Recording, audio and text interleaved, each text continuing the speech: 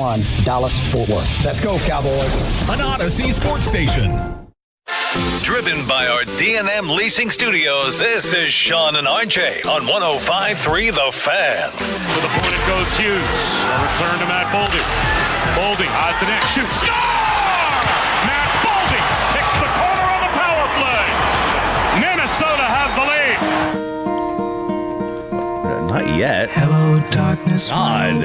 That's pretty dark so far. It feels like it. It's pretty. Feels like it, man. It's a dark day. And why this one over the disturbed version?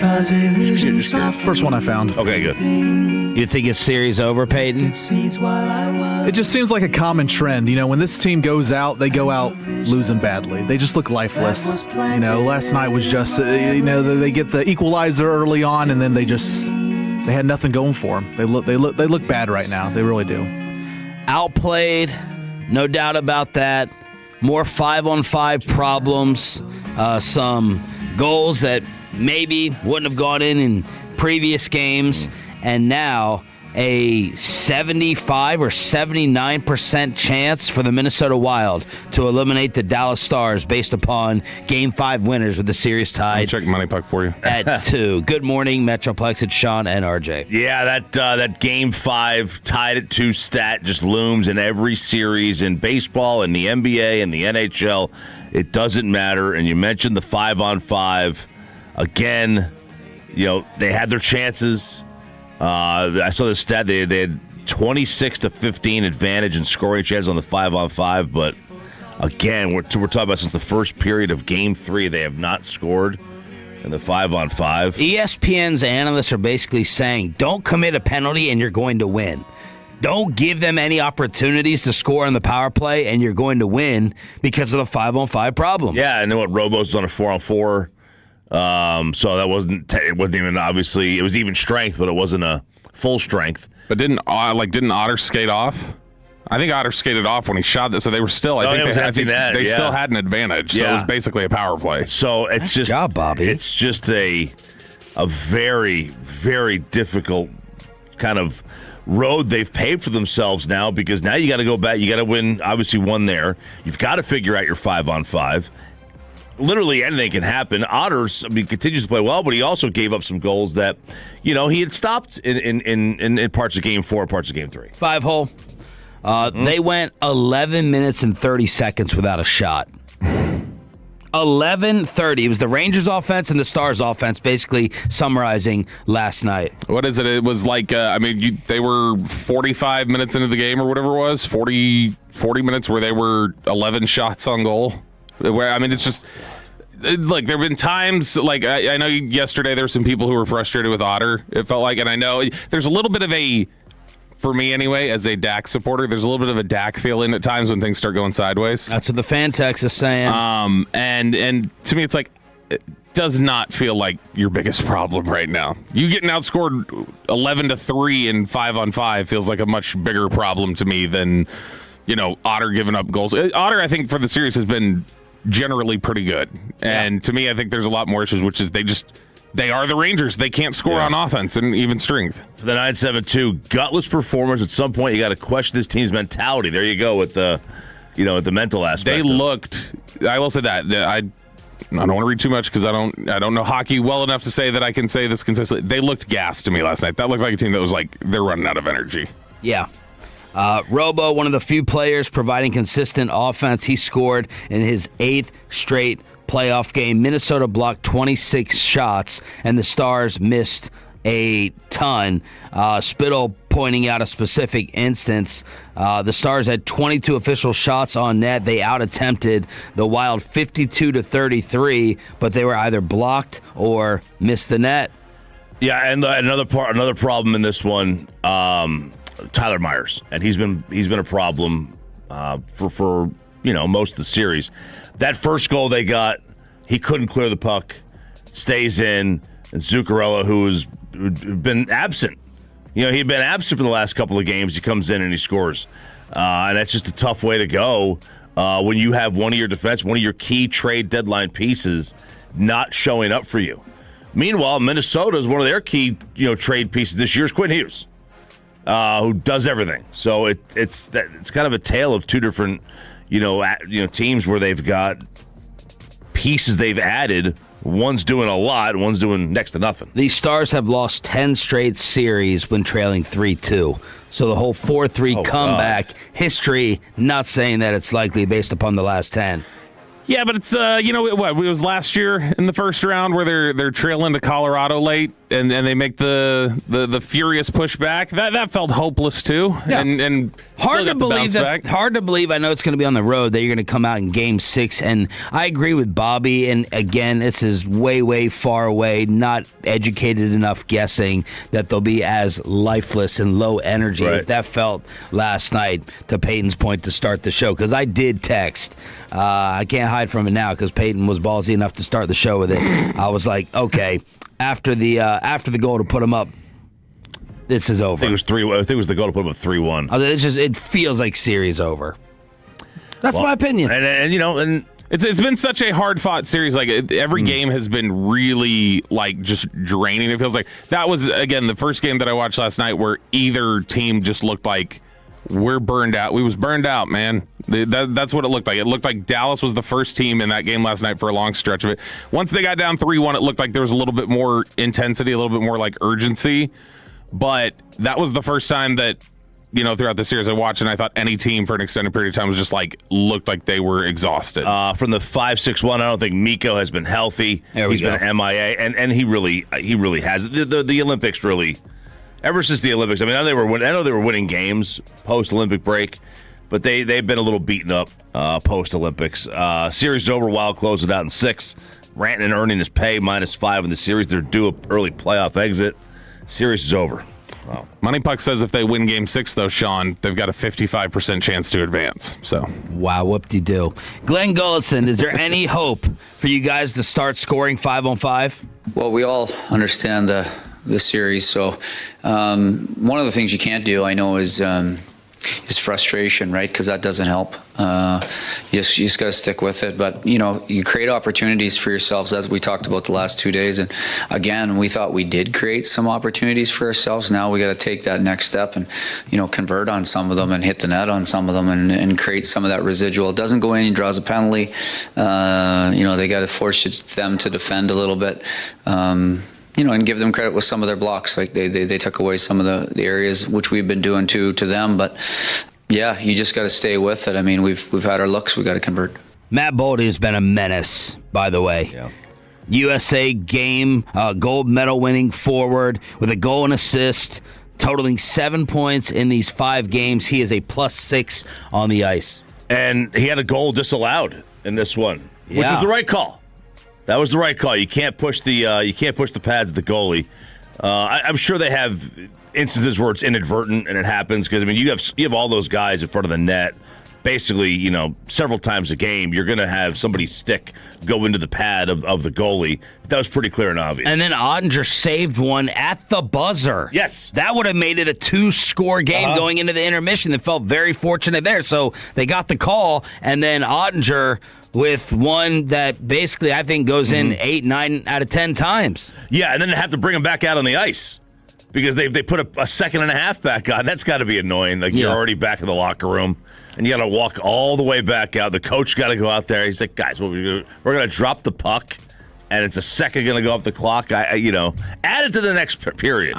There's sometimes that, like I said, whenever we are not like, or at least I know I'm not like the strongest hockey analyst who like knows all this stuff. So when I watch them, I'm always like looking for like, where's some confirmation for me from other people who are watching this more consistently. And so, because I'm like, this is that bad, right? This even strength issue feels so bad compared to what I've typically see in hockey.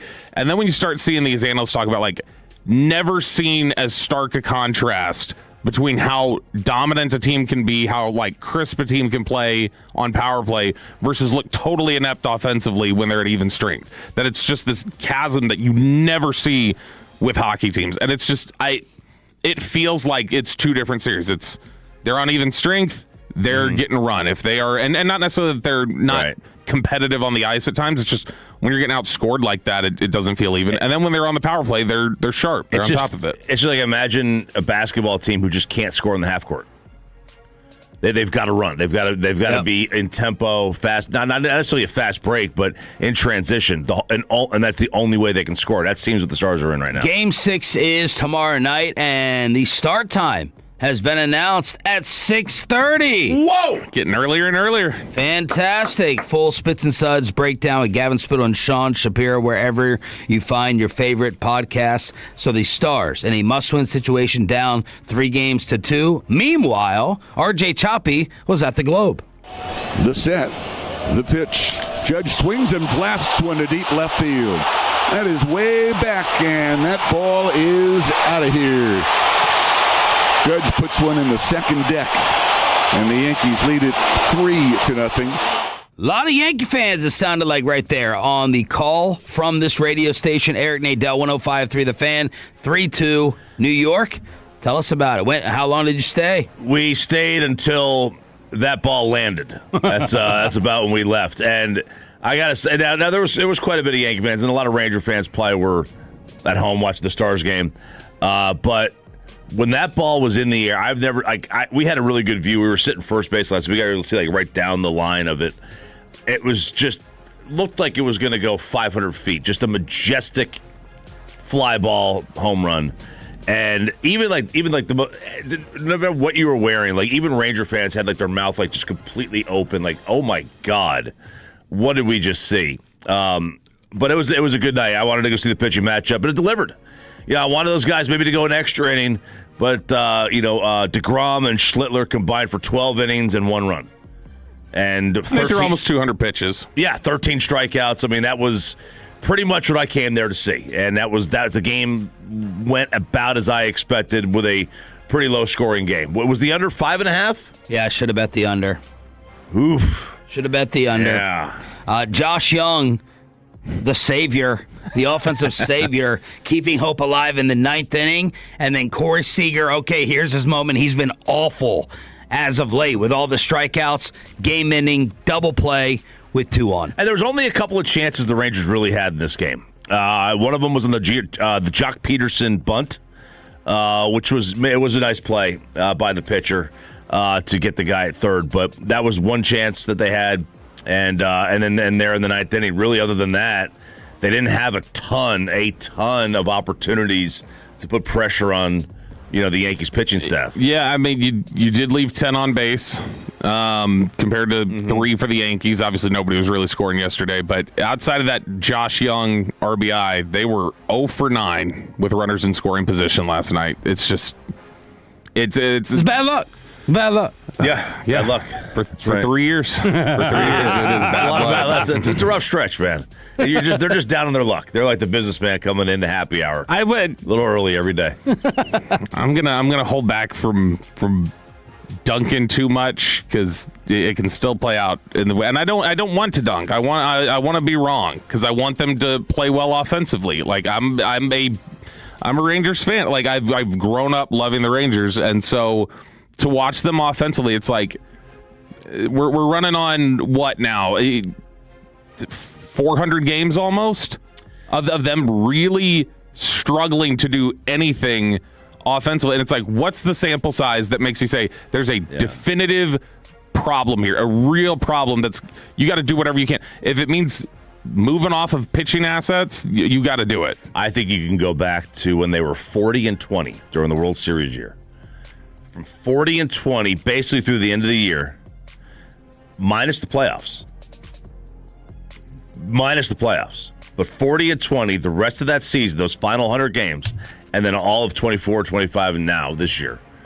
That offense has been that's 430 games then. Pretty mediocre at best. Of all the players just drafted this past weekend, who are the best scheme fits for their new teams, and how many are on your Dallas Cowboys? Inside the Star, here on Sean and RJ. Glad you're waking up with us here. Hump Day edition on 105.3 The Fan. But man, it's like clockwork. It's unfortunate, but it's reality here in the Metroplex. Bad driving. We talk about it all the time. All southbound lanes of US 67 are closed at I-20 due to a crash. Here are your alternate routes. You never know when it's going to happen, but ultimately an accident is probably going to take place.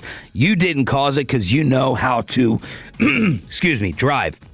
Hit up the Tolo team of attorneys at Frankel and Frankel to get the help and the representation that you need. I still remember sitting down with these guys multiple times and the care and the recall that they had on all their cases because of how much they invest into their Tolo clients, whether it's flying in the seatbelt expert from out of town or going to the local connection and the resource for them to use to win your case, because they have 30 years, 3 decades here in the Metroplex helping Tolos win. Hit them up if you ever need them and say, Sean for the Fans sent me.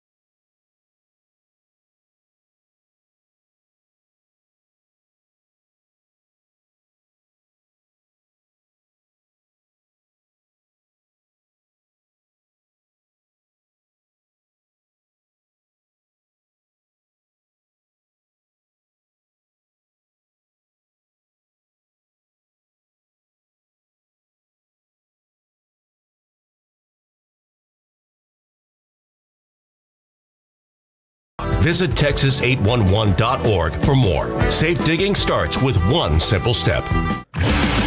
And it's back to Sean and RJ right here on 105.3 The Fan segment here, brought to you by the personal injury lawyers Frankel and Frankel. If you've been injured in a car or truck wreck, call Frankel first, 214-817-333-3333. With Frankel and Frankel, there is never an out-of-pocket cost. They only get paid when you win. Frankel and Frankel, the go-to car and truck wreck attorneys in Dallas. From news and notes to the coaches and players for America's team, let us go inside the Star on 105.3 The Fan. Who are the best fits in their new scheme when it comes to the brand new drafted players in the National Football League? Good morning, Metroplex. It's Sean, RJ, and Bobby. As yesterday, I went, and so did Bobby, to the Ford Center at the Star in Frisco right after the show. Got the godson, the girlfriend, the wife, and the father-in-law. Nice little tour of the facility. Saw Dak Prescott and I believe C.D. Lamb working out. Oh, man, you disrupted their workouts? Yes. How are they ever able to do clean and jerks and snatches? You know, I would pile on here, but I've been compromised by our Super Bowl interview with Dalton Schultz's wife. I've been compromised. I admit it. Dalton was good too. Was good too. Dalton Schultz's wife was on with us, along with Dalton, and he was fantastic. But, yep, players over there working out by themselves. Very, very impressive, as always. And I treated Bobby to lunch afterwards. Free basketball in this sidecar social place that I fell in love with. And like a Papa Shot? Very, it was real shot. Yeah, it's like it's there's a row of them. It's like the ones you would go to like Dave and Buster's to like put, but it's just it's a free one. Oh, nice. Yeah, very impressive. Very good afternoon. So hanging out with the Dallas Cowboys, even more so than usual. Bobby doing another draft show. Let's talk about some scheme fits. Draft's over. He's still doing a draft show. Sean did make his shot, by the way. He missed the first, but he did make Full the second. 10 foot? Oh yeah, come on. I mean that rim may have been higher than 10 feet. There was a middle-aged woman though that stepped up and hit about 12 of 13. Wow. I was sitting there, everyone's talking at lunch, and I'm just watching her like I wanted to say something and compliment her, but I didn't want my wife to cut me there at the table. But I was like, oh my God, she's draining everything. Wings should have drafted her first and had her not talk at the presser. Yeah, but you wouldn't have had any interpersonal relationship. Oh, Nancy Lieberman was there. Oh, at the Star. She was Nancy sitting there taking a tour. And awesome. And then they're going home and they're saying Sean Sharif was there. We saw Sean Sharif over there. Well, we're going to see them maybe. We'll see them in the fall. Yeah. Do I go down the list? Do you want to go just start with whatever Cowboys angle there is, or would you just like to start at the top and go down? Let's start at how long is it going to take to get to the Cowboys? The second one. Top? No, start at the top. And it's in the division. So Arvell Reese, number one best fit and this is from Ted Wynn over at The Athletic, and he talks about Hillis, the play style, the scheme that they're going to, and why he likes it. So he talks about Arvell Reese. He says explosive athlete with a nose for the ball, heavy hands, and pass rush juice. He's going to a 2-high 3-4 scheme. He said, I'm intrigued by this fit. The Giants drafted Reese, who played inside linebacker, but has the potential to be a strong pass rusher a year after drafting Abdul Carter and trading for Brian Burns. At Penn State, like Reese, Carter also played inside linebacker, but transitioned to playing edge. Carter and Burns will start on the edges, and be backed up by Kayvon Thibodeau, who the news came out yesterday. They wanted a second for Thibodeau. Nope. Some unreasonable asks, in my opinion, during draft weekend for players who we thought could have been traded. Some people were throwing out like a second for Jordan Brooks in Miami, and now you're talking about a second for Thibodeau. Get the hell out of here. Yeah. No, maybe that's ask up here so that you can settle down here. I don't know, sure. But man, that seems, especially Thibodeau. I can see at the very least, if it's Miami, you can say, well, Brooks was an all-pro last year. You're getting an all-pro linebacker. Like, he's performed at a level that says this, but man, that's still a lot. He says, and Todd Archer came on with us last week and said, let's pay attention to who the Miami Dolphins acquire and draft. Who did they get that may push Jordan Brooks out of there post June 1? Did they add a lot to where they have an overcrowded room? They drafted a linebacker Jacob Rodriguez. Oh. So Jordan Brooks will not be going anywhere. All right. No, I'm just kidding. That's messing with Wolchuk. And don't scream at me, Texas Tech fans. He's a good player. All three edges are undersized, below 255 pounds, and Reese weighs 241. Reese's tape playing inside linebacker was superb, and he should make an immediate impact on the second level. Going to a team where he doesn't have to play full-time on the edge will benefit him. The team also signed linebacker Tremaine Edmonds to be the Mike linebacker, which will free up Reese to move around the front. How concerned are you, and I think it would have been way higher, too, if you would have talked about Downs instead of Maui Noah. But how concerned are you about, man, the Giants look like they've at least stacked up some playmakers on the defensive side of the ball now? Not that much, because I feel like I've been saying that over the past few years. Mm-hmm. Like we said it about Thibodeau. Yeah, the New York Giants should have been frightening with Dexter Lawrence, with Thibodeau, with Burns, and with Carter.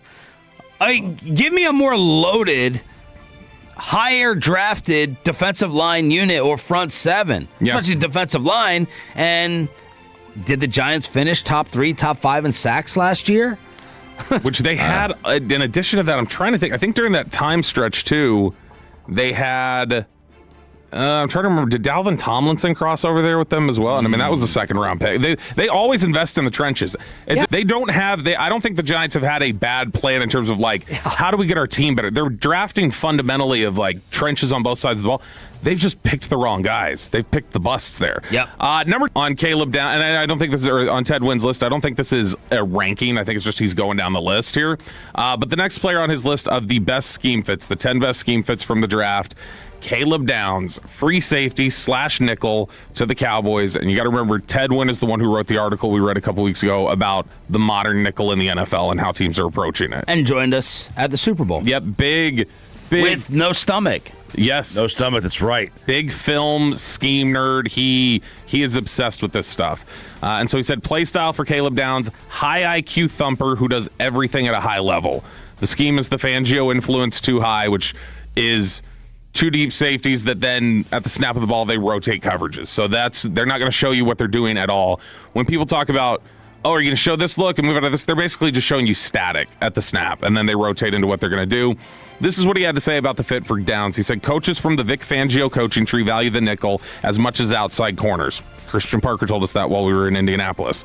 Cowboys defensive coordinator Christian Parker saw firsthand how nickel Cooper DeJean impacted the Eagles. After the draft, owner Jerry Jones confirmed that they were targeting either a corner or safety who can play nickel. They didn't think they had a shot at Downs, but after he fell out of the top 10, they traded up one spot to get him. Downs will play some safety and move around, but the Cowboys will play a lot of sub-personnel, 5 or more defensive backs, so he will spend most of his snaps in the slot. He'll cover some receivers and tight ends, but they will be a team that majors in zone coverage. The quote here from Brian Schottenheimer, he goes through one of the quotes on Schotty on Caleb Downs, but after that, he says, Downs is only 206 pounds, but he plays the run aggressively and can knock back much bigger blockers. He won't just be a secondary contained player. There will be times when he's asked to play inside gaps, as Schottenheimer said, and his ability to do it credibly will be one of the keys to making Parker's system work. Schottenheimer also said Downs will be making calls and adjustments for the defense. His impact will be more than just the plays he makes. He's going to be an extension of Christian Parker on the field. So I nerded out like a loser again yesterday during Stars intermission, put the Rangers on in the background, and I'm just going to put on more Caleb Downs YouTube. And I'm like, I just need a refresher to get even more excited. And what I decided to do is go back to 2023. And I was searching for Caleb Downs versus Brock Bowers. Caleb Downs in coverage. So I saw more in coverage highlights in 2023 than the recent one, and that was with him playing at Alabama. It's just amazing how small he looks and manages to get the ball carrier down with his first hit. Like, he doesn't look like he misses any tackles. Somehow his initial, if it's not perfect form, which normally it was, and then when it's not perfect form, the ball carrier always goes down and is not breaking the tackle. And then, in having some discussions yesterday at the Ford Center, this dude's a 4-year vet already. There was one of their draft picks who was quoted as coming into the Star and saying, this place looks fake. I think it was Jadeveon Clowney who came in and said, these guys are spoiled. They have no idea what type of facilities there are around the rest of the National Football League. Downs was brought into the building. He's put on Jerry's PJ. He's shown all the facilities and all the fancy things, and he's just like, cool. That's cool. Because this man's coming from Alabama, and he's coming from Ohio State. Where this is a downgrade. They had to pull him away, apparently, from Christian Parker because they just started nerding out over defensive talk. But he's not blown away by any of the flash. I thought he was. Jerry's taken some very couple of subtle shots, I think, at his draft press conferences and from Caleb Downs, where Caleb is up there like, he's done a great job with the brand. He's done an awesome job with the brand. He gets it already. He seems like a 4 or 5 year vet. And that's one of the things, like, when you're going through the draft process and you take a kid that played at Alabama, Ohio State, whatever, they're not going to be as like wide-eyed about being in the NFL. Like they've been in, because in that area, they've been around the college version of the NFL. Because in the Southeast, like college football is bigger than the NFL. Like it just is. Like if you go in like certain parts of the country, it's a lot bigger than the National Football League, and it means more. So you go to the NFL, it's like, whew, man, I'm out of that pressure cooker. Thank God. And the facilities in college at some of these schools, like A&M's facilities are just stupid. Yeah. Right? Like you go play football at A&M, you go to the NFL, you're like, what am I doing here? Day 3, we got a chance to talk to the scouts and the coaches on the draft show, and you mentioned the whole 4-year veteran thing. Caleb Downs starting at Alabama. This is Southeast area scout Eric Ellingworth talking about Caleb Downs and the whole BrainWorks idea from Christian Parker. You hear things like smartest D-back that Coach Saban has ever coached. Incredible. And you think of the number of not just really talented players, but really smart guys that's a difficult defense to master. Just the verbiage, the calls, the pattern match, the pre-snap recognition off splits and things. And Caleb has everything down. And one thing specific to him that you talk about CB talking about, hey, I need his brain to work, that his brain works so well because he loves football so much and prepares at a different rate. Like this is a guy that digging on character at Alabama this year about Caleb Downs, they said one of the reasons he left for Ohio State is there was that week to week and a half of transition from Coach Saban to whoever the next coach was going to be, and he couldn't sit still and I need a new defense to learn. I need to get in my offseason training program, and he just was like, I can't wait any longer, and then boom, went to Ohio State because he could not sit still for a week to figure out even who the next head coach is going to be. But he prepares at such a different level. He's going to come in day one like a vet, like an advanced vet. Yeah. He's going to be doing calculus when some guys who are still year 3 and 4 in the league are they're still doing algebra. But he's different, and his brain works. It's nuts. That's a good clip. It's the thing everybody says about him. Everybody just talks about the demeanor, the intelligence, and that is such a big thing that we were finding out about Christian Parker is I can't have guys who cannot mentally process, all that stuff we saw last year of just busts and confusion, those guys can't be here. And that's why you've seen such heavy roster turnover on the defensive side of the ball, more than is normal for an NFL team. So there it is, the immediate scheme fits from our buddy Ted Wynn at The Athletic. After the NFL Draft on your home of the Dallas Cowboys, we have a Lee Brice ticket giveaway to hook you up with in the 7 o'clock hour. Lee Brice will join us tomorrow at 8 o'clock, and a Monster X ticket giveaway in the 9 a.m. for turning it on, leaving it on the Hump Day edition. Hump Day. Did they just make March Madness even better? Or according to our guys, worse? The breaking March Madness news late last night, next on Sean and RJ, 105.3 The Fan. But we knew that Paige Beckers was a humongous fan of Hurtado Barbecue, going nonstop. And now we have her teammate, AZ Fudd at Wings. Actually, it was yesterday, as AZ was throwing out the first pitch at the Rangers game, and they asked her, what food have you gotten? And she's like, Hurtado Barbecue. That's how good it is. You got to try it for yourself. And please tell me that you haven't. Yeah, come on now. Arlington, Fort Worth, Mansfield, and Dallas locations for you to stop by and see what the Dallas Wings superstars can't get enough of. The website is HurtadoBBQ.com, HurtadoBBQ.com for all your different catering needs. And let me know what you got inside the globe, whether it's the birria tacos, the brisket baked potato, the amazing brisket nachos, the brisket sando, or that artwork corn elote with the sauce, the cheese, and that brisket all mixed in. The official barbecue of the morning show, the Texas Rangers, and now it looks like your two new superstars playing basketball is Hurtado and HurtadoBBQ.com. Coming up in the next G-Bag Nation, will be on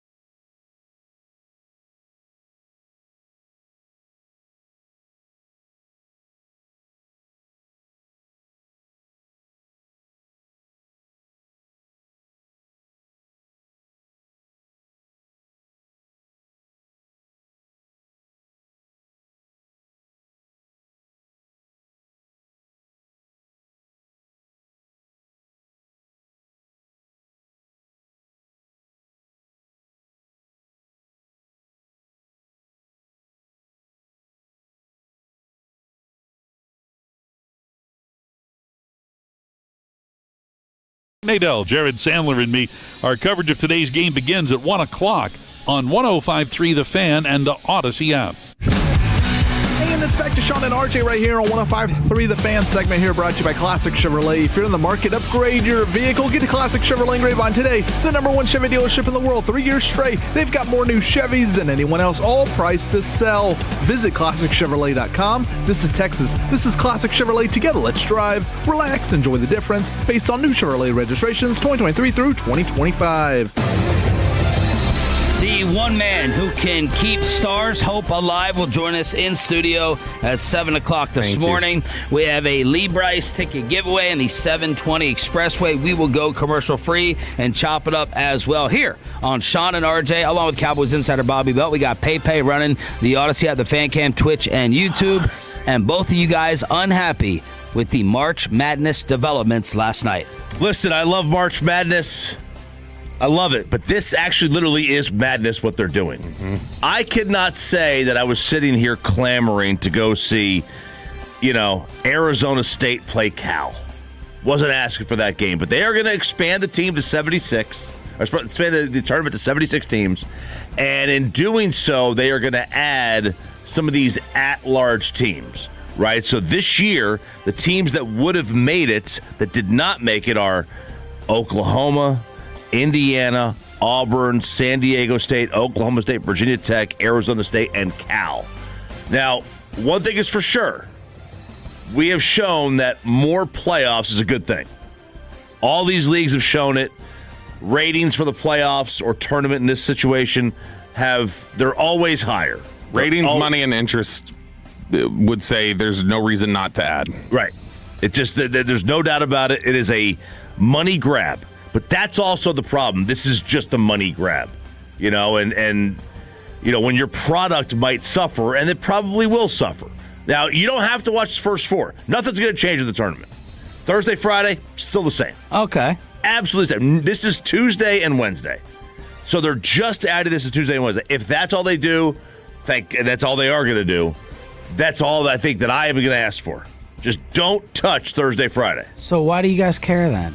Who cares? Because to me, it's the same issue with, to me, like the expansion of the CFP and different things like that, where you're like watering down what is supposed to matter about like being one of the elite, especially in college sports where the gaps are way bigger than for all the complaints of adding a wild card in baseball or adding a wild card in the NFL or whatever else, the gap that is created when you go to like team 12 or whatever in college football is more significant oftentimes than adding team 12 in the NFL or something like that.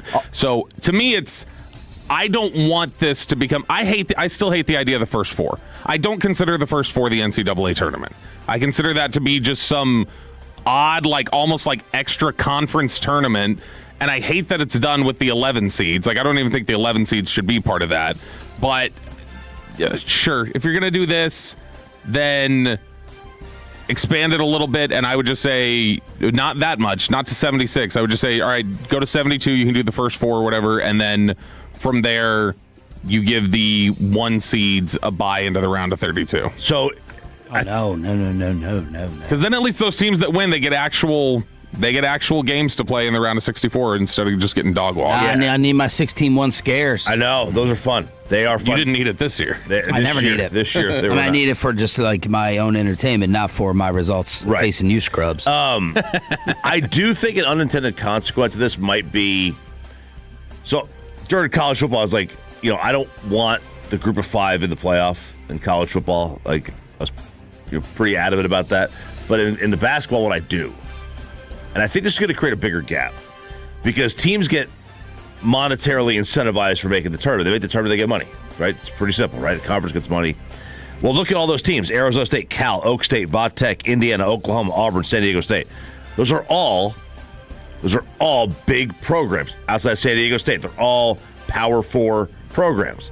Well, all that's going to do is if you're going to add 8 teams and none of them are going to be mid-majors, what's the point? Because now the gap is even greater because now all these teams, Arizona State, Cal, yada, yada, they get more money, they get more exposure, and a more opportunity to buy NIL players, right? It doesn't, that's not going to help anything. That's not going to help make the sport better. Again, more playoffs are good. Don't mess up with Thursday and Friday. They're not going to do that. TV ratings will be through the roof. Monetarily, there's a real reason to do this. But if you're going to do this, to me, this should be about getting more mid-majors. Look, I know we all hate it right now, and I'm not arguing for this, especially as they're on the verge of losing, it appears. But, I like the idea of the NHL trying to at least prioritize, strong matchups. This is always just about, the more expansion you get, it's about watering everything down and making it thinner and thinner until you're not getting elite playoffs anymore. And that's what I don't like about the way the CFP's going right now. I don't like that Notre Dame is the 8th seed or whatever they were a couple years ago that I don't think is that good, gets as far as it was a 7-8 title or whatever. I don't want to water down what is supposed to be historically already kind of a large who could win it type of field. Now you're just getting silly to me. Let's get a Texas Tech update. Speaking of college athletics, with what is going to happen. Now, I went home because Choppy confused me with the NCAA rule on you can bet $200 on your own team. And truth be told, I really didn't believe you. So I went home and I asked my godson, who plays at Vandy, what are the rules? Because they're getting these constant text updates of, here's a warning, these guys did this, don't do that. Diego Pavia, by the way, signing a 3-year free agent contract with the Baltimore Ravens. So that's a side note. But this is about Sorsby. He said, we are not allowed to bet on any other NCAA sports. Anything that has within the NCAA, we cannot bet on it. It can't be $100. It can't be $300. There were certain amendments that were suggested. I know you cited some different things yesterday, Chop, and it's way too difficult. It should just be either yes or no. It's just way too difficult. I can find 4 different articles with 4 different vaguely written explanation, and you wonder. Now, I don't think Sorsby is a victim of confusion. He's a victim of addiction, but it shouldn't be this hard for us to figure out the hard and fast rule of what it is or isn't. Yeah, because we were citing an article yesterday that was talking. It was from Pete Thamel, and it was talking about the dollar figure that you can bet or you can't bet, and it was up to $200 where you can. This is a note. It's education, and then $200 to $500 is a 10% loss in season, and then $500 to $800 is a 30% loss, and then over $800, and that's it turns out that's just on pro sports. Well.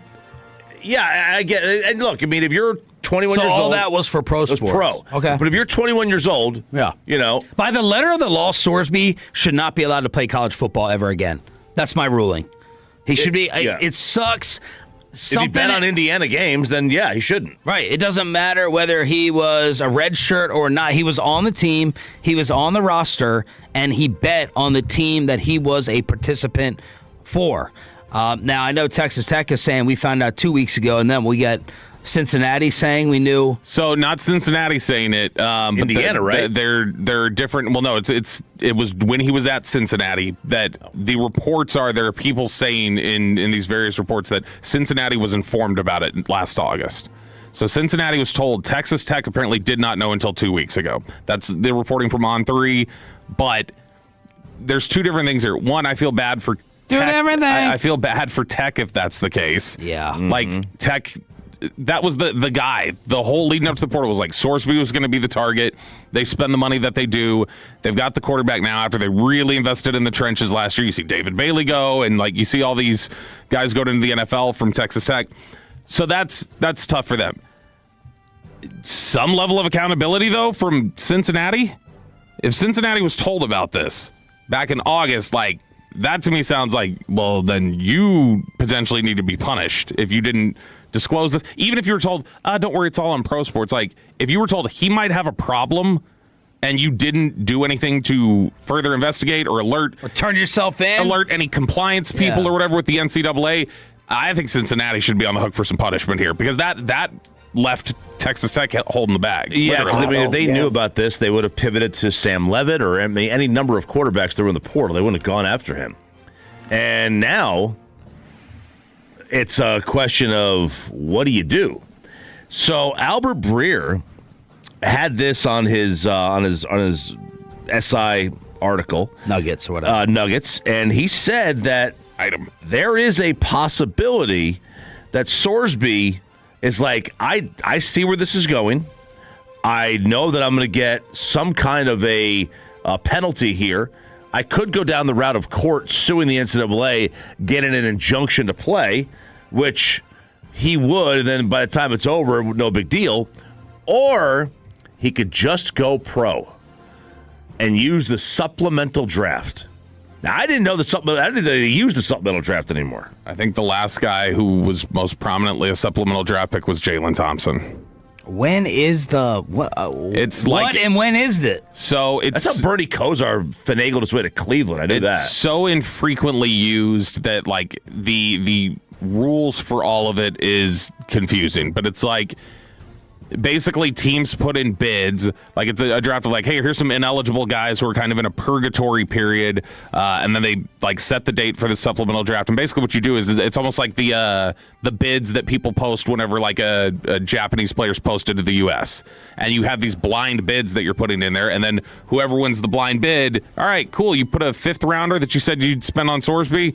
The Chicago Bears are getting Brendan Sorsby, and they lose a fifth-round pick next year because they've used it on him here. Now, there's a team that needs a quarterback out there, like Philly, Arizona, Jets, Miami, right? You could say, "I'll give you my, I'll put a first round pick on this bid." Next year, they lose their first round pick, and you have, I guess, 31 first round picks the following year. So, I changed my mind. I think he's going to play for Texas Tech. I found another loophole. I found another explanation. Legally, according to from The Athletic, according to the betting guidelines passed in 2023, players who bet on games involving their own school, which he did, face potential permanent loss of eligibility. That also applies if they engage in activities to influence the outcome or knowingly provide info to people involved in sports betting. And then here we go with the headache. Betting on one's own sport involving another school could cost a player 50% of one season of eligibility. Betting more than $800 on pro sports could cost a player at least 30% of a season, with lesser penalties for a lower dollar amount. And then last October, the NCAA passed a rule saying you can go ahead and bet on pro sports, but then they took that back. What I'm trying to get at is here, the NCAA is so seedy and they're so unethical. They don't even have their own. They don't even have rules. Yeah. They don't even have their own rules written down. I think they've written it so confusingly to not lose the moneymaker that a big-time prospect like this, making supposedly $5 million, can bring to your school, your regular season, your playoff. Mm-hmm. My guess is right now he will somehow, some way play at some point. Maybe he'll lose 50% of a season. I will say, and maybe there's an argument to be made that no, it's just shining a light more on it than it is like causing it. But this is where some people would say issues like Sorsby and everything else you see in the NBA and stuff, this is the outcome of expanded betting and leagues becoming betting partners with them. But the leagues would tell you, no, us becoming in bed with the betting partners now gives us surveillance of these things so we catch them. We wouldn't have caught them before. Now we know they're there. The one man who definitely is not giving up on your Dallas Star season yet. The human cappuccino, Jake Remma, was at the AAC for Game 5. We talk about the Stars trailing 3-2 against Minnesota. Remma in studio after this. After we get you over to basepowercompany.com. Do you know how much your electricity bill is? And I don't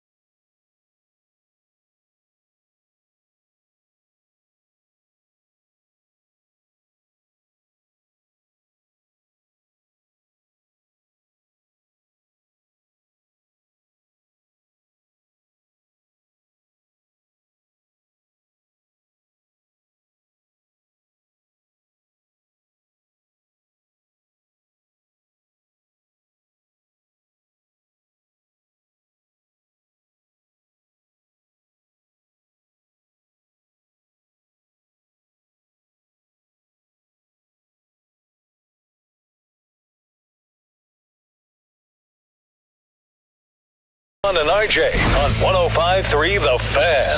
Kaprizov looking at the empty net, working on Heiskanen, backhander, score! Kirill the thrill with the empty net goal to give Minnesota their advantage back.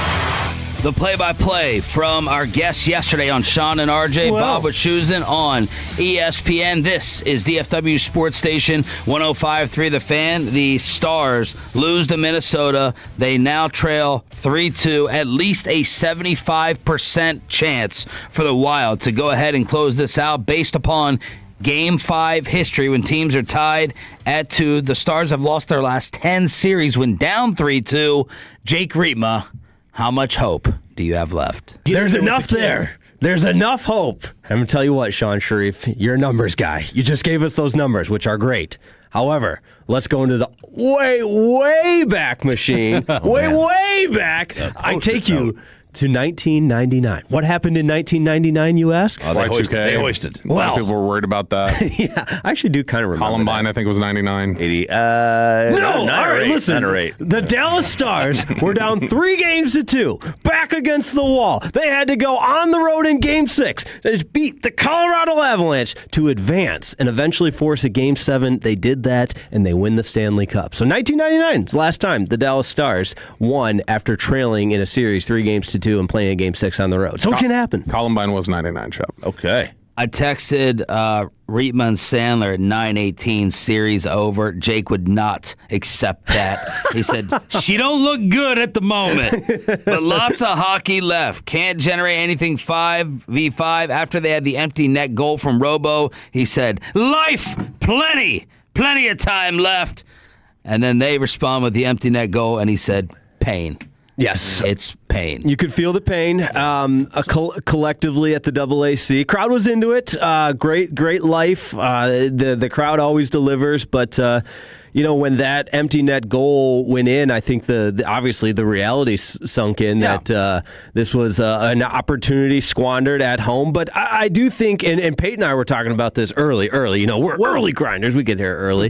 That this type of series, it's just each game feels so independently disconnected from the next that nothing would surprise me. And momentum, absolutely, it's a huge thing. And the backs against the wall, this, that, and the other. But I really did get a sense post-game yesterday, in whether it was Jamie Benn, whether it was Mikko Rantanen, whether it was Glenn Goldson, that there's no panic with this group. And of course, they're not going to say, the sky is falling, but I just felt a collective sense of, all right, buckle up, roll up the sleeves, here we go, let's go to Minnesota, and one game at a time. And I know those are cliches, but thank you. If there's a team that has the mental fortitude to do it, it felt like last night the Stars were in a position to already accept where they are and needing to be able to put the best foot forward going into Game 6. At 6 o'clock even this morning, it felt kind of pretty lifeless talking about the game. And it felt like Minnesota control. I mean, they were definitely the better team last night. I'm not saying the Stars weren't out there to try and win, but did it feel like kind of lifeless on the ice? I know you say the fans were good, but Minnesota controlled that thing, right? No doubt. Yeah, the 11-minute period without registering a shot was tough. You're just, because you can feel it happening, and you can feel the life being sucked out of you. And I give Robo a ton of credit, even though that was a late goal in a man advantage situation. You have to give yourself a reason to believe. And I felt like had that goal not gone in, I mean, we're looking at a totally different. There was a period of time here. Obviously, I texted you life, and albeit only about 5 minutes of real time. There's something to hang your hat on, Sean Sharif. Jake Remma in studio 105.3 The Fan. So, we take these series and then we indict an entire team sometimes. Oh, they don't have what it takes, and we should have seen this come. The Stars had an amazing, fantastic regular season. Was any of this 5-on-5 issue there in the regular season? If I talked to you 3/4 of the way through and I said, Jake, I got a hot take, the hot takes, they will not be able to score in the playoffs when it comes to 5 versus 5. Was there anything during the regular season that could have foretold that? Foretold? Yeah, forecasted, foreshadowed. Yeah, foreshadowed. that? Yeah, I like that. Yeah. No, I like here's foretold. Yeah, I like foretold. Here's what I would say to that is if you would have picked up on anything, perhaps how good the Stars special teams were, both on the power play and the penalty kill. But to take that and say, oh, I'm really concerned about their ability on 5-on-5, I feel like that would be nitpicking and, revision is history, hindsight is 2020 kind of thing, where all of a sudden now because they're struggling in 5-on-5 play, you look at, well, yeah, the special teams were so good for so long, that can contribute to it. But I think that's more looking in the rearview mirror than anything else. So, but there was obviously a lot of discussion at the time when Golitzin was hired. It's like, oh, Edmonton had the top power play, and Golitzin's like the power play whiz. And so even if that's not been a problem throughout the season, getting into this series now, how much does Golitzin own the 5-on-5 issues compared to just the players executing? That, and I said this when he was hired. It's a good point. You're not wrong. It always is. Oh yeah, absolutely. Well, obviously, you read Money Pick and everything, Money Puck and everything. But with that, and I felt like this was going to be the case no matter what happened, just because of the parameters around Golitzin inheriting a team that had been so successful, just hadn't gotten over the hump. And so the barometer for success quite literally was get to the Stanley Cup Finals or else you're a complete failure in year one. And I just think that's a unique set of circumstances to put a first-year head coach in. And again, there's still hockey to be played. There's still Game 6 and hopefully Game 7. But I really do think it's a disservice to a first-year head coach to look at the regular season they had and put it all into an opening round series against arguably the third best team in hockey and say it's a complete failure and you're only good at the power play. I just think that's too short-sighted and putting the blinders on. But take that out of it. Take the expectations out of it or anything else. Just the condensed 5 games they are not scoring in 5-on-5. How much of that can be on Golitzin versus players? Like in a 5-game stretch like that, where it's narrowed down like that, how much of it, does goal? Is it like you can say nothing and it's a dumb question? If it's nothing, no, it's not a dumb question. Or if it's he can't do anything like that. I'm just saying there was a whole focus on Golitzin is going to be the reason the power play is better. So in a 5-game stretch at the biggest part of the season, the power play has been better. No, I know 100%. That's what I'm saying. So clearly that's correct. And Edmonton had the best one last year. Mm-hmm. So what I'm saying is that clearly if that's correct, then you would think the opposite would be true, that there's responsibility and things he could be doing in 5-on-5 in these narrow 5 games set here. That is a question that something he has not done. Right, and it's not a dumb question. It's just if you're I asked it. Yeah, thank you. To quantify it in some kind of percentage, I think is not necessarily possible. But what I would add is it's not like they're Does he shoulder blame? That's not even a percentage. Does he shoulder some of the blame? Yeah, I mean, it's at the end of the day, it's the head coach of the organization, and Jake.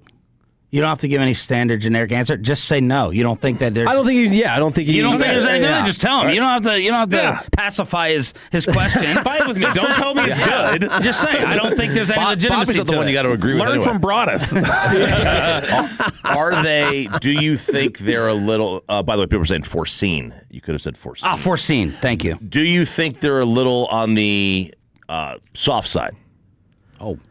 Ooh. He wouldn't answer Bobby's question about 5-on-5. He's going to call him soft. No. You got to go in the locker room tomorrow. Right. Yeah, that's a good point. Well, Jamie Benn had a nice cross check to the head after he was upset with the. He's always been their kind of nasty. I think there's enough of an injection of youth that changes a little bit of that. I look at guys like Justin Ristkovian's been that guy that was ready to fight every single player for the Edmonton Oilers, including Connor McDavid. I know it's a regular season game. I look at other youth movement, Colin Blackwell, those types of guys that play with an edge. And I don't think you look at this team and say they're soft. I think to Bobby's point, you look at this team and say they've struggled in 5-on-5 in a 5-game setting against a really good team. And it's not like they're not generating chances. They missed a lot. And I think someone had the stat with shot attempts versus, actual shots on goal,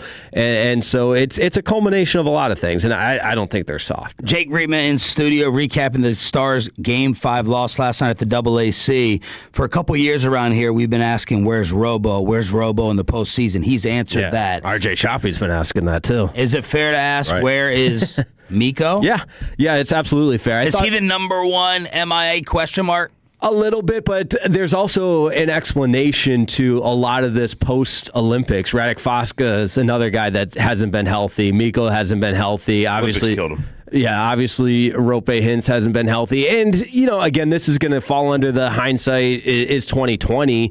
It was really fun when you've got, 8 guys, it feels like, for the Stars suiting up and representing their countries. And you have the ceremonies. And I know Otter didn't play a ton, but look at every single... attend. Go ahead. Nothing. No, that was for Chop. Play at all. Yeah. But, in that moment, it's great. It's the Olympics, but I do think it's going to have some sort of discussion around, teams now being punished for being really good and having a number of different players representing in an in-season tournament. And how do you balance that between the importance of the Olympics versus what the actual effects, which are very, very real? I know you mentioned Robo, and he's played tremendous. Made history last night. What does that do? What was the history? 5 goals in the first 5 games of a playoff series consecutively. What does that do for his off season? Oh, he's max player, and I will die on that. In terms of yes, he is, but in terms of being here. Yeah, I think he is a Dallas Star next year with a max contract, and we do the cap gymnastics and figure out a way to. Oh man, I think he just did a jump rope. Yeah, he did a jump rope. No, that was going to be a gymnastics. I don't care what it was going to be. That was a gymnastics move. I've never seen that. What was the gymnastics move? Where was the pommel horse? Put my Is that hand. the But you beam? did. Your hands weren't like that. Your hands weren't like that. You did the jump. You literally did the jump rope. You went upward. Skating. All right, Jake. Thank you.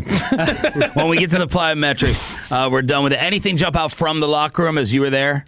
Just a sense of calmness, a sense of professionalism, a sense of put this one behind you, short memory. All those things I love being in the locker room because I love sports. It brings out the best in people. You find out what you're made of. A lot of people want to quit. A lot of people want to say, oh, it's tough now. Oh, yeah, we have no chance. But no, you buckle up, you roll up your sleeves, you take the adversity head on, and you go to Game 6, you go to Minnesota, and you get ready to play. Jake Remma, there he is. Follow him on social media. Thank you, our Stars Insider. We will talk to him after Game 6 tomorrow night at 6:30 in Minnesota. And of course, RJ Choppy was in Arlington for Rangers Yankees. It was fun to see that good pitching matchup.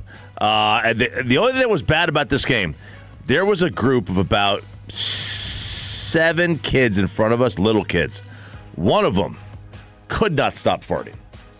How do you know? The rotten pumpkin smell that just kept permeating. Okay. And the guy and the girl next to us, at about the 6th inning, they started saying, "You guys smelling something?" I'm like, "Yeah." I thought it was my kids. I had to ask mine, "Hey guys, are you doing this?" What if it is? What if it's the dye coming off of Luca's head? Oh man, it's good because it did smell like a perm almost. It did smell permish.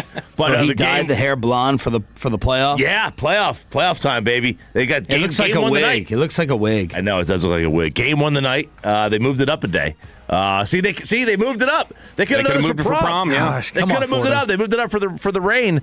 But it was quite a bit of Yankee fans there. The Judge home run was massive, and I will say He came in today from the parking garage, bitching about the ballpark again. Yep. There was is not no, happy. There is no doubt. I don't know if you guys noticed when Jazz Chisholm hit the fly ball in the first inning, he sat between first and second and looked up at the scoreboard at the exit velo, and I took the exit velo in the launch angle, and I put it in the chat GPT and it said, "This is a home run in like every park." There is no doubt. The players there were like, "I cannot believe that ball didn't go out." Mm-hmm. And you see a lot of balls that were just dying. Brandon Nimmo's fly ball in the first inning that Bellinger caught, that is a home run in every ballpark on every single night. RJ Choppy at the Globe here on your home for Rangers baseball. They'll take on the Yankees again today right here on this station. I have been avoiding and not foretolding the power rankings for months because there's been no point. And now I'm excited to bring back NFL power rankings post-draft. Yeah. Does someone have the Cowboys as a legit Super Bowl contender? We go commercial-free in the Expressway with a Lee Brice ticket giveaway after this. And this is Wild Fork Foods. And yesterday I talked about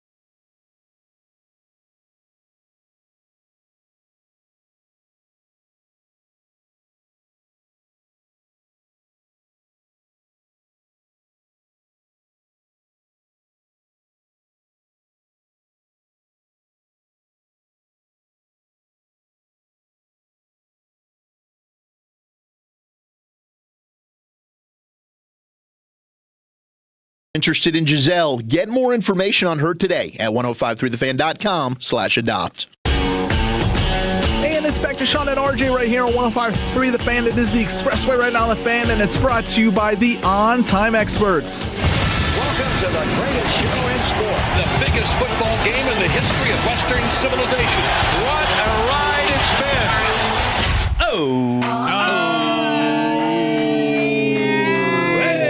Actually, we're not going to do it like we do during the regular season. 1 through 5, 5 through 1. Come on. Here on Sean and RJ, it is your home of America's team. We're commercial free in the Expressway Hump Day edition. Hump Day. Thanks for being a Tolo. That stands for turn it on, leave it on. We'll chop it up at 7:40. And why I was rooting for Mike Vrabel yesterday at 8 here on DFW Sports Station.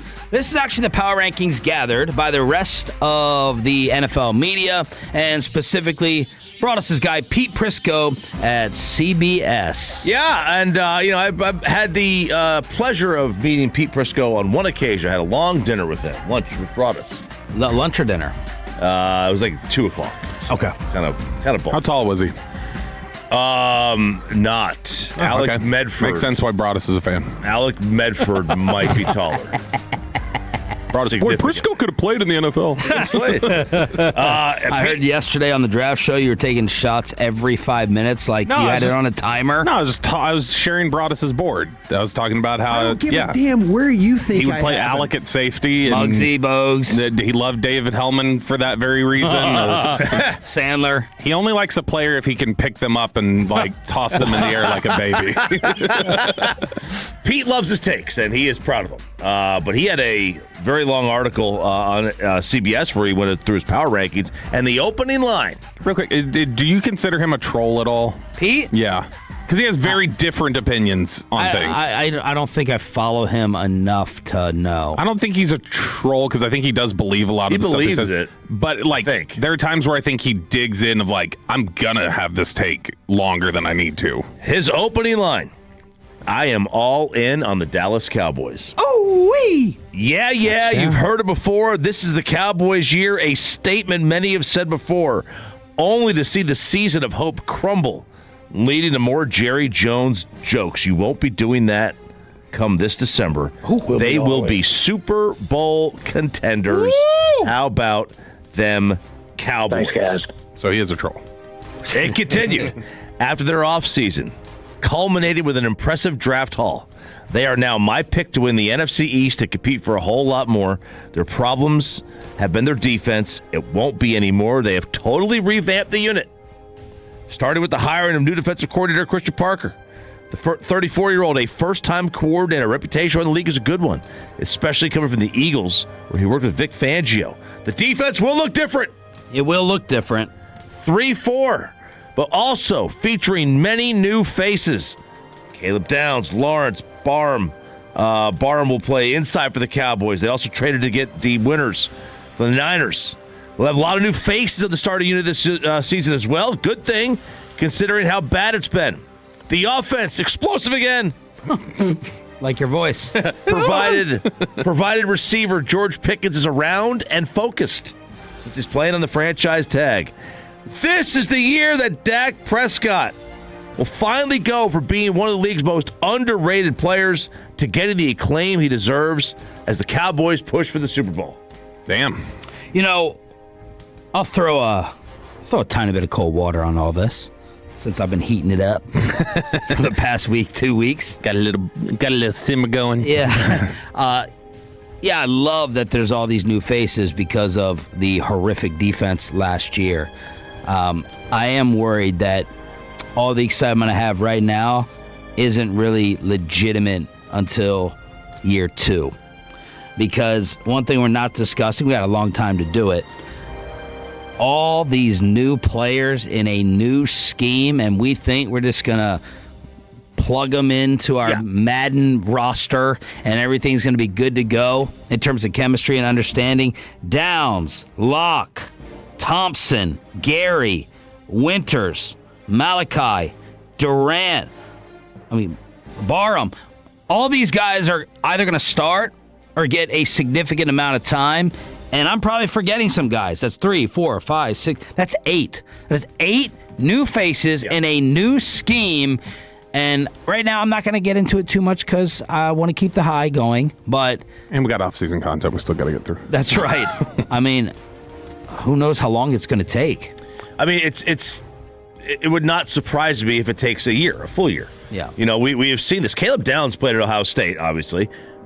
He got there when Jim Knowles was there as the defensive coordinator. Mm-hmm. Jim Knowles' first year, that defense was not very good.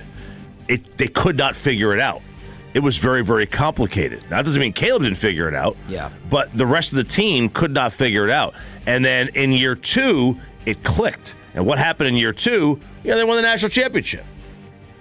Yeah, and they destroyed everybody on the way. And the one thing real quick, Bobby, to counter myself is I could argue you have 8 new players and a brand new coordinator and a brand new system, and the odds are you're still not going to be as horrific as last year. That it's still going to be better. You could spin a wheel and pick players, and you could have done a mix and match and probably had a better defense. Mitch LaPointe, who's the Cowboys director of college scouting, when we talked to him on day 3, we had asked him about the idea of Downs getting prepared for the NFL and walking the scheme, and is it advantageous to play for guys like Matt Patricia's really advanced scheme? 100%. I think that's kind of what put like Alabama and Georgia players ahead in the last 10 years. Like playing for Kirby or Nick. Like, I mean, they put so much on these kids. And if they tell you, hey, this guy's an average learner, you get him at the combine and they're like advanced compared to some other kids. And you're like, wait, he's average. Like, oh my God, this guy's unbelievable.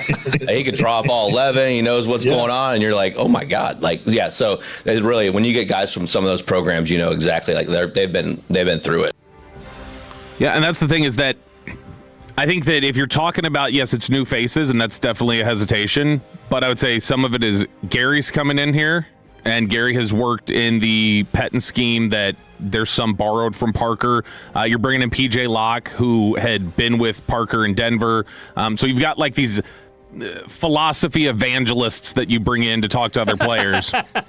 And I think they've done... I've never heard the term philosophy evangelist. I haven't either. I like it, though. And I think that when you've got when you see...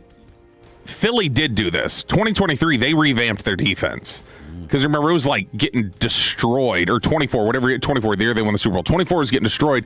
They revamped that defense and had 2 rookies playing prominent roles in the secondary, and they were nails on defense. And so, not that this team will be, because I don't know that they have that personnel, but it's at least... You can see teams work into it. Dan Quinn's first year here, the Cowboys worked into it by about week 10. They had settled in, and they became one of the better defenses in the second half of the year. That's a possibility, I think. All right, child, let's get to Pete Prisco's power rankings 1 on down. Number 1, Cowboys. The Seattle Seahawks. Oh. Let's see. Landing running back Darian Price in the first round will prove to be a big part of their offense. Kenneth Walker will not be missed. Ooh.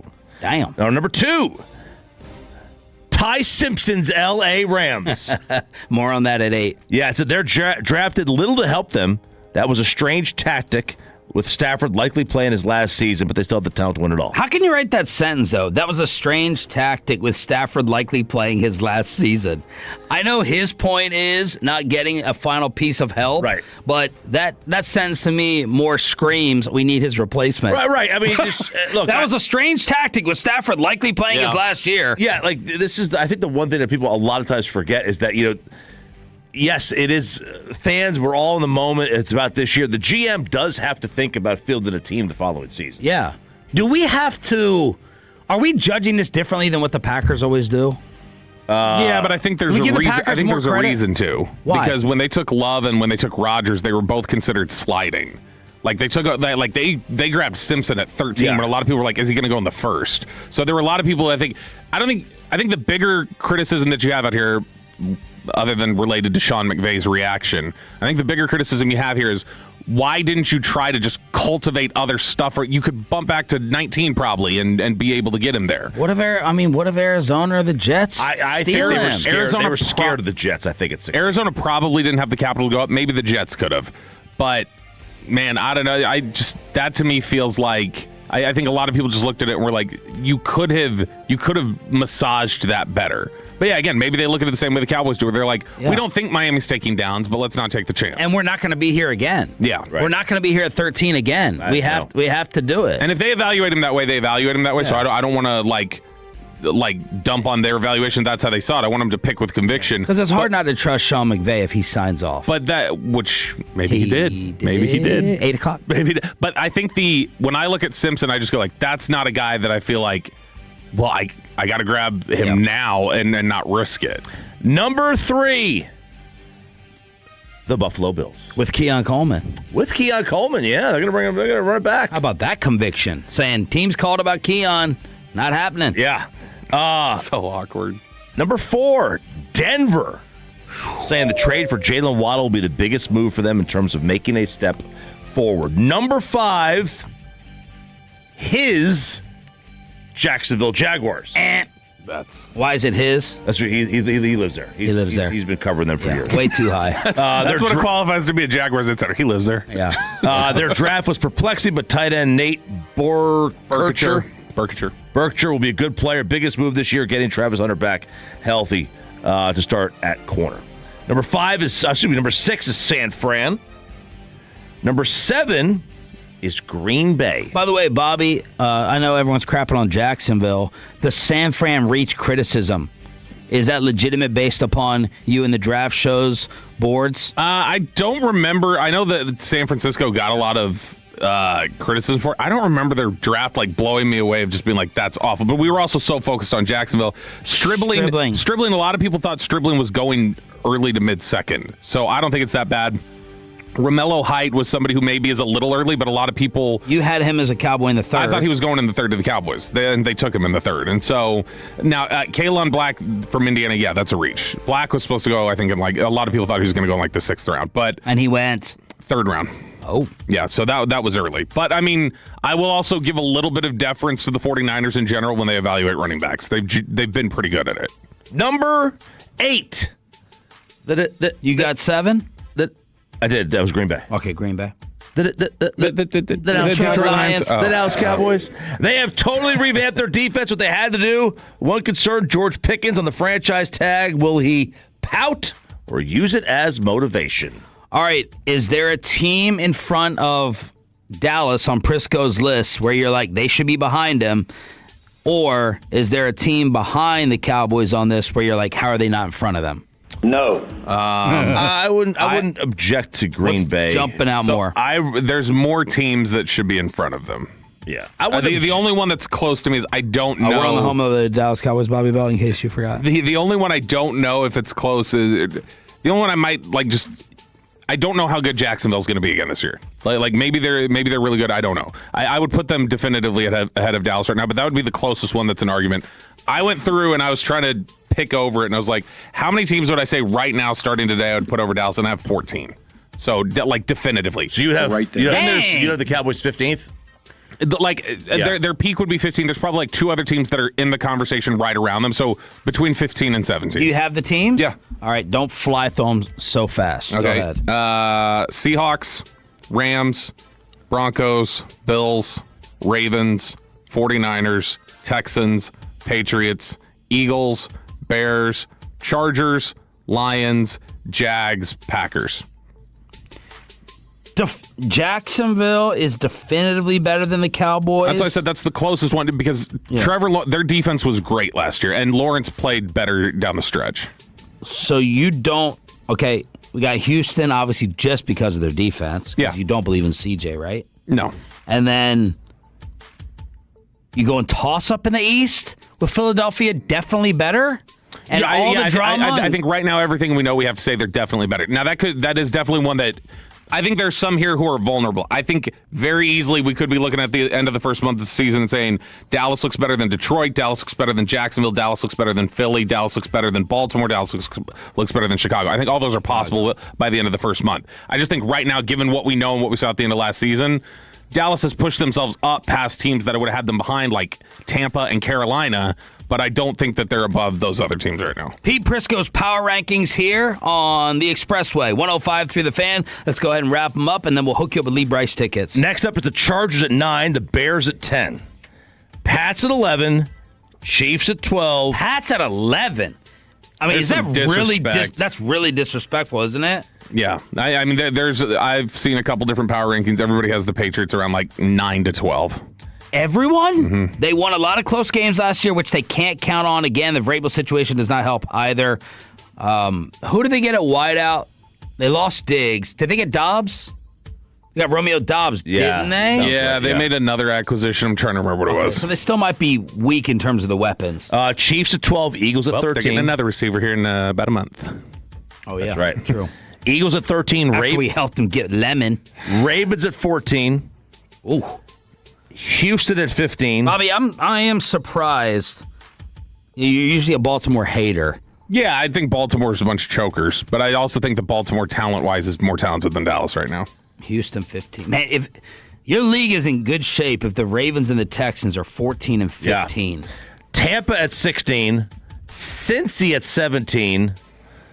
Detroit at 18. RJ's Lions and his other team following them. Minnesota at 19 and the Colts at 20. Mike McCarthy's Steelers at 21. I think Cincy and Dallas are the same team, where they're offensively really strong and defensively you're just like, well, if they can kind of be okay, then they could shoot up this list. So he went and he had the Cowboys 2 spots ahead of the Bears. 2 spots. 3 ahead of New England, 4 ahead of Kansas City, 5 ahead of Philly, 6 ahead of Baltimore, 7 ahead of Houston, and 10 ahead of Detroit. Ooh, 10 ahead of Detroit. That feels a little rich. I don't know. Me and you always... I always have more Detroit stock up than I do down. I don't know what it is. That's why I like Remma. And they exploded on the Cowboys. They did. They're a good team. They have an easy schedule this year, and last year they had a very tough schedule. It's that offensive line instability people are wondering about. So Steelers at 21, Panthers, Saints, Falcons, Giants at 25. This is what they said about him. The nice draft will help both units up front, which is important, but the real key is Dart. Washington at 26. Coming off a down year, but Jaden is back healthy. They added some good pieces of free agency. A lot of changes in the offseason, including the coordinators.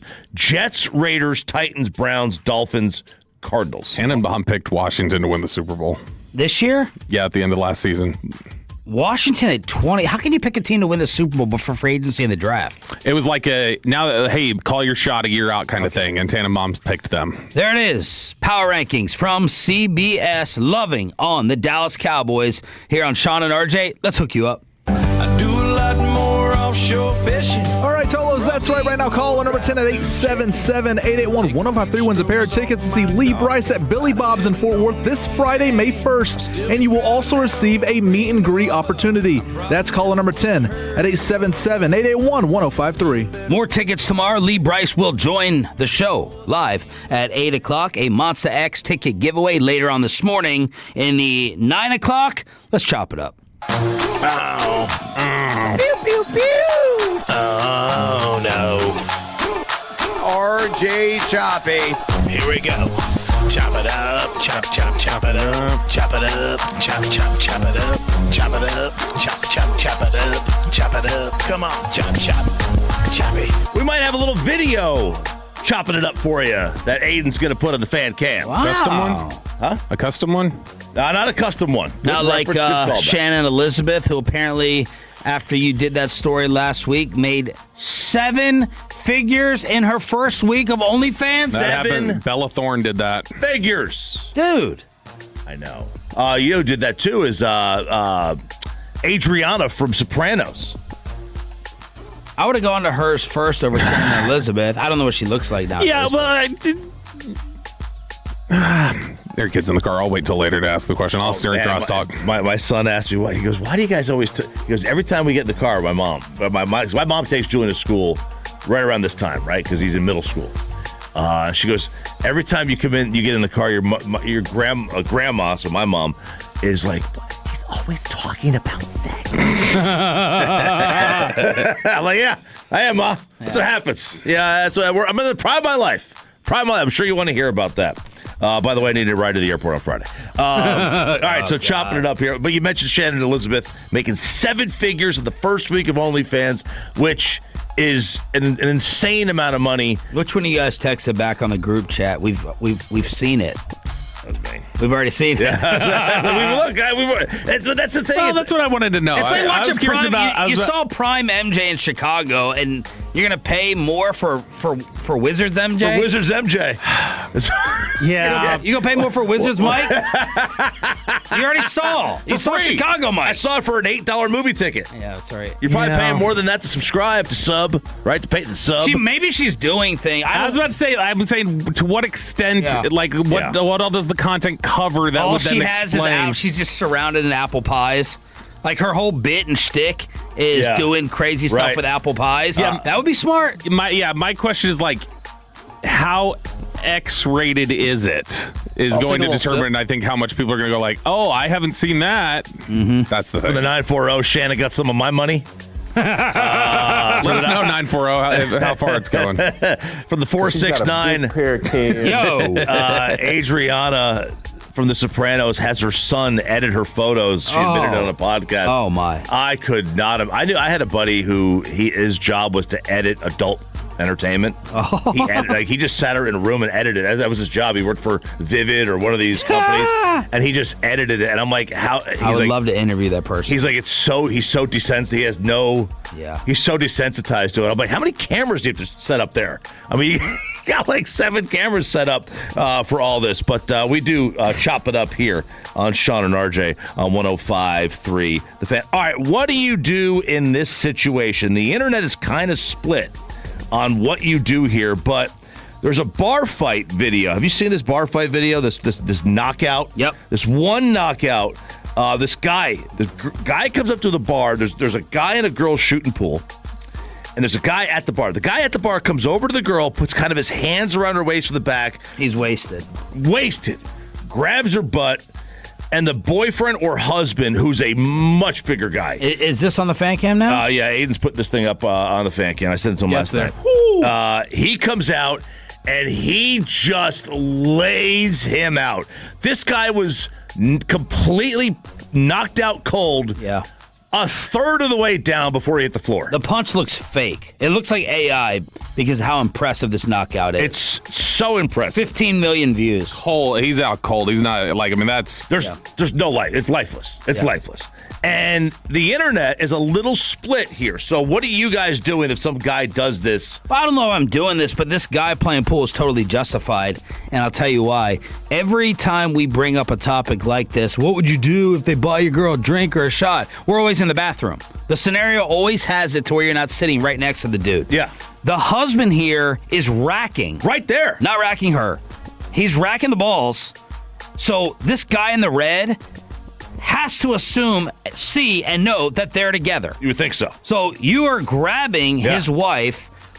It's not a crowded bar. It's 3 of them. Right in front of them. Right in front of them. There's no way you don't assume that those two are a couple or together. So in my opinion, justified in the knockout. It was not in the bathroom.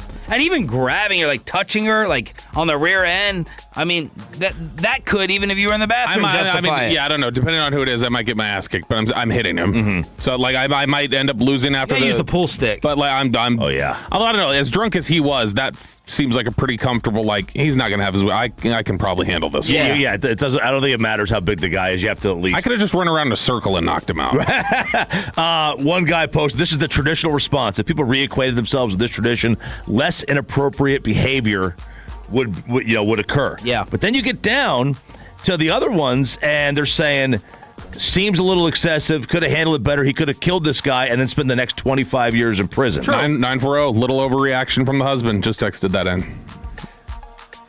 Well, I mean, the knockout was so perfect. He could have killed him. I don't know if you're anticipating this clean a shot. You're not mentally processing that either. At that moment. Oh yeah. I always one of the things I'm going to tell my kid. I'm going to show him these stories of where someone hits the back of their head on something, and you kill him.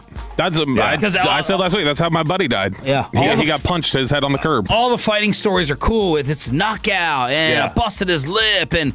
Then someone hits their head the wrong way on something and manslaughter. One guy said her hero hubby ends up doing life in prison. Wifey meets someone new. Yeah, that's the worst part about this. I mean, but still, I don't think he's going to be doing life in prison. Yeah.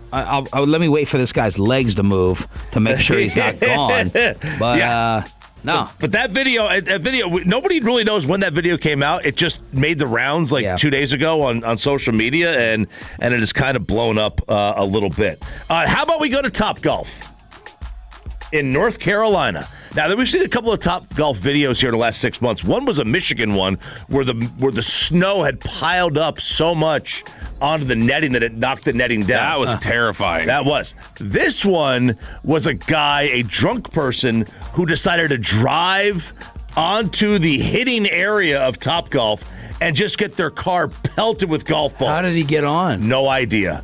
But you see, there's a video out there, and Aiden's got this thing up, and you see the vehicle just in the back of Topgolf trying to get out.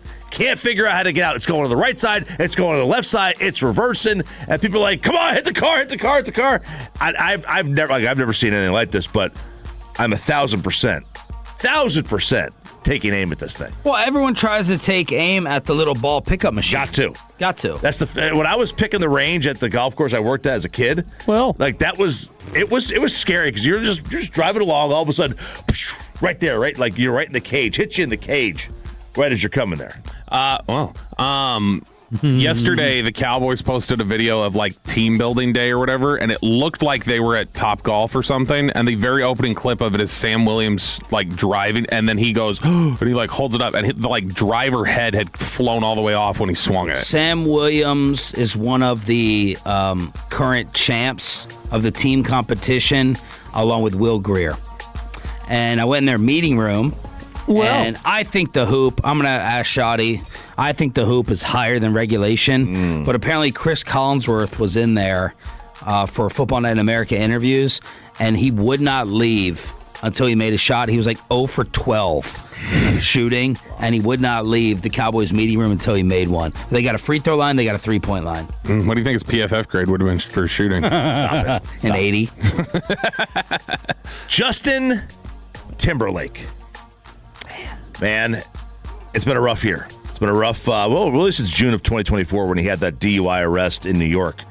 But there are reports, according to both Page Six and the Daily Mail, that Jessica Biel, his wife since 2012, is, quote, sick of being publicly embarrassed by Timberlake, frustrated by his absence despite wrapping up his tour in 2024, and they are kind of on the outs. We don't talk about Biel enough. We talk about Alba. Yep, I agree. We talk about Minka. Mm-hmm. We don't talk about Jessica Biel because there was a point in time where I feel like Jessica Biel, she belonged and could have even topped that conversation. Yeah. And don't say something dumb. No. Don't use the O on it. I won't say nothing. You think she's a little overrated? You think she's overrated? Oh, I think it's worse than that. I think she's ugly. I don't think she's attractive at all. What? You're the dumbest. Jessica Biel? You're the dumbest radar. Jessica Alba's great. Minka Kelly's great. Those are all great. Jessica Biel, I don't know. Jessica Biel? Maybe it's because do you even know who she is? Yes, I'm looking at her. Maybe it's that's the. I'm looking at her as if he just learned. All right, I'll give you this. There are some, I think. Okay, these recent ones. Seventh Heaven. So early Seventh Heaven, which is what she was on and got her start on. That's when I saw her on there. She was not a cute teenager to me. Okay. And I was younger. She got more attractive as time went up, but I think I got ingrained in my head that is not an attractive girl based on watching her on that show. Okay. Yeah. There's some Instagram things I'm looking at here where I'll back off. I'll back off on Bobby. But I just remember early Jessica Biel. I think she's fantastic. I love naturally good-looking person. Yeah. What was it? Blade Trinity. She was attractive in that. The movie with Freddie Prinze Jr., the baseball movie. Oh yeah, Summer Catch or something like that. Oh, getting out of the pool. Oh, I don't think I know that movie. Oh, know that movie, Bobby. Know that. Summer Catch. By the way, I know the DUI was embarrassing. Have there been a bunch of embarrassing public Justin Timberlake incidents other than that? No, not really. I can't think of any. She said he's been absent. There was the hilarious clip we played. Cancel a show? I don't remember. There was the Britney audiobook with that hilarious audio of him going, yeah, faux shiz, genuine. That was embarrassing. Chopping it up here on Sean and RJ at 105 to the Fan. Polymarket scam or sweat in your burrito? Is this the hairdryer? Yeah. Go ahead. I need this explained to me. Okay, so French police are investigating claims that a hairdryer was used to manipulate the weather sensor to win a $34,000 bet on Polymarket. So there's a weather beacon at Charles de Gaulle Airport that apparently is accessible to the public. What's a weather beacon? It's like it's the thermometer that they use for the official weather at the airport. Okay. So a lot of airports now have modern, Have you seen the video of this? Mm-mm. There was a Delta crash at DFW back in the 80s. Where Changed flights. Microbursts. Made it very much safer. But they had to get better weather. And this is all part of that. Well, this guy, I guess, placed a wager on Polymarket that the weather was going to be exactly this temperature. And he went out there with a hairdryer to the weather sensor to blow the. There's the video. There's the video of him hair drying the weather. How do they have this as a bettable prop? I have no idea. So I can bet on the temperature at DFW Airport at a certain time. Like, what's the temperature at 11 a.m.? I bet you can bet on it. Yeah. Rainfall as well. How much rain you get in DFW, and when it's snowing, that as well. But people are wondering, like, if this is real or fake, because the French police are investigating this because the guy just pulls the hairdryer out of a bag. What's it plugged into? Does he have some kind of they have a portable plug, battery pack, whatever? Because I remember growing up, they used to, I don't know if this is still a problem, but I remember growing up, they used to say that, like, the temperature, they said that's the temperature at DFW, but they would always make the note that, like, there's a lot of concrete around there, the heat rising off of it, it can be a couple degrees warmer on site there than it actually I think generally the airport is the official temperature of whatever city it is, and that's how they work it, but that was amazing. So did he win? The last I saw about it is the police were still investigating, and Polymarket had held the account. I can bet on the high temperature in Wellington on April 30th, 15 or 16 degrees Celsius. You should bet on the high temperature in here. The Rams had a secret meeting, and why I found myself rooting for Mike Vrabel yesterday around the rest of the NFL on Sean and RJ next. But this morning, I'm usually waking up at about 4:50. I was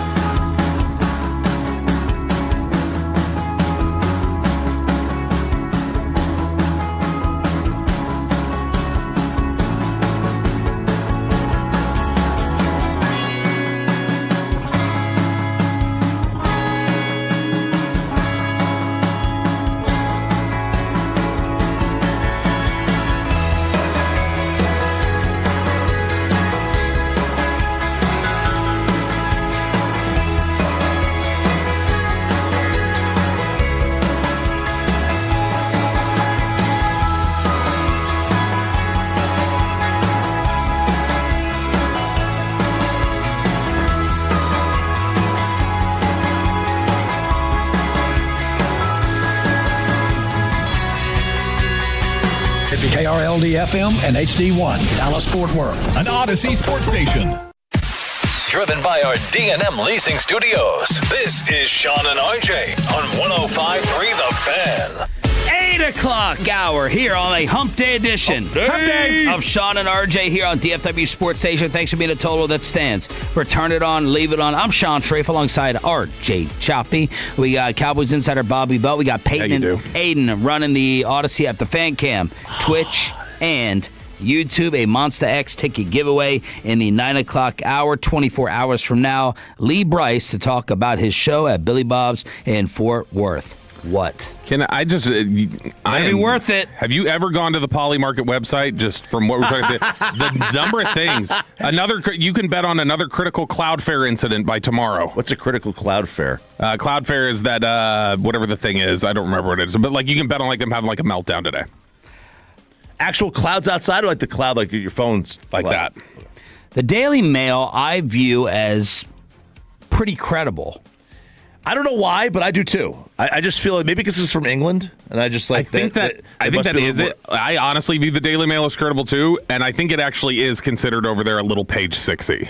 It probably a little bit. Like I think it's considered a little bit like the British Post. The Daily Mail is saying that the Patriots have reportedly. Now, did they quote an insider on this, or they quoted two insiders on this? Who? Unnamed insiders, unnamed sources. Okay, so they're saying they have sources. They on have this. their own sources. They're Yes. not just saying that such and such. Dan Graziano said. They're quoting two sources saying that the Patriots have reportedly been preparing for the possibility of Mike Vrabel resigning, and that Mike Tomlin is rumored to be a potential candidate. Yep. They've got that. They've got that on Vrabel. They've got Vrabel and Rossini insiders now who are talking about like people close to Rossini tell the Daily Mail exclusively. But they said that the Crafts don't want him to go. They want him there. And they don't want to fire him. Par for the course. They don't want to fire him. They want him around. They want to have him there. But that in the event that they change their mind or if something were to happen and Mike were to walk away, then yeah, it would be Tomlin with the backup plan being Josh McDaniels, and they would just roll ahead. So I never thought Vrabel could lose his job or should lose his job because of this. I never thought that initially. How many, like this is one of those stories that keeps increasing. It's not dying down. It's got legs. How many, it's got a lot of body parts. How many more stories, how many more leaks have to happen to where if you're Patriots PR, you're advising, you're Robert Kraft, you're like, do we have to change coaches? I think there's one leak. One, what do you mean? I think there's one leak that happens. That has to happen. And it's the leak. Who? It's little Michael. Oh my God. I think that's what Are makes. you giving that life? Are you saying I would put it at. You think that Rossini's son could be Vrabel's? I mean, I don't think we could rule it out. Is it a 40% chance? No, probably 10% at What's max. Polymarket got it at? What's Polymarket? But and dude, Bet Online, shame on y'all. I got you in a second. Hang on, y'all sent me some messed up props. If we find out that is the case, I think he quits. I agree. I think he resigns. I don't think we get there. I don't think we get there, but I think that's the kind of canon event that'll be like, all right, Mike's going to walk away. Daily Mail had another story. They've got they're on 24/7 Vrabel watch over at the Daily Mail, but they had another story up where they were quoting from Albert Breer. I guess an interview Breer had given. And Breer had said, I can tell you factually he has not been the same person the last 2 weeks in that building. The sense I've gotten talking to people is the bravado and everything else. I think this has taken a big chunk of that. Do you want that version of Mike Vrabel walking around for the next 6 weeks until summer and then see what happens when he gets back? You want to find a way to get the full Mike Vrabel back. And to me, that's the most important thing. Which maybe that would be the instance where Vrabel would resign. If Vrabel just feels so exposed, where he's supposed to be the alpha and he just feels like little in front of his players, he might. I put, what % chance do you put that he is the coach of week 1? 90%. Yeah, 80. I was thinking 80. 85. I was thinking 80. But these things keep coming. But this thing isn't slowing down. No.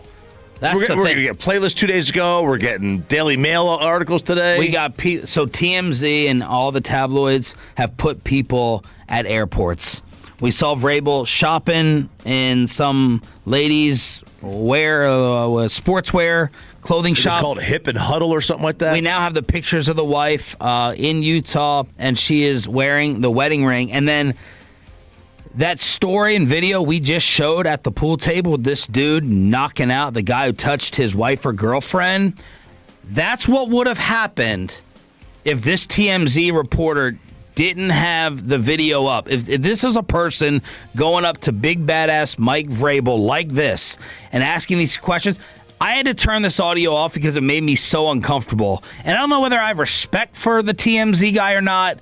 I don't think so, but I could never do it.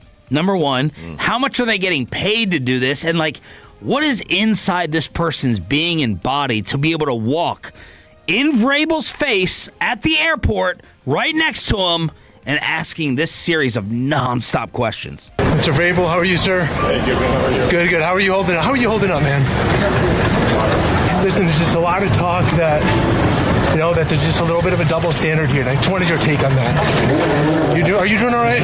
Yeah, no, thank you. I appreciate you. You're powering through? Are you and your wife hoping to work it out, Mr. Vrabel? Look, I'm just gotta say, there's some talk that maybe you should step down. It's a distraction to the Patriots. I wanted your opinion on that, sir. What does accountability look like for you at this point? No, sir. Head coach of the Patriots, big distraction here. Sir, is there any comment at all? Sir, do you have the support of the Patriots? Full support? Any comment, anything to say to Patriot Nation at all? All right, good luck. 80%. 80% what? From 90 to 80%. Hey, that's... Why? Because that dude, Vrabel in any other context is turning around to fight that guy. He's not going to fight him. No, he's not going to right now. But I'm saying if he's getting hounded, he's turning around to, you back the F off. I will, he is being threatening. For him to go, hey, how you doing? Being so... By the way, I looked it up. On average, the paparazzi scandal hawker is a freelancer who can sell to multiple places other than TMZ. They said that on average, they average between $70,000 and $100,000 a year. I'm like, how But others can make a lot more than that, apparently. You have nothing inside of you, no conscience, I feel like, to be that person asking. And I was like, I want Vrabel to choke slam this dude. Now, they know generally the guy's not going to do anything because, A, you're in public, B, it's on camera. Yeah. It's going to be They want him probably to do something as long as they get paid. These are the... We cannot... We need them.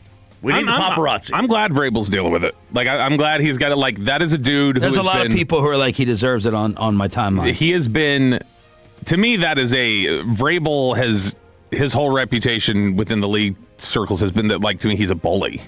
He can be an absolute bully at times. So as much as I don't like necessarily that profession and wouldn't ever want, my kids to grow up to be that profession or whatever, I'm glad they're there right now, and then Vrabel and whoever else should be getting that same sort of treatment. Now, the new media tabloid rumor and speculation is that Chris Sims, who got fired from Sunday Night Football, Football Night in America, and I guess they're just going to say Mike Tomlin is replacing him, but Chris Sims is gone, and the internet yesterday tried to tie it to this audio with Mike Florio a couple of weeks ago.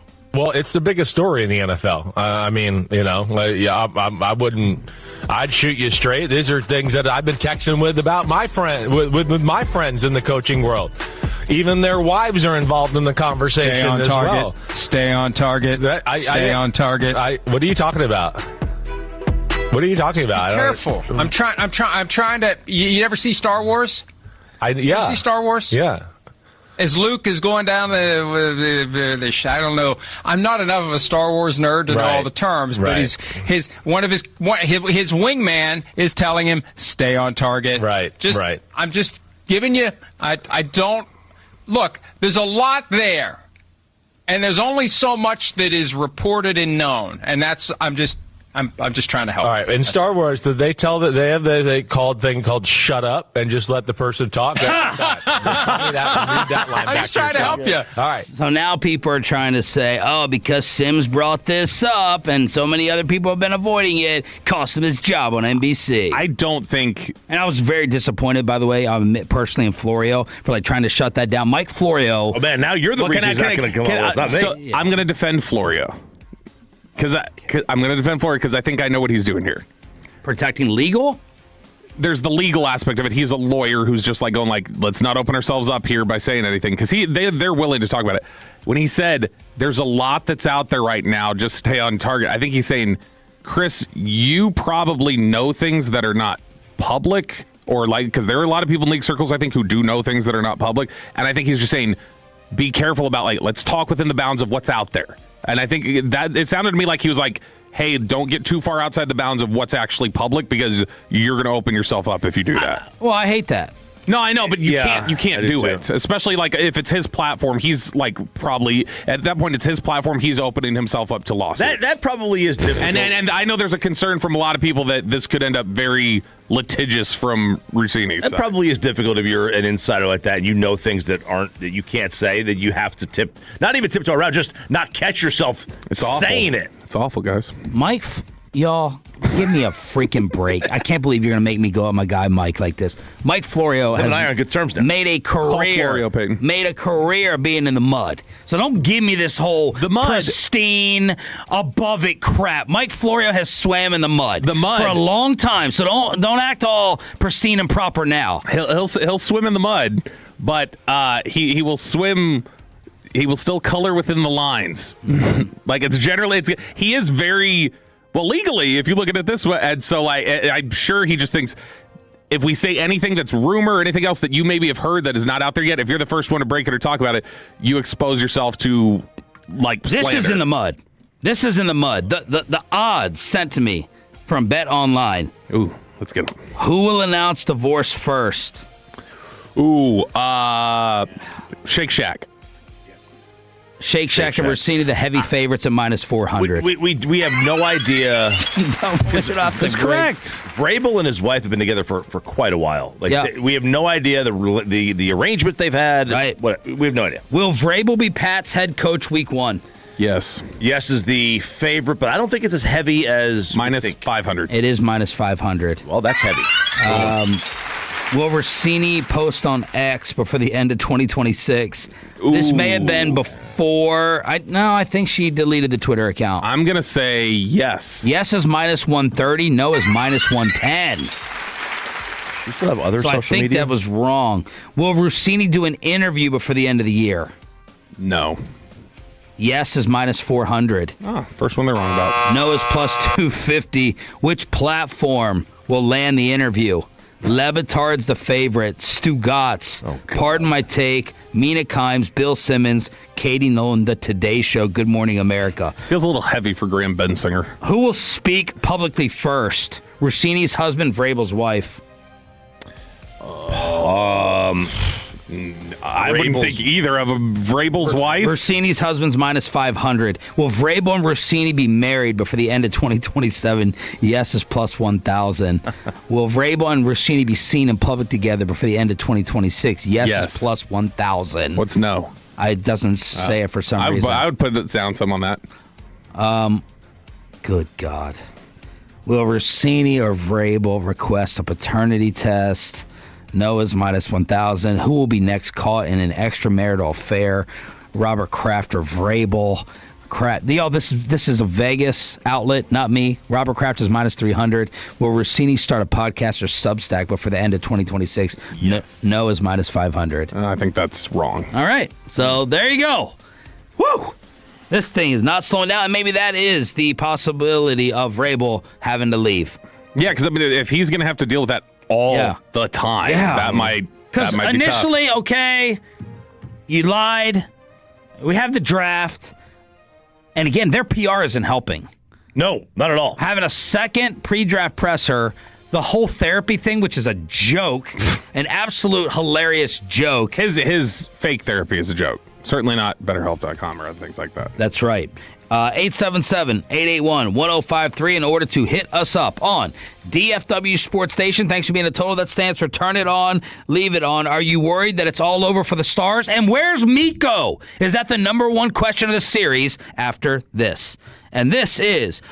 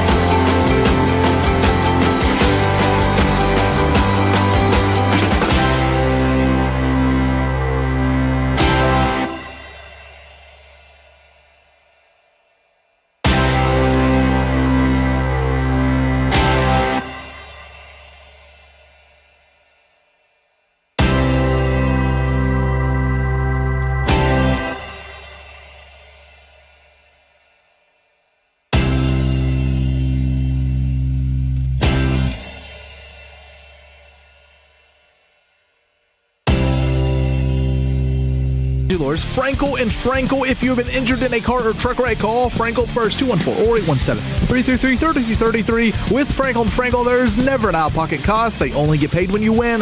Frankel and Frankel, the go-to car and truck wreck attorneys in Dallas. Kaprizov looking at the empty net, working on Heiskanen, backhander, score!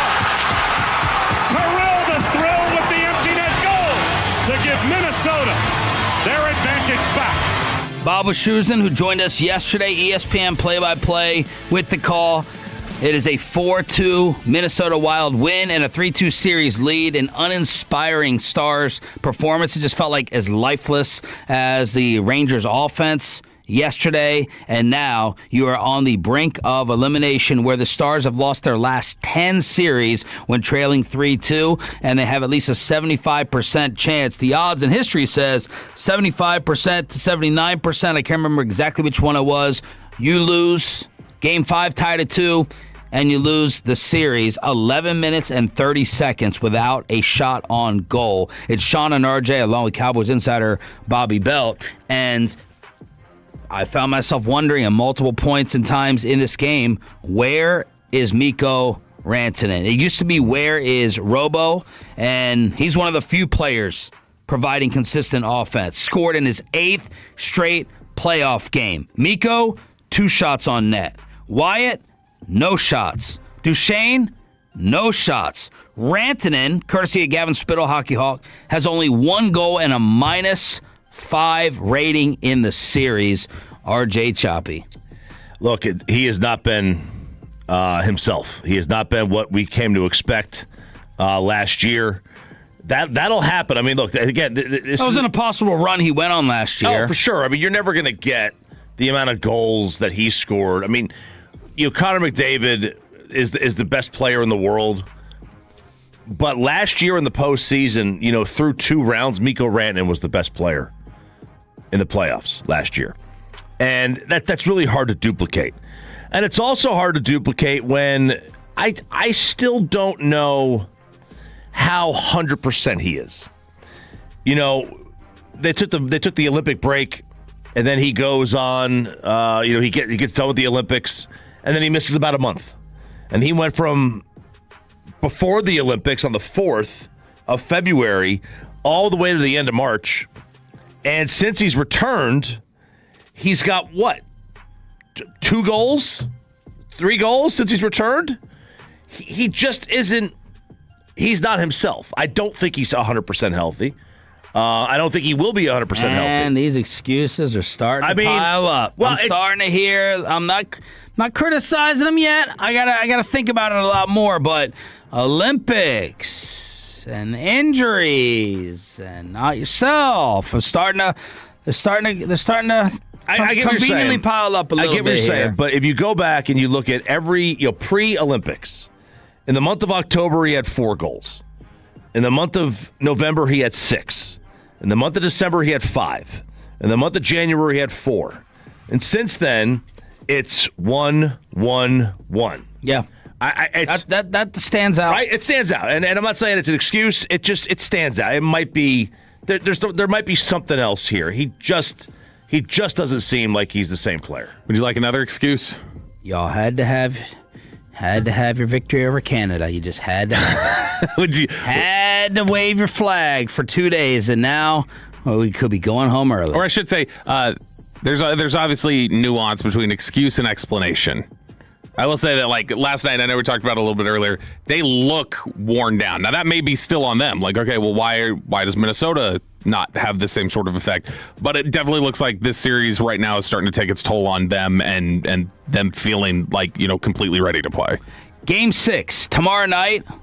And, man, what a lifesaver to have that game start at 7 last night. Tomorrow's even earlier at 6:30. Spits and Suds Breakdown. Available wherever your favorite podcasts are found. Below the Belt coming up at 8:40 on your home of the Dallas Cowboys, and former Rangers hitting coach Brett Boone joining us at 9 o'clock. You were at the game yesterday at the Globe for the Yankee win. Who came up with this question on the scoreboard? I hope this wasn't Chuck. No, I think it was a promotion with a. It may have been 7-Eleven or something like that. Okay. But the question that was on the scoreboard, and I did post it on my social media. I need 3 people on the fan text to admit that they do it the other way around. 3 people, and I'll be blown away. So it said, quick question. When you pour a big gulp like me, what goes in the cup first? And you could vote ice or soda. And I'm thinking, what level of crazy chooses soda first? Who puts soda in an empty cup and then ice? Nobody. No one. And is that just like a desperate question to go along with your promotion? Possibly. I'll give you the follow-up. No, it's rage bait. It is rage bait. People get mad and go, no, nobody does that. I'm going to make my voice heard, and then they get a bunch of responses. You know to the who most 7-Eleven likely thing. at the fan is to put soda in first? Soda in first. That seems like a Kevin Hagelin thing. Aiden. Why? I bet you Aiden. Why? You put soda in first and then ice Aiden? I can see. No, he's disgusted. I don't think so ripped he doesn't know what he's doing. It would be Hagelin. Hagelin's got just weird quirks about him that he would be the one that I think could do that. Here's what I think is a much more legitimate gripe and question about soda drinking. The amount of people I know, and especially in my family, and they're like teenagers, who drink soda without ice or want it out of the pantry, not the fridge, disturbs me. Oh, just warm? Warm soda? Does anyone else drink or have kids who are fine and just drinking the soda can without being refrigerated or put in a glass of ice? Now, sometimes I will, like, if I go to, like, Whataburger or something, I'll get no ice in it, but it's still cold. Like, the drink is still cold, but it's more soda in there, more drink. Right. That I understand, but yeah, getting out of the pantry is stupid. I could much more easily drink warm beer than warm soda. I can't. And I don't even like warm beer. I can't drink cool soda. Like, it's got to, like, if it's been in the fridge for like an hour, like that, it's got to be colder. Yeah, it's got to be cold. Yeah. And so to me, it's like, if it's just, it's kind of cold, it's like, well, I can't drink it yet. I know a lot of people, light ice. That's become one of the most common, like, order adjustments you hear is this with light ice. And I get it because people just want as much as they can. Right. I do like, I'm a light ice guy. I kind of like the densely packed ice one. I know you're getting less, but it levels up the cold intensity. The only problem is then you're getting a lot more watered down drink at the end. Sean, we have 19 texts, I believe, so far. We have one 469 that says soda first. You're a complete psychopath if it's ice first.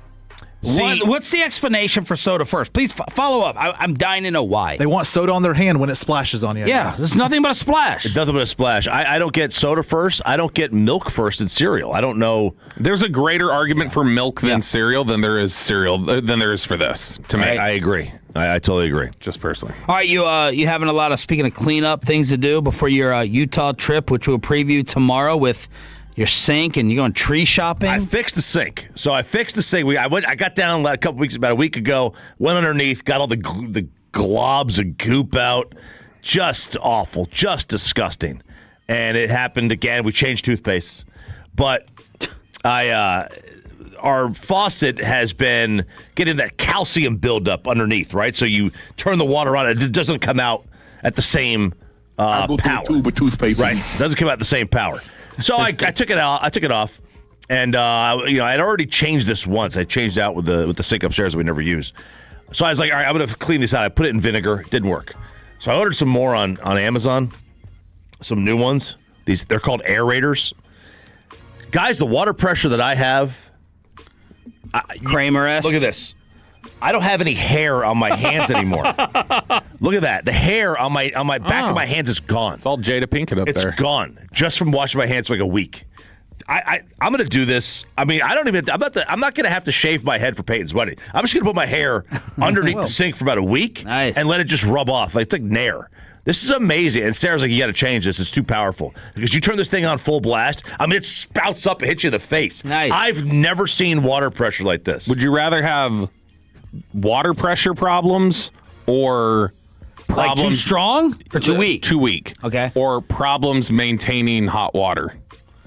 Oh, I'd much rather have problems with the water pressure being weaker. Yeah. That's the biggest thing we've run into in our new place. The hot water will run out pretty fast. It can be like about 20, 30 minutes. So you can, back-to-back showers are tough. And there's a lot of people, speaking of weird soda quirks, who love the cold shower. You like cold showers. I like cold showers. I like them. But I'm also psychotic. Yep. So I'm psychotic. And another thing, we had some baseball over the weekend, and between games we had some time to kill. next to the stadium in Saginaw, there was this nursery. It's an 11-acre nursery. I was like, let's just go check this out. I want to see what they got. Talking about old people things. Yeah, My wife has been hitting up this nursery. I did not realize how expensive this stuff was. And they had... Not the nurseries that Remma hits up. These are tree nurseries. Right, yeah. This is a place that never... The trees never go in the ground. They're always in sort of Dixie cups, right? They make them in Dixie cups. They grow them out. There were these big trees, and this one was like a 30-foot tree. And I said, how old is this thing?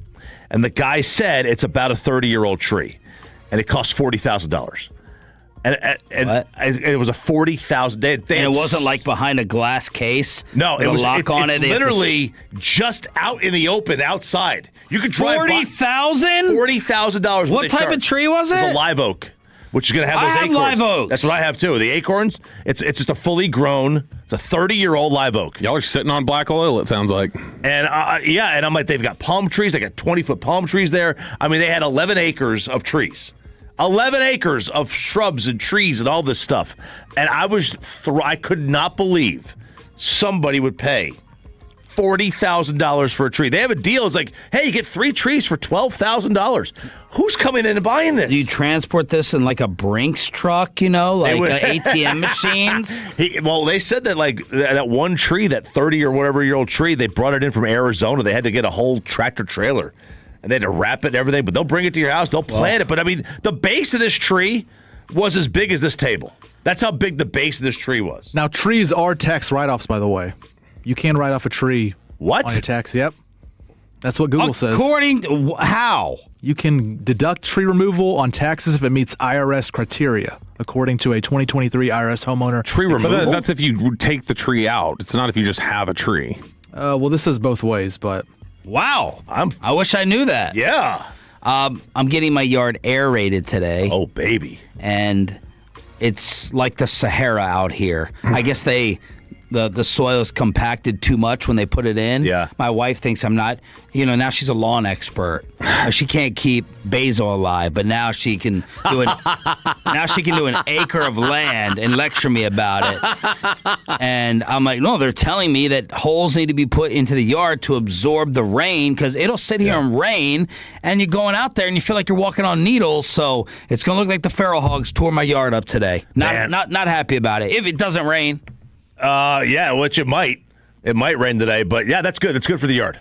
Are you doing the backyard too? I'm doing the whole thing. Ooh, I don't want to know. Nope, I don't want to know. Not going to say it. That's a dead-on pigeon impression. That's pretty good. With the draft finished, like a dove. What do we make of the Cowboys' defensive makeover? That is next. And below the bell with the Hump Day edition on Sean and RJ.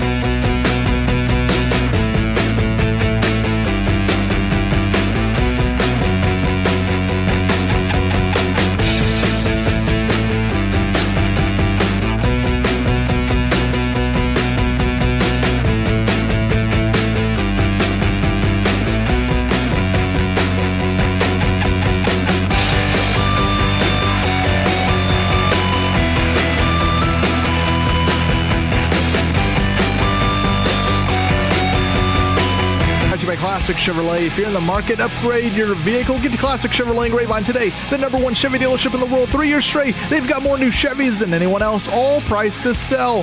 Visit ClassicChevrolet.com. This is Texas. This is Classic Chevrolet. Together, let's drive, relax, enjoy the difference based on new Chevrolet registrations 2023 through 2025. The great Bobby Belt. Bobby Belt is an idiot. Don't make me take off my belt. Don't make me take off my belt. We're not. Over to you, Bobby. How did the Cowboys get their staff up to speed with Christian Parker's defense? Let's talk about it here in Below the Belt, which is sponsored by Window Nation.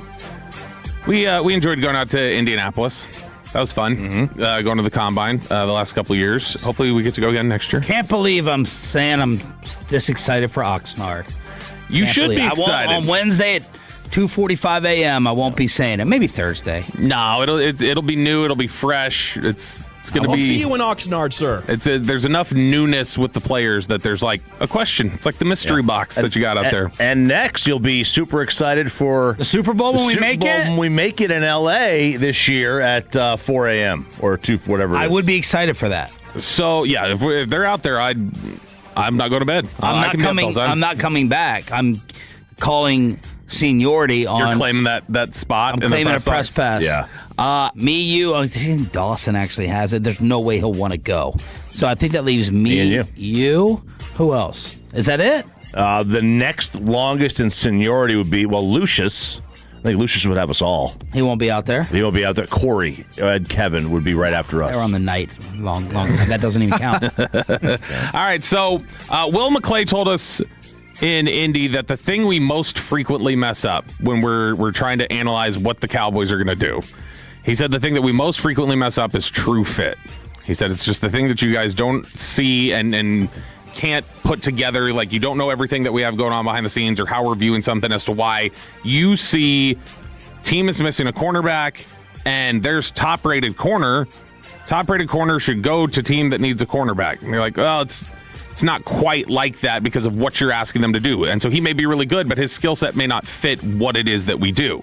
So like we see Tariq Woolen, for instance. When Tariq Woolen was a free agent, people go, why weren't the Cowboys all over that? And it's because Cowboys looked at that and were like, that just does not fit what we're doing. He's not doesn't this go against what we've always talked about? It's the reality of what every team does. Every team has their scheme, and you try to adjust to it as much as you can. But the reality of the whole I just want good football players. Good football players means players who can do what I want them to do, which is their scheme. So fitting all this in, there's a question, I think, whenever you hear teams talk about continuity, it's because when the Cowboys have a critical draft like this one coming up, the Cowboys have been working for 12 months on the draft.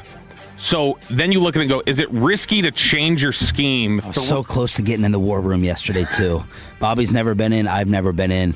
There was a Sherwin-Williams meeting taking place in the war room when I went to the Star. I was so close to being in there. I was excited for it. You know, all the Can I go in the locker room yesterday because they were working out and no war room? The Cowboys, I think, have the most unique war room of all the ones that they show. Every other war room seems like this open room with a bunch of computers and desks. They're all in a row. And the Cowboys war room is like a half-moon table. They have a big board in front of them. So like where you see the camera from, just below that camera, there's a big board. So that they've got everybody's looking at that. Yeah. Everybody's got that in front of them. You should see the table in the PR room. Talk about a $40,000 tree. I don't even know how many trees or what tree went into this. It's like the old Jones family table from Irving, Valley Ranch. Oh, yeah. Holy crap, that thing's a monster. That's a cool room. Sorry. No, you're good. So when you hear people talk about it was a fake, sorry. Continuity, it was a fake, you're good. When you hear people talk about continuity, a lot of it is with the thought of, man, if you've been working for 9 months already and you've worked on players with a certain lens, now you're going to get a new scheme and you're going to get a new defensive coordinator in here. That seems like a rushed timing for such a critical draft. You got 3 months to figure a scheme out, especially one that's that complex. Now they've got that amount of time to figure out what true fit even looks like. How does the personnel staff even know what that is? So on day 3 of the draft, we've mentioned this, we get to talk to scouts, we get to talk to coaches. It's a good chance for them to kind of open up and tell us the thought process that led up to it.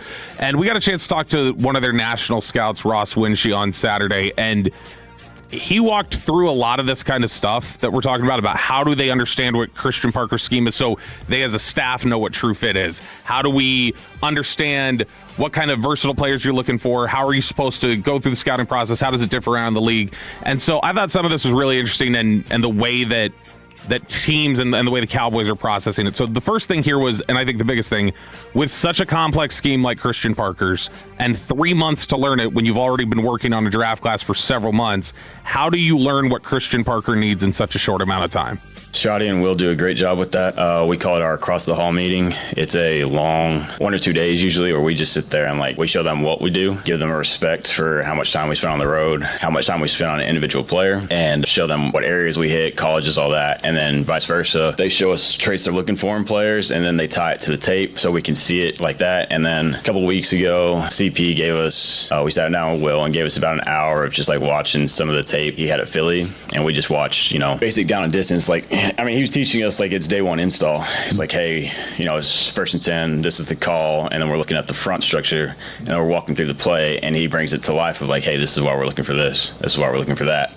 So it's just really cool. He's that entire staff, man, they grind. Shotty's done a great job putting it, and it's so we work so well together. And that's something that's not common with a lot of teams. The way that they've built that structure of the across the hall stuff is all right, like he kind of set up there, it's this cram session over the course of a couple days of hey, come in here, let's come prepared with tape examples of what the traits you're looking for look like. Let's talk about specifics of what you need, why you need it, how it's all supposed to look, so that our guys who are experts at finding those traits, show them what it is, and they'll go get it for you. And that's something that a lot of times you hear about coach, scout, warring back and forth or fighting for players and having disagreements of it.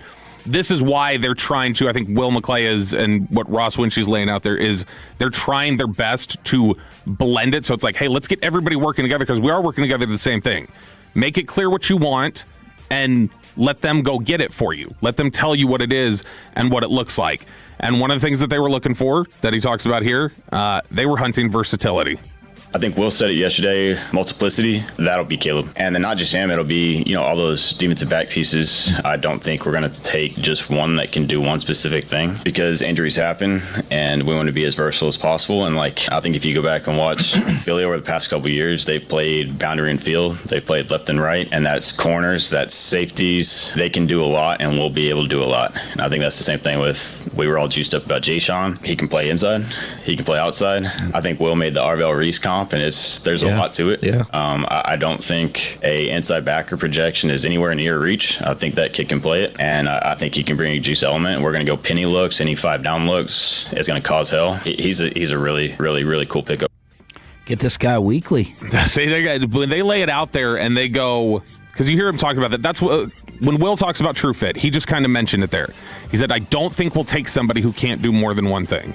Yeah. So, well, Walchuk was talking about this as well, and you said earlier in the show, you line up in a static, basic look, and then, and you really had to see Zach. You don't really have to see him, but Zach from the fan cam was all right, and then it's going to be slowly, it's like when you do the X's and O's to show a play, how the different components start moving everywhere, and that is what Christian Parker wants to do to confuse you. There's two ways. You have to play different spots. There's 2 primary ways you can slow down a quarterback. And one of them is speed up their timing, the other is to mess with their eyes. And mess with their brain, mess with their processing. Christian Parker would rather mess with their processing than speed up their clock. Because he thinks, he's given this quote before, he thinks speeding up your clock, if you're an elite quarterback, that's not going to affect you. So pass rush is great, but pass rush can only do so much to a great quarterback. Yeah. Now, we talked about a little bit there, Cowboys scouting process operates a little bit differently. This is Cowboys National Scout Ross Winchie talking about how the Cowboys scouting process does differ from what other teams do. It's a lot of work for us, but it's a very thorough process, and we continue to adjust it every year. But we start in the summer when we have our summer project of hey, we're going to watch a certain amount of players. And then when we head off to camp, we're a 1 draft class team. We focus on, that single draft class, and we're thorough as hell about it. And that goes up until we lock, our laptops in March and April. And when we're freaking grinding the meetings. So everybody's focused on that. We're not talking about next year's quarterback class. We don't care. That's for next year. So we're strictly focused on what we're doing. Obviously, we're very well aware of who's coming down down the pipe, Caleb Downs. Like, we know the guys. Like, it's very easy to see who pops on tape, but we're trying to figure out who helps the Cowboys this year. So that's kind of how we do things. Just got a nice little text message offering to show us the war room. Oh, look at that. So if you take because that is unique.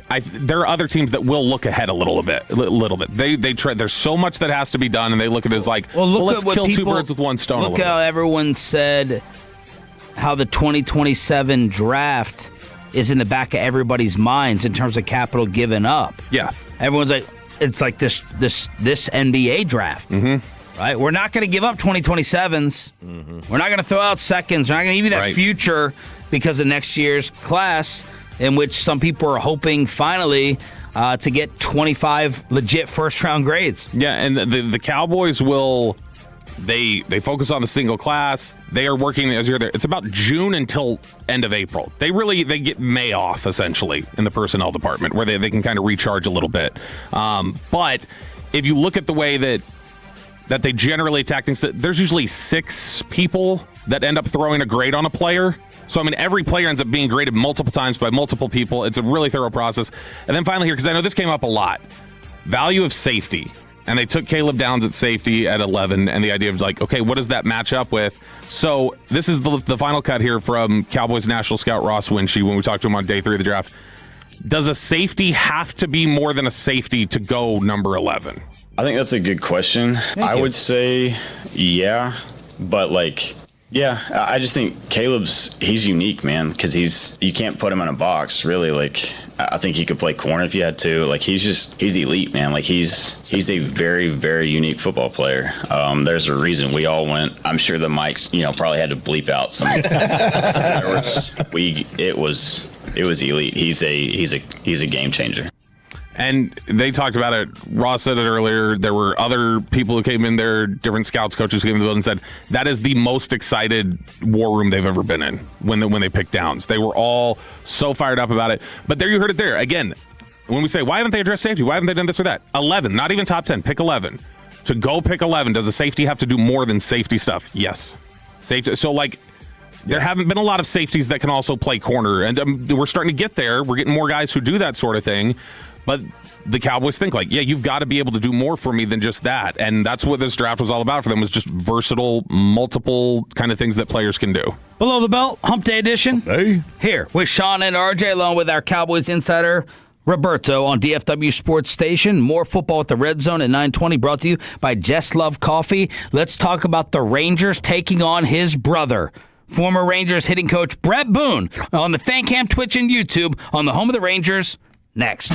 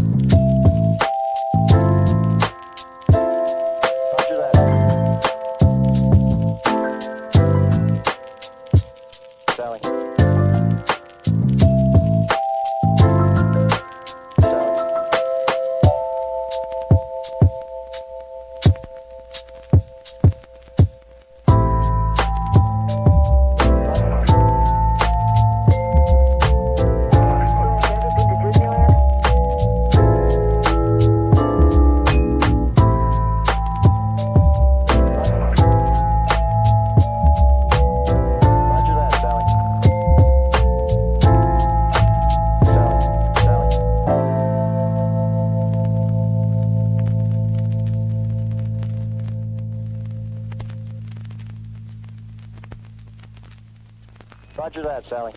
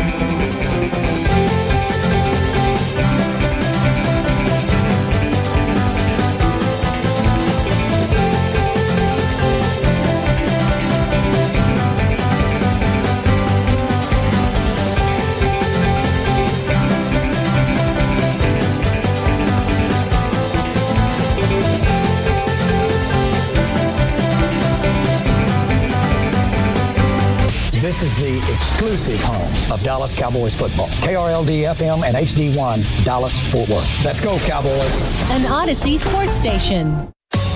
Driven by our D&M Leasing Studios, this is Sean and RJ on 105.3 The Fan. A set by Bednar. The pitch to Seager. A swing and a ground ball to second. Throw to second for one. On to first, two, and the ball game's over.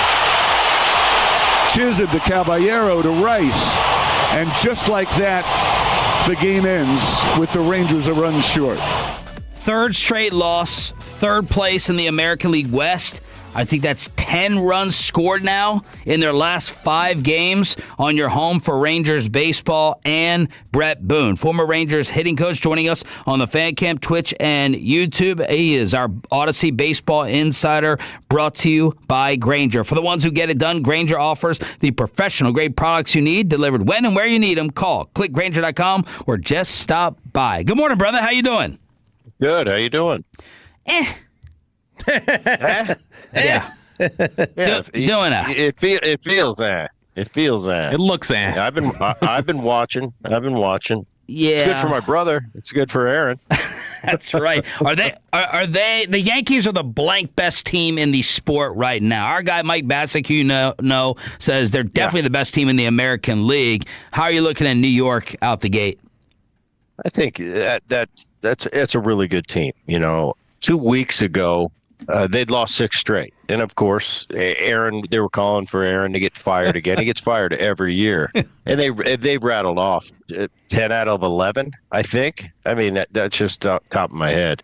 They're just really solid. That's a good group. You got really good, it helps when you have the best player, the best offensive player in the world, in the middle of it, healthy Judge. But you just have a great core group that's been there for a while, and they kind of know how to get it done. And when they're not pitching, they're hitting. They just figure out a way. Yeah, right now I think they're the best team in the American League. I look across the American League. I've been surprised by a lot of this early season. The Boston, unbelievable. Toronto, Seattle's really slow start. So I think there's a lot of headline stories that I don't think any of us expected. But yeah, right now the Yankees are the best team, but they're definitely a postseason team. But this is so early; we're not even into May yet, So I'm not going to sit here and make my huge predictions. There's a lot of baseball we play. I think a lot of these teams that got off to slow starts, they're going to come on and there's going to be some the teams that we thought were going to be playing better, they're going to start playing better. Brett, Josh Young is the best story going right now, and he's making me look really stupid, making me look really, really dumb. And I'm glad that he is. What are you seeing in the turnaround for Josh at the plate? It's amazing to me. Last year we worked with Josh and he couldn't, he had a stint where he had to get sent to the minor leagues coming off, 2 years prior, winning a World Series, being an all-star. Can I ask you, Brett, let me ask you a quick question about that, because it seems so minimal in baseball. I hear people say, well, that day off, maybe reset him, or that stint down there. What do you think can actually lead to an actual reset? How many days off? Can it be a day off of 162? Absolutely, because when I was a young player, I came into the league and I was kind of as naive as you could be, and I wanted to be Cal Ripken, and I wanted to play every day, and I never wanted a day off, and I used to get pissed. Davey Johnson, early in my career in Cincinnati, would give me a day off once, and I would just be not fun to deal with on that day. Finally, one day, Davey came up to me. He said, all right, what's the deal? You get so mad if you have a day off. I said, I play every day, Davey.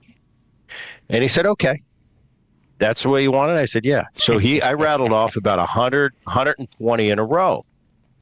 And I remember, man, I'm scuffling. We're in, of all places, the best place on earth to hit, Colorado. He comes up to me, he says, Booney, he said, how you doing?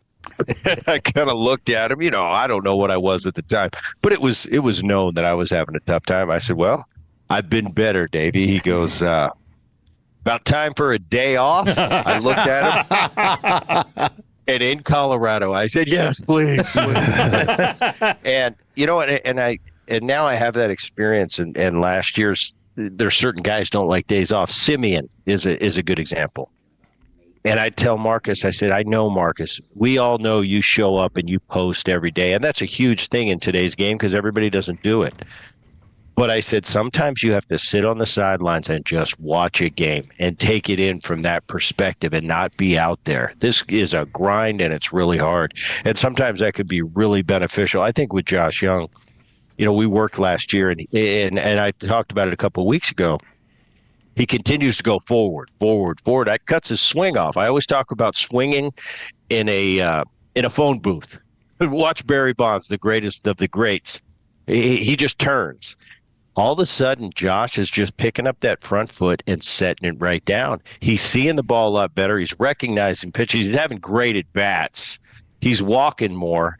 And when he gets a pitch to hit in the zone, he's hitting it. And it's really, from an ex-hitting coach of his last year, I am so happy for him, what he's doing. He's one of the best players in baseball right now. I watch his at-bats, and I'm thinking, can he keep this going? He just continues to have good at-bat after good at-bat. And coupled with Nimmo at the top, who I think's been just tremendous spark plug for this team at the top of the lineup. When right now there's kind of very few things to really hang your hat on offensively. Those two guys are really carrying the mail for him right now, and these other guys will get going. It's kind of, they've lost 3 out of their last 7, and other than DeGrom, the pitching's been a little inconsistent. That's been something in Texas the last couple of years that's been real consistent, is that starting pitching. They've been a little inconsistent lately, but I think they're better than they're playing right now.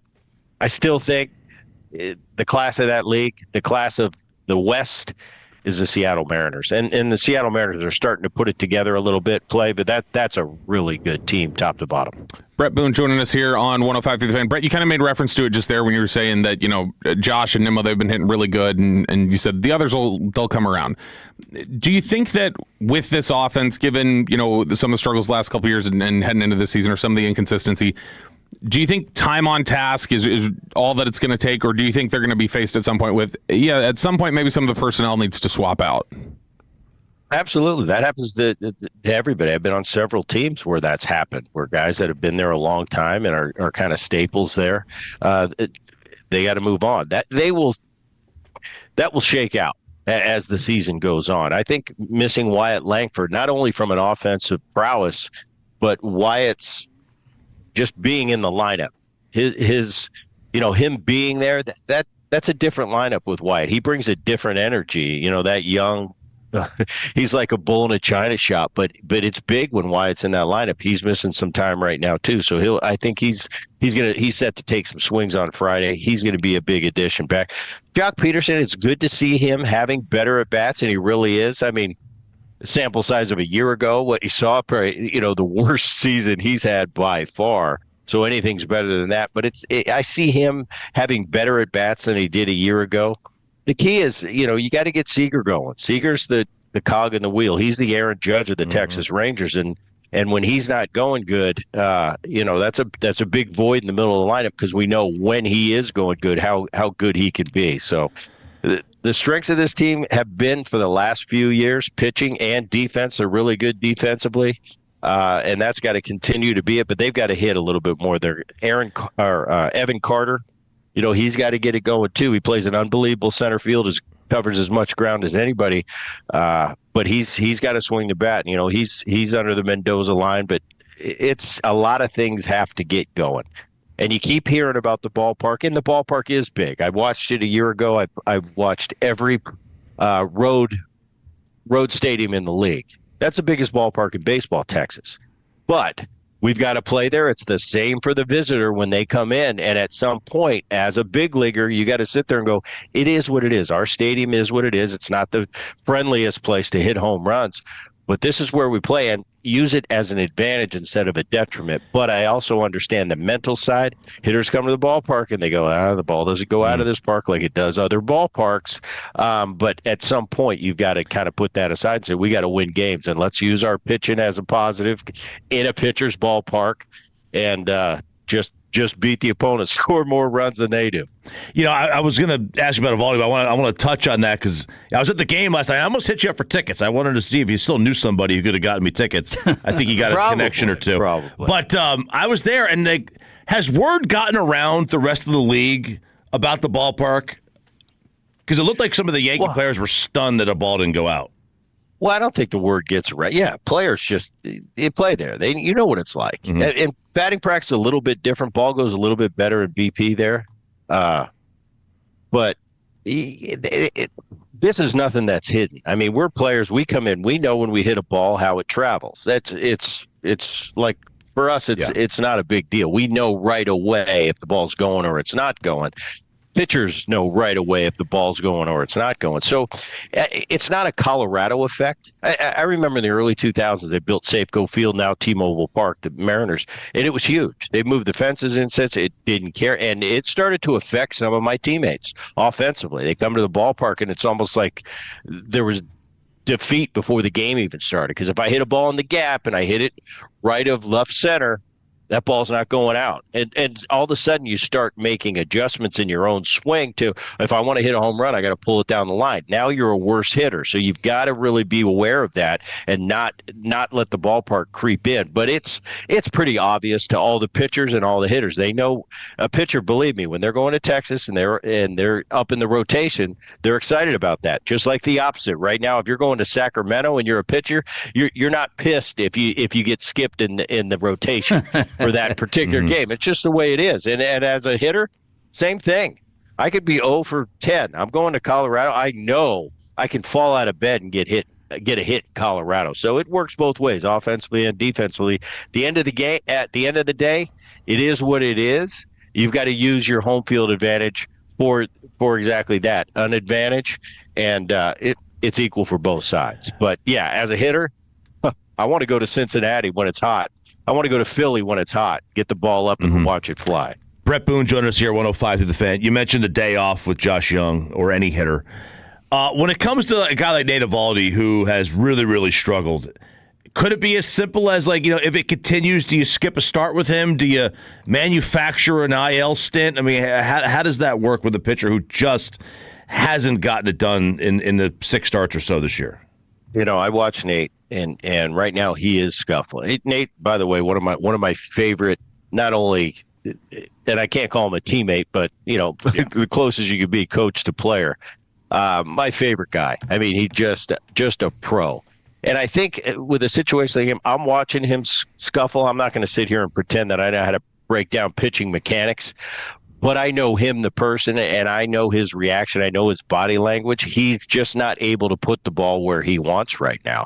I think that's an internal discussion. I think you look at him, his body of work, and as a staff member, I'm going to have respect for that. And I'm going to give him the benefit of the doubt and let him lead me. So those are going to be talks behind closed doors of what's best for Nate to get him going. Because if these guys want to be successful, Evaldi's got to be a big part of it. He's a huge leader on that staff. He mentors the young pitchers. And like I said, his body of work speaks for itself. But it's something that's a discussion, and he's earned that right to have a discussion and be a part of it, how they proceed forward. But I watch him. He's had a couple tough starts. Then he got it together and had a good start. But I just see him time after time. He's just not comfortable out there, and he's just not able to put the ball where he wants, which is something he's not used to having, especially coming off last year where he was on pace to be the Cy Young Award winner before he went down and missed the remainder of the season. Booney, I wanted to get your take on the managers fired. Two of them gets fired, Rob Thompson and Alex Cora.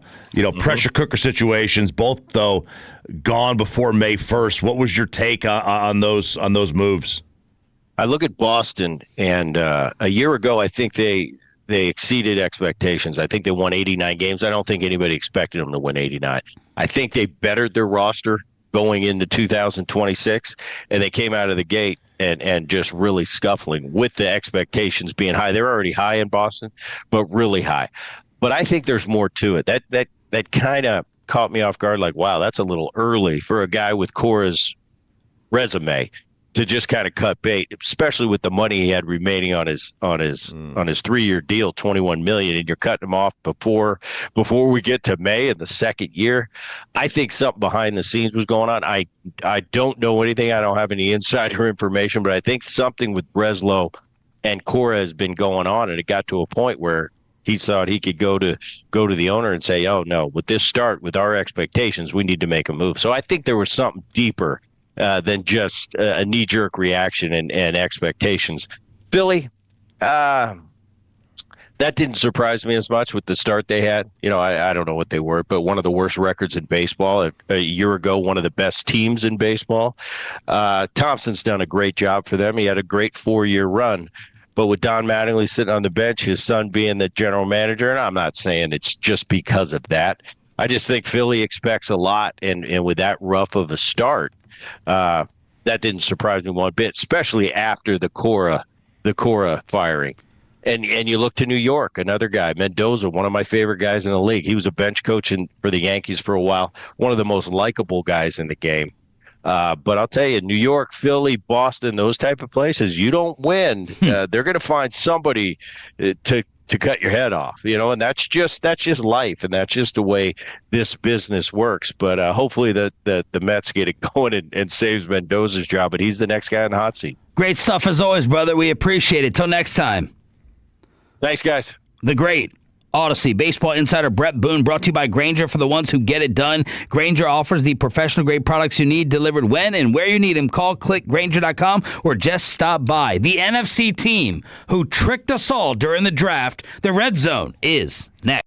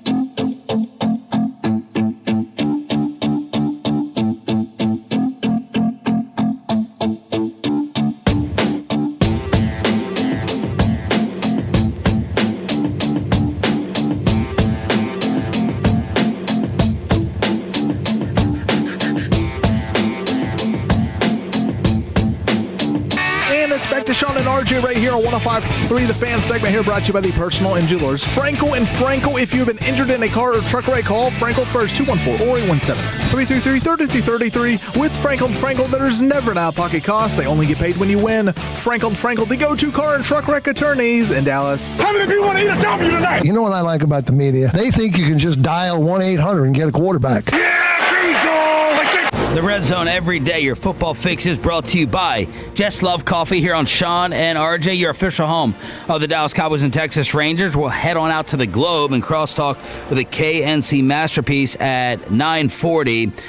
Those sneaky LA Rams. Bobby is not totally buying it, but following this is like the draft version of Vrabel and Rossini with all the different layers of how Ty Simpson ended up in L.A. Yeah, I'm just not buying into all the chatter that's been out there. So this is like clearly they picked Ty Simpson night 1 of the draft at pick 13.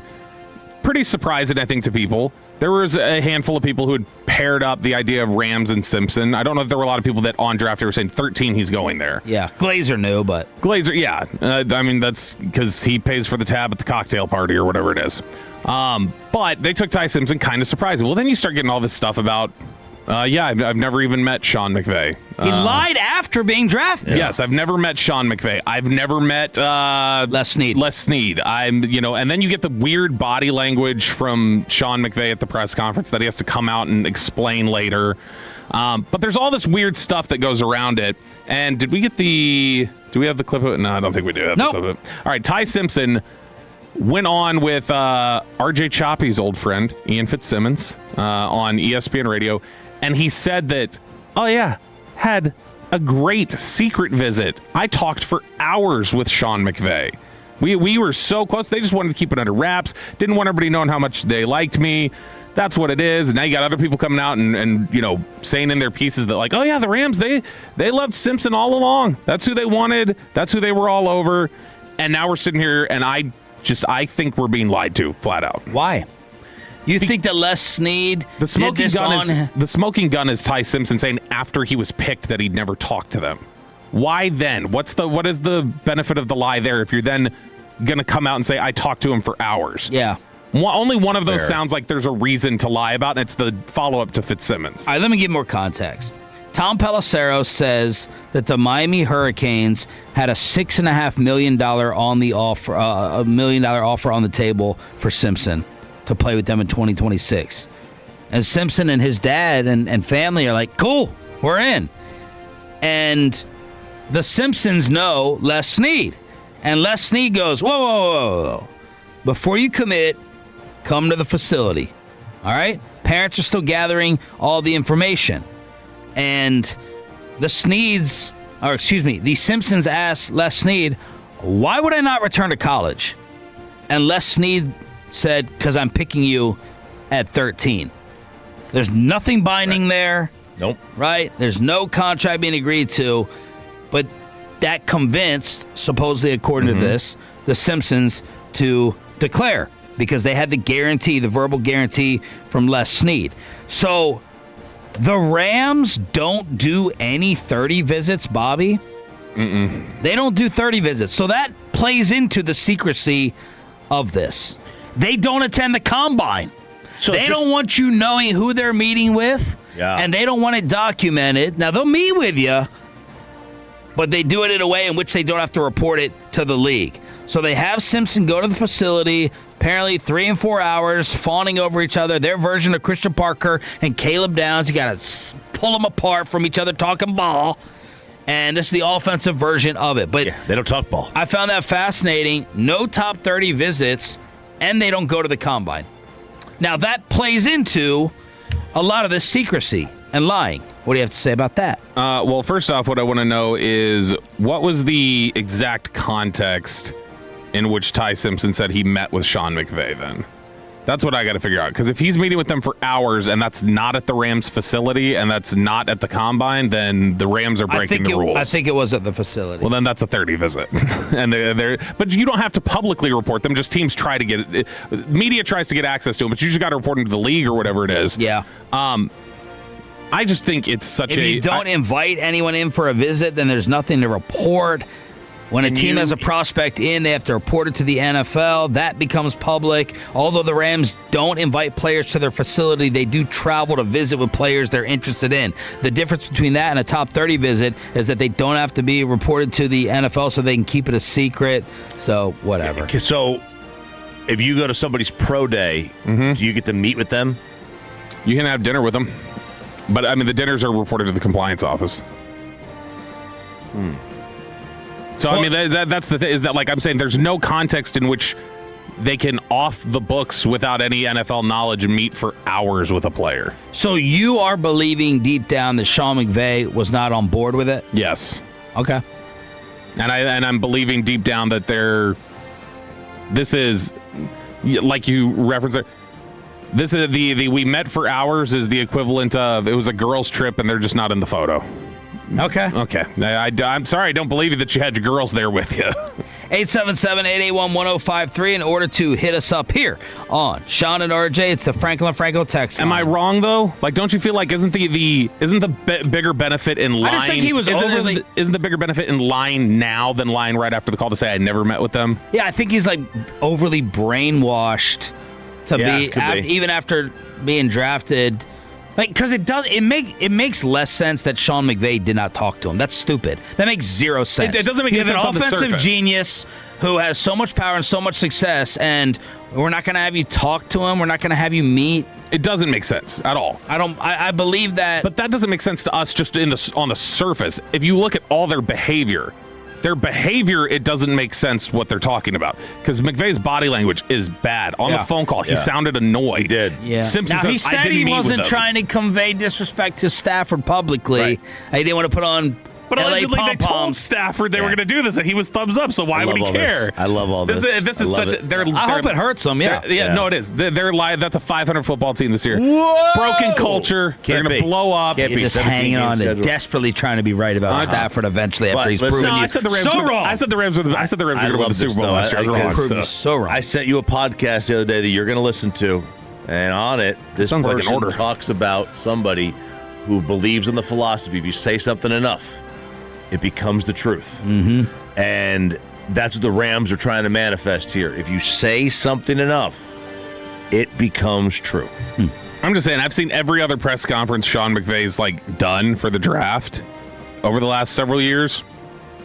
I've never seen stoic Sean McVay at their pressers. Like, he's always been like, guys. Man, what's up, guys? There's that viral clip going around right before the draft of that flashback to when Cole Strange got picked by the Patriots. Cole Strange just went, we thought he'd be there at 103. We did work on him. Guys, See, he's willing to talk about all the work he did on him there, and now they're like, we have secret meetings where our meetings are so secret that after he's ours, we pretend like we hate him too. I just want to hear him say G. Willikers once. Every offseason at this time, there's a sucker fan base that decides to flush their money right down the drain.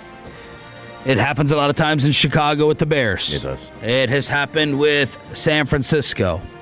There are just some different markets and fan bases that get so high off their off-season that they start having delusions about what their team is going to do, and this year's right now is in the NFC East. And it is the New York Football Giants, baby. Ooh, not just the fans, that's also the media that surround them, a lot of them. They are the unofficial winners of the NFL draft in the sense that nobody has seen more money or bets placed on them to win the Super Bowl. That's right.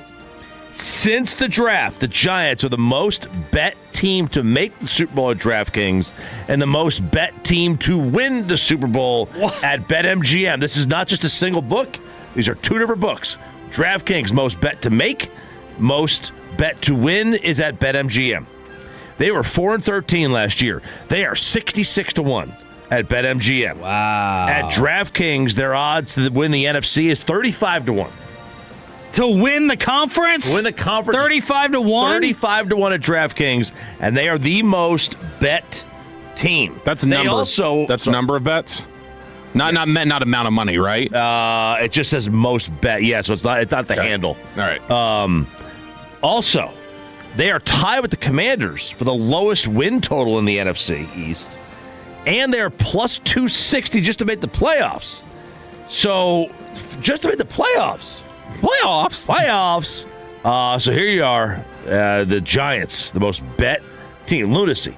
A fool and his money are soon parted. Is that $10 value bet hunting? Is that a bunch of people going? They're 66 to 1. Is that people looking for the Patriots?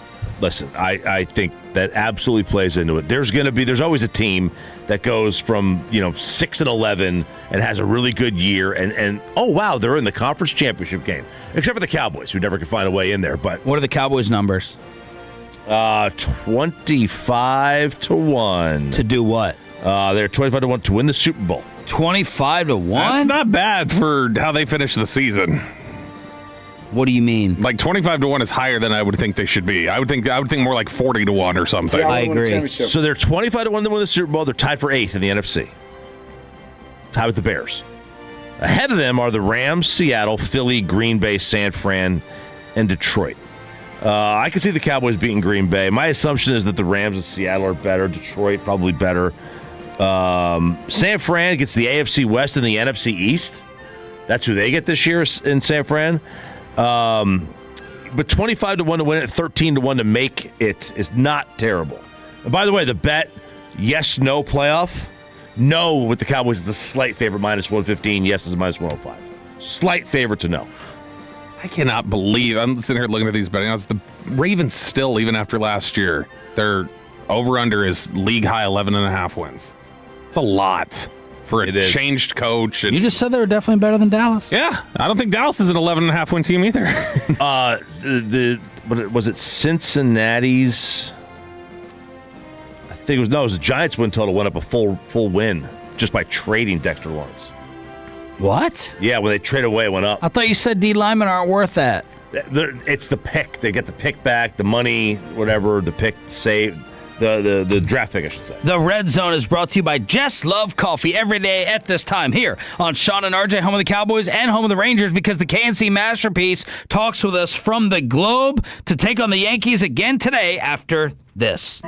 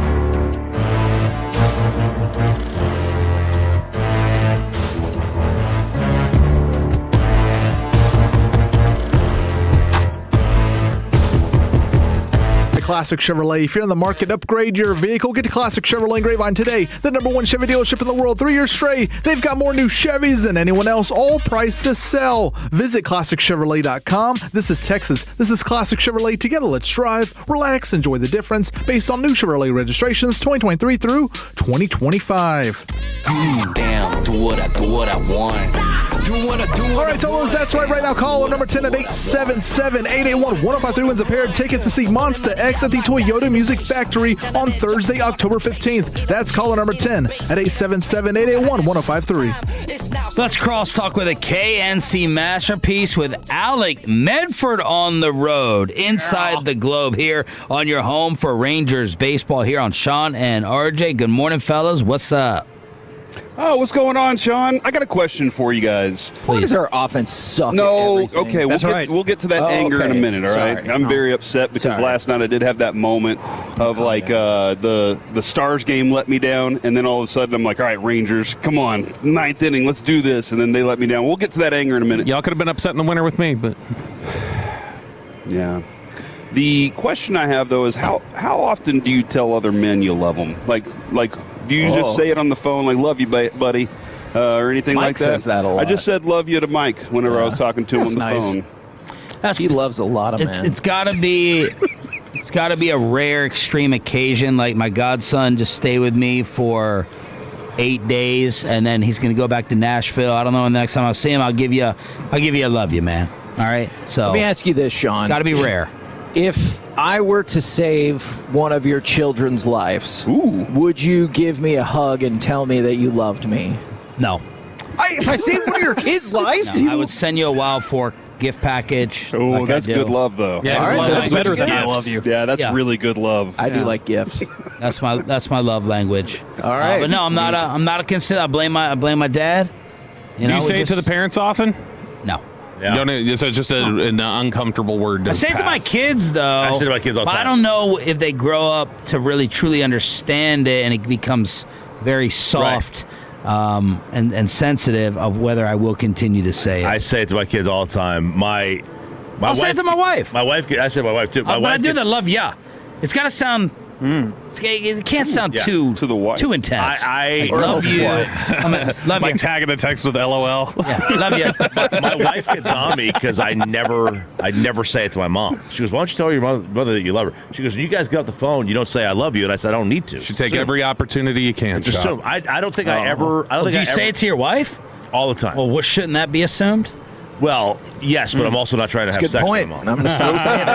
That's a good point. Stop saying it. That's a good point. I don't think I ever told my dad I loved him. I never said it. It was not that I did. I loved him. He was my best friend. I loved him like crazy, but I just never said it. Yeah. Make it a week. I say it every time I hang up the phone to literally everyone, whether I mean it or not. Oh. So do you mean it when you say it to me? I'll hang up with Peyton and I'll just go like, love you so bad, or like hugs and kisses or whatever. I did that this morning. That sounds different. That's a little warm. I run through the house on the way but to not bed. wrong. On the way to bed Corey. every night, when I'm going to sleep, I make a point to go to every kid's room, knock on their door. You have to knock. All right, if it's your boys, you have to knock. Trust me, and say I love you. Lucy's already in bed, but I do tell the boys, and they always say it back. And sometimes they'll even hit me up before I get it to them. So that's awesome. I might write it in an email to my dad. It's got to be like a birthday email, like. You sent your dad an email for his birthday? You don't even call him? No, I Dear call. Dr. Sharif. Thanks for creating me. Doctor. I guess I need to explain. I do call, but all he wants is this. It's actually a lot of work. I'd much rather buy a gift. It has to be like this long, drawn-out, thoughtful email. I have to come up with a different theme every year and write, kiss his bud, tell him how special and great he is. And it's not just a simple little one-paragraph thing. I mean, it's long. I got to spell things out and come up with, I need Gemini. I need Grok for this. Do you catch a buzz before? Like, all right, let's get the creative juices, or maybe getting more of an emotional state with a little buzz. Yeah, smart. Yeah. The amount of poems I steal and try to combine together. Man. You know what I mean? Are you a fan of Shall I Yates? compare you to a summer's day, Doctor? If you look at my sent email to my dad, it's just not. I mean, it's probably 10 years worth. Can you read us one? Of unique emails. No, I would never Will you read give it. the rest Read of one us of your a mom. shot at it? Read your mom's, and I'll read my dad's. It's on her casket. It's under the Sean, ground. can I give it a shot to write one next year? Please. Ooh, yeah, let's have a competition. But how are you going to know his traits or things between us to write about?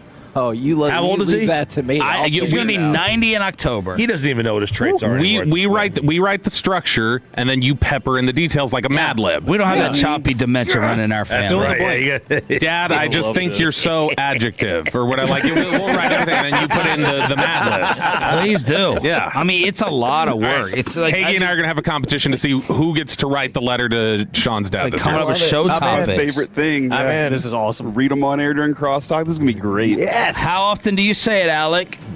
I say it to all of my friends, just because, some unfortunate young passings in my life, so I'm very cognizant of that. I try to say it to everybody, and I never mean heard it. Unlike Bobby. I mean, I'm not in a position where I have to say it to you very often. We text every day. We text more than probably... Yeah, but it's Twitter links and stuff like that. Yeah. We need to sit down and have a real conversation at some point, and then you'll actually hear it. Man. Okay. Yeah. Yeah, I'm usually just feeding information, which, it's something I'm good at, so I just stick with it. But yeah, no, I try to tell everybody, and I like to think I'm pretty good at it. I probably don't say it enough, but I try to tell everybody and remind them whenever I see them in person. Corey, what's coming up? Guys, we do have Skip Schumacher joining us at 10:20 today.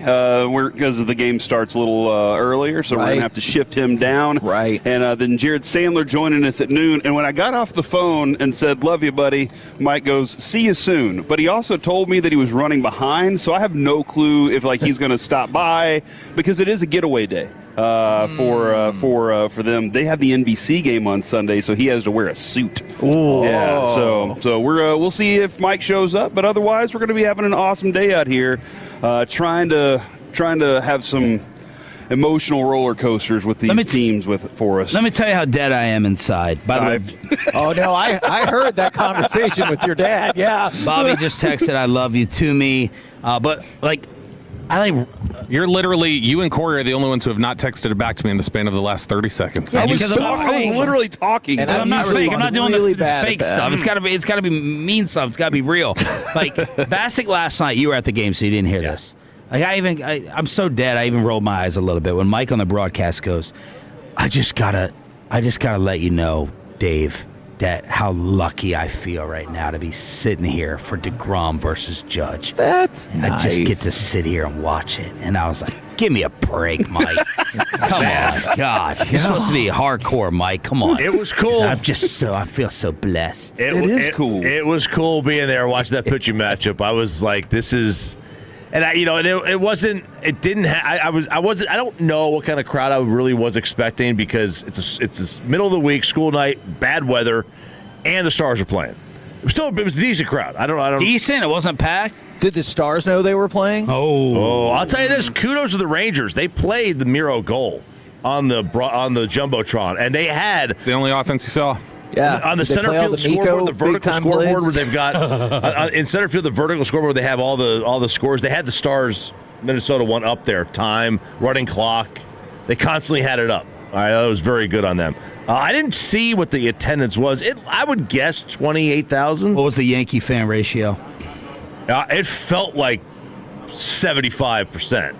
It felt like a lot. Yeah, especially when Judge hit that home run. Like, now the whole place went kind of like a collective gasp. Now they're all texting, "I love you," but doesn't matter. It was definitely more than 50%. It was a considerable. Well, and Chop, I mean, I'm going to go back to the first World Series run. I can't go back any further and remember hating the Yankees like that. I guess the 96. Yeah, but yeah, like that's the. It's always been that way. Yankees fans have always dominated this stadium, and it's infuriating. It always feels like that. Kevin, I texted the fellas last night. Not "I love you," but this series is over. That's what I felt like in the moment. I'm being transparent, and honest. Probably an overreaction emotionally, but when they scored through the 5-hole, Jake, I said, "All right, this is done and over." Does it feel that way to you, or we just rip the page out game by game, and the Stars come back with a much more impressive effort on the road? Yeah, I think I'm probably closer to that one than the first one just because of how tight this series has been. But, I mean, it sure would be great if Wyatt Johnston could show back up. It would be great if Rantanen decided to really show up at all. Yeah, for real. And, I mean, that's one of the things we talked about when you got Does him. Ben have a point? No, yeah, he has points. Got penalties. Yeah, he has a goal in this series, but that was one of the things we talked about when they made the move for Rantanen, is there'll be times when you're like, how is he not in the group of the best players on the planet? Then there'll be other times that you forget he's on the ice, and you've seen way too much of that in this series. Yeah, that's for sure, man. This has been that was a tough one last night. I called it a battering. Sucked. Yeah, I didn't feel like I got anything good out of the Stars. Did you tell like the nosebleeds to text "I love you" and all this? Oh, wow. They Tolo. They're Tolo out there. That's right. It is. Isn't that what we want here at the station? Is Tolo buddies? Yeah. Yeah.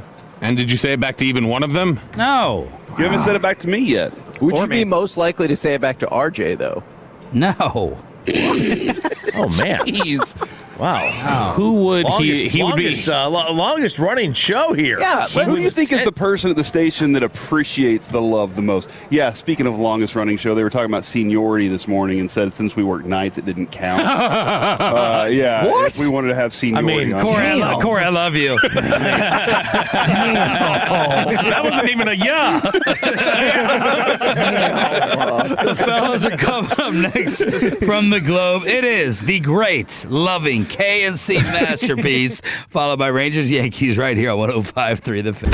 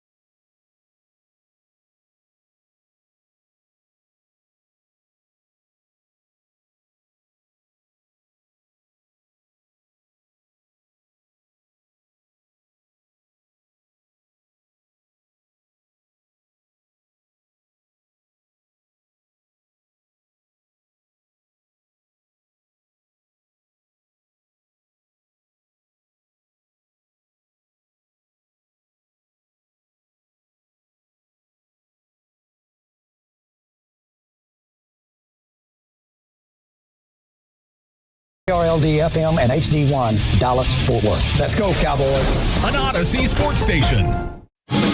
Driven by our D&M Leasing Studios, it's the KNC Masterpiece on 105.3 The Fan. KNC Masterpiece right here on 105.3 The Fan. You got me, Kevin Hagelin. You got Corey Majors. Oh, man. And, oh, man. And, of course, the famous Alec Medford, who is with us at Globe Life Field in Arlington. Interestingly enough, perhaps ironically enough, it is weather day here at the ballpark, so you might hear some terrifying thunderous noises that are coming from inside the stadium, which sounds like a great horror movie. But also, I know the weather outside both yesterday, the day before, and probably today, maybe tomorrow, has been kind of tough as well. So holding it back down in the studio is one Jacob Ray. Is this Jacob's time to talk, or no? Okay, all right. I'm still trying to figure out how that works. He talked enough. When we're in studio, I know exactly what to do. When we get out of studio, I'm like, I don't know how this goes. I do want to start by asking, because how did y'all prepare for the storm yesterday? I was able to fit both vehicles into the garage. Well, that being said, I thought I was going to have to fit this tiny loaner car into the garage. Right at 4 o'clock, they called and said, "Hey, your car's ready." Nice. And Adrian ran to go get her car, and she was back just before everything hit. Nice. That being said, it had Avery, so I got both cars in the garage. By the way, had to climb out the passenger side of my truck. That was a bad decision on my part. Yeah. But then I had Avery, I said, pull yours around to the back, and we're going to throw a blanket over it. And oh my gosh, thank you so much. I love when she brings so cake. much, yeah. And so I had Avery bring his around, and we put weights down on the blankets and everything. And then I sat there and waited and waited and waited and nothing. Yeah. And I was like, hold on. I'm looking at my radar. The news is telling me, and nothing happened, dude. And so that was a little frustrating. But I'm glad that at least our area didn't get pounded. Did anybody else avoid this? I don't know how it went for everybody else out there. It was not bad in Garland either, and that's one of the tricky things sometimes when you hear the Metroplex. You're like, that is a ginormous place where some spots could unfortunately just get absolutely pummeled, and other places are like, nothing happened. It was a big nothing burger, and there's other parts of the Metroplex where you're like, no, it was not. The thing that I learned from some of the news people, and I was like, oh, that's a good idea, is to make sure I had my phone charged to 100% just in case the power goes out if you don't have like a portable charger or anything like that. So that was one of the things. Luckily, nothing. It wasn't bad. Just there was some wind, but not like scary level winds. Yeah. It will be loud in here, Alec. Have you experienced weather day in here? I've been on the other side of it. Oh. Yeah. It is fun. Yeah, I've produced the show while it's going on, so I can hear the thunder. But, cool. Yeah, so and last night thunder? Hear the thunder? Boom, boom, boom, lightning. I was going to say the name of the band, but that was going to set Kevin up for a joke, so I'm not going to do that. But yeah, for me last night, I had to wrap the car up because we have no space in the garage. There's 2 other cars, so and I don't have like a legit cover, so we use the same like blankets that we wrap up our palm trees with during the winter. And the weights that you get all jacked with, or did you use cinder blocks? Those belong to the city at the local gym, so I can't really take those out. So we had to use an extension cord because we couldn't find the ratchet straps. Smart. That's so smart. we just tied 2 extension cords together and wrapped it around my car. It looked ridiculous, but hey, it did the job. And guess what? We got nothing. Yeah. We got like 15 minutes of rain and some thunder, and that's about it. Wet blankets. Yeah. So I had wet blankets and cardboard. I had wet cardboard I had to take off of the car this morning. So all that for nothing, but I'd rather be safe than sorry. Absolutely agree with that. Now, here, I'm going to try to make it sound positive. No, hold on. The 806. I heard area around the AAC got pounded. It was wild. That's a perfect segue in exactly where you wanted to go with this. It really, really is. All right, then we won't play a positive one. Give me cut number 3 because this game sucked. To the point it goes Hughes. A return to Matt Boldy. Boldy eyes the net, shoots, score! Matt Boldy hits the corner on the power play. Minnesota has the lead. I thought it was Foligno. It is definitely Boldy at this point. Yeah. I could see that. Boldy's starting to fret. He's had, was it 2 goals now that he's had called that weren't goals? Thank God in the last for that 2 games. one, too. Yeah, but he's starting to become the nuisance. He's a handsome young man. He also is a very good and talented player, and you're just like, all right, screw that guy. Kirill the Thrill, too. Like, the way he worked Heiskanen to get that empty net goal was impressive and sad at the exact same time. And, you know, we'll probably talk more about this as we go along, but I just want to call your attention to Mikko Rantanen and Wyatt Johnston, although they are far from the only ones who have had problems in this series. The 2 games in which Wyatt Johnston has scored goals, those are the 2 that the Stars have won. So you see a very simplistic cause and effect right there. But Rantanen and Wyatt are both -5 so far in this series. Now, I know there are times when that number can be deceptive, but if you're a -5 through 5 games and it's both of you, and it's 2 of your top 4 or 5 players, depending on how you shuffle that all up, that's not good. And last night, if you just like shots, theoretical shots, good job. Stars did great. If you like shots that are actually on goal, this was not a good day for the Stars. They had 5 shots on goal in the first period. 5. Nice. But guess what? No, that's bad. Oh, okay. They upped that production in the second period and had 6. But you said their 5-on-5 wasn't good, so I figured if they got 5, that was positive. Yeah, no, their 5-on-5 is still absolutely terrible as they scored big fat 0 goals. 2.59% in 5-on-5 in the series. That's 16th out of 16 playoff teams. See, and that is just according to our friend Robert Tiffin. I mean, and Tiffin definitely knows. You scored no even strength goals last night because obviously the Robertson one wasn't a power play goal, but you'd also pulled the goalie. Yeah. So that wasn't an even strength. So just take a look at Wyatt Johnston, Matt Duchene, and Mikko Rantanen. Those 3 combined had 2 shots on the net, and they both came from Rantanen. Duchene and Wyatt Johnston had no shots on goal, none. And in the meantime, Jason Robertson, I realized he got some help, but he took an interesting angle there. Dude, that shot, that was a practice, like I do this in practice for fun shot, and he was just like, screw it, why not? I mean, at that point, I also agree, why not? He has now scored a goal in 8 straight playoff games, including, obviously, every game in this series. I want to stop down on Mikko real quick because I will give the Wild credit watching them go to him as soon he gains gravity. He pulls gravity. That's just what he does. They go to him quickly. But we've seen moments where he's like, doesn't matter if you have 5 on me, I got this. And we aren't seeing the Cape moment that we saw in the Colorado series. We aren't seeing any of that from him. Now, maybe it's just because he only does that on occasion. He looks very frustrated. He looked frustrated last night when he didn't get a penalty call, and he got a little handsy with some other people. But the simple fact is, like, we know the dude's capable of getting around it, and he looks timid. When he gets the puck on his stick, he looks timid, like I'm trying to make something happen, and it's just not there. Or I just don't know where his comfort level is, Kevin, but him not showing up through this series so far is the biggest surprise for me. I wouldn't have expected it at all. Why not just draw another penalty? Jamie Benn can do it. Yeah. That's right. You know, the other thing, too, is I'm at a point now where because you've been pointing out the 5-on-5 stuff, and because Foligno said that, like, that's now starting to make me mad in this series when I see that they still aren't. I'm like, why not? Like, it's not even close. Take that to heart and do something different, do something about it. But they are in this place where the Wild have their number regarding that. Now, Alec, I think obviously Minnesota tagged on an empty net goal and a power.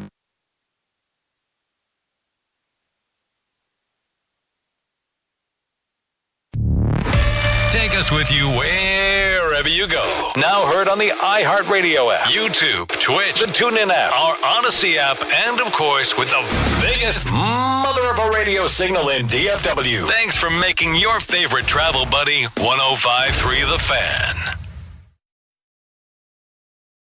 Mother's Day, celebrate her with something truly special. At P.F. Chang's, enjoy a 5-course celebration experience starting at just $89.99. Featuring premium entrees like New York prime strip steak tataki, oolong Chilean sea bass, and lobster and prawn fried rice, plus the bold signature flavors she loves.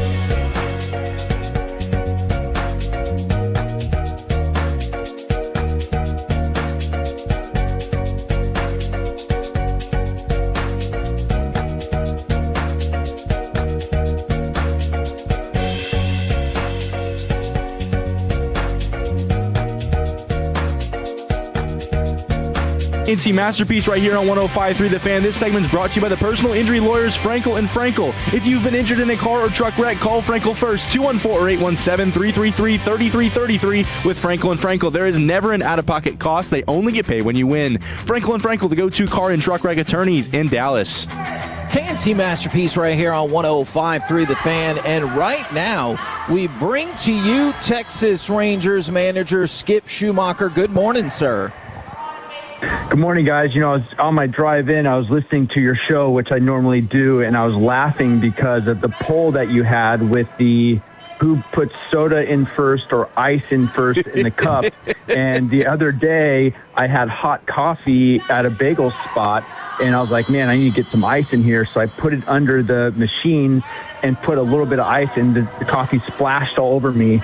So I'm trying to figure out who puts in the soda first before the ice. So it was really funny on my drive in.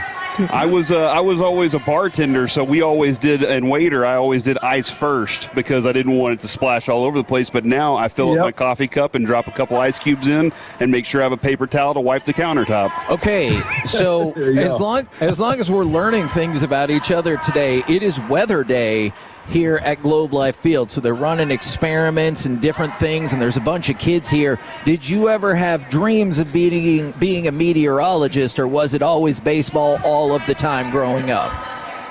Yeah, it was only baseball. It was 24/7. Never a meteorologist, but I can definitely hear it in the background for sure. Well, I think though, as baseball players, I mean, my highest level was high school, but as baseball players, we always thought we were kind of meteorologists because we were like, oh, is it going to rain today or not? Or we'd have to draw the rain turtle if we needed a rain out. But we were always kind of judging, it's going to go on. But that's why Skip made it further. He was focused on ball.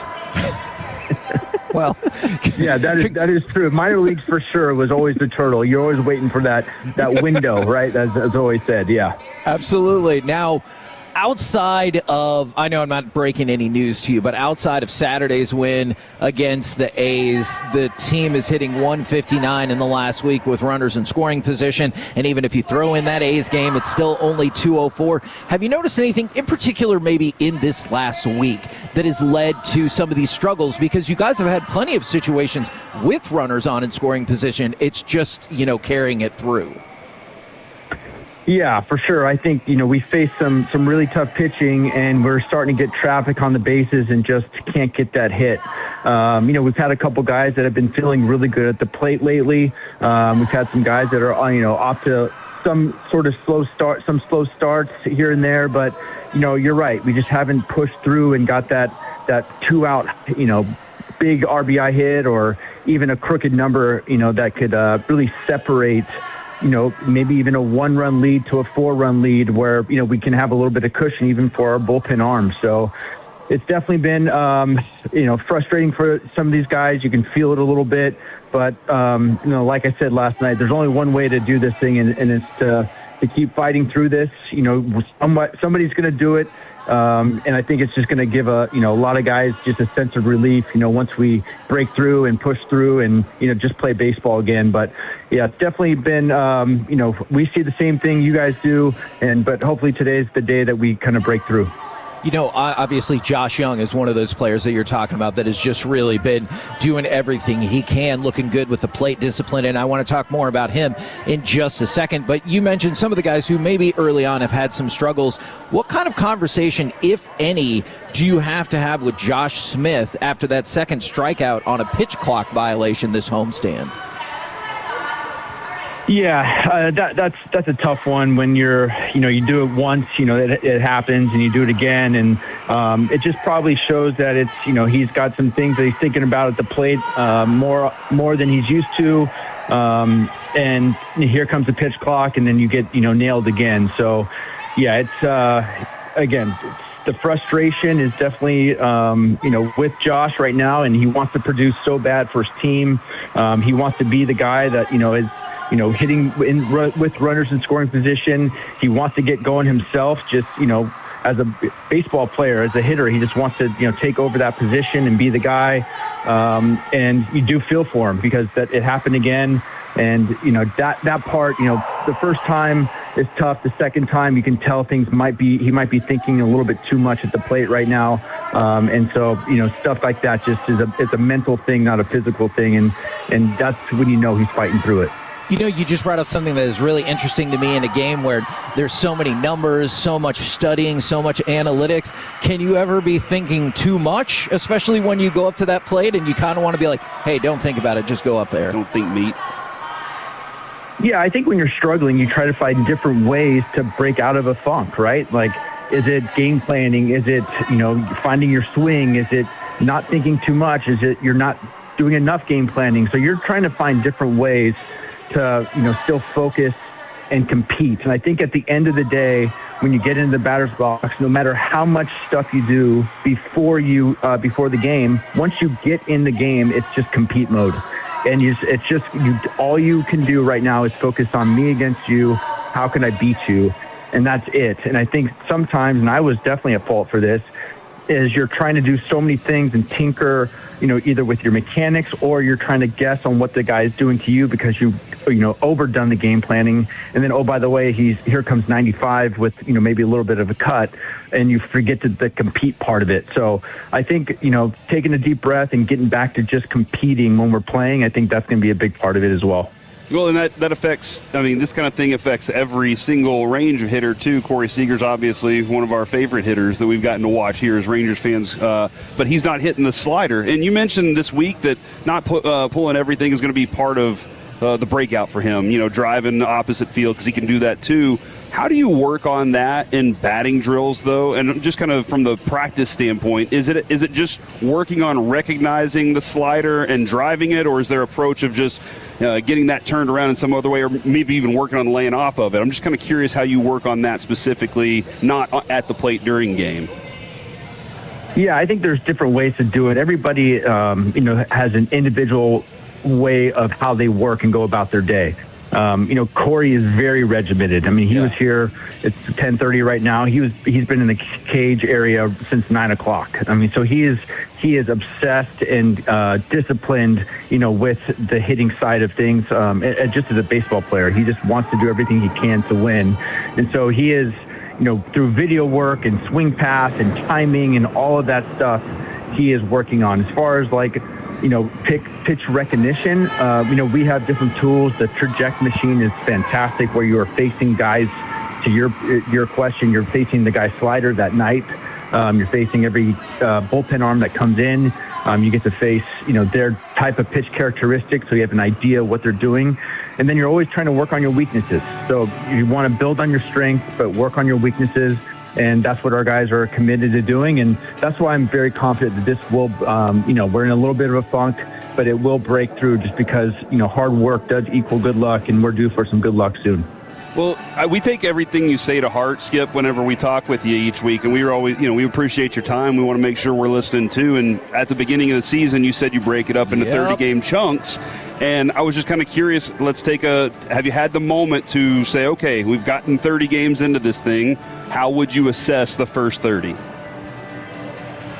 Yeah, I think in each department is how I assess it, right? So I think our starting pitching is, pretty much exactly how we thought it would go, which we've had really good starting pitching. We have Evo going tonight. I still believe that he's going to be one of our best pitchers, in the rotation. But Rocker has been unbelievable. DeGrom is healthy. Looks like, vintage DeGrom.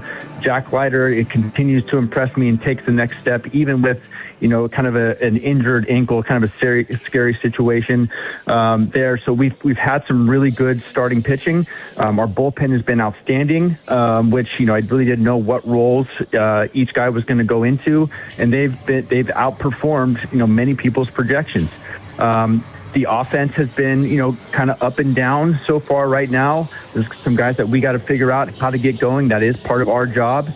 We've had a tough schedule, no doubt about it. But that's no excuse that, I feel like we still should be above 500 currently just because of how good we are. But I do feel like, we're just about to get going on the offensive side. I really do feel like we're going to break through, but that is definitely the one spot that we got to continue to get better at. when you talk about getting the offense going, is that one of the things you were looking for with the Jock Peterson bunt in the 8th inning last night? Because y'all obviously started with 2 runners on, no outs again to kind of jumpstart and manufacture some of those runs. And obviously what was only a 2-run game at the time. Yeah, I mean, it's probably an unconventional way to do things with your, cleanup hitter, and I totally understand, what that looks like. Jock is a winning player. He was willing to do and wanted to do anything he could to help us get going. And sometimes you need these moments, like a bunt where the guy made an excellent play and then one hopped it and it was a bang play, the whole deal. And sometimes you need those moments to break through. It just didn't work yesterday.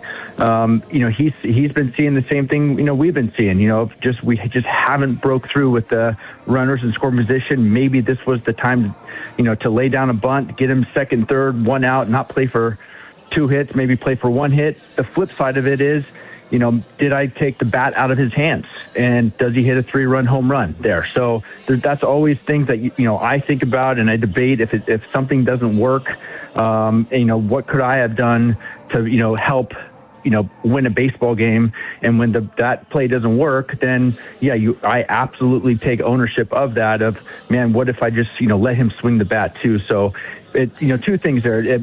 It shows you what kind of player Jock is. He's all about winning, and I really appreciated that. The flip side of it is you do kind of question yourself when it doesn't work. So that part was tough for sure on my side of things, but I appreciated Jock on what he was willing to try to do to help us win a game.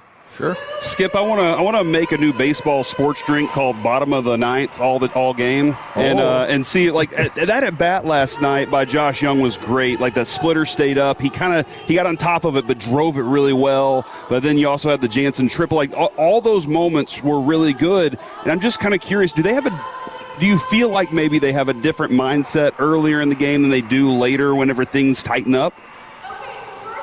It's a good question because, we've tried to, change our lineup construction a little bit based on let's try to figure out how to beat the starter. Because, before when you're, putting kind of a lineup together, you want to make it difficult on the opposing manager to, what pocket are we going to use, for this reliever? If it's right, left, or left, right, or whatever it is. Well, how about we're going to try to how do we beat the starter tonight and not worry about the bullpen because we've been really good against bullpens late in games, to your point. So just trying to figure out, the best way to do that. Maybe that's why I've been stacking lefties, earlier and not having just right, left, or left, right, and just see what that looks like. So we're trying to find different ways to beat the starter, and that's been kind of the adjustment we're doing, the first month of the season. Well, you're welcome to label all the Gatorade bottles or whatever around there. Bottom of the ninth all game. You can. I'll let you have that one for free. So that's perfectly nice. All right. I was also kind of curious on DeGrom. He mentioned last night that Cam Schlittler was throwing the ball pretty well, and he was talking about matching that. And I was hoping you could kind of take me and us, our listeners, into the mindset of pitchers. I know it's a weird place to be, but do they look at the opposing pitcher as competition? And I feel like golf might be the only other real sport that you kind of have the same thing where you can't change what they're doing. You just have to do what you do. Yes and no. So I think when you know who you're facing, and that's why I think, managers like to set up, their ace against, your ace against their ace, because that it's going to be tough to score, and get crooked numbers against aces. Cam was throwing 100 miles an hour with a really good slider and, a pretty dang good curveball. And he's been doing it now for almost a full, year and change plus playoffs, and it's been really, really good. So we knew what we were up against. DeGrom knew what we were up against, and so he was going to try to, give us the best chance, and the best chance was not giving up more than 1 run, which he did. So, and so I do think that is a mindset when pitchers show up of okay, who do I have? And it's, DeGrom is not going to not try to pitch any less than if it wasn't, Cam, that's for sure. But I think he knew what was on the line here with a really good opposing pitcher. I got to keep these guys in the game, do my part, give them a chance to win, which he did. And we just didn't, push through at the end. How enjoyable, because he made another really impressive play yesterday, has it been seeing Evan Carter play defense in center field this year? I know he's got some looks at left field, especially in spring training, but it does feel like he's a natural in center. Yeah, he has stood out for me, and I still believe Wyatt can play center field. Don't get me wrong. That's just a luxury we have, is having two center fielders out there. You look at the Yankees right now, they have Bellinger, Judge, and Grisham. They've all played center field. And that's why they're, really good elite defending outfield. And we feel like we have the same type of thing with Wyatt, Brandon, and Carter all being former center fielders, being able to run down some stuff in a pretty big outfield.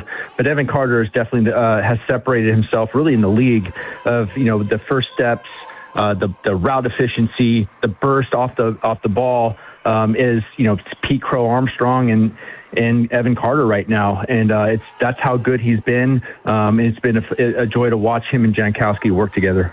And then the last thing I had for you today, you mentioned Evo pitching today. He's given up 9 home runs this year, only gave up 10 all last year. Is it strictly a matter of location? Because I feel like even Evo has said he's had too many pitches that were middle. Yeah,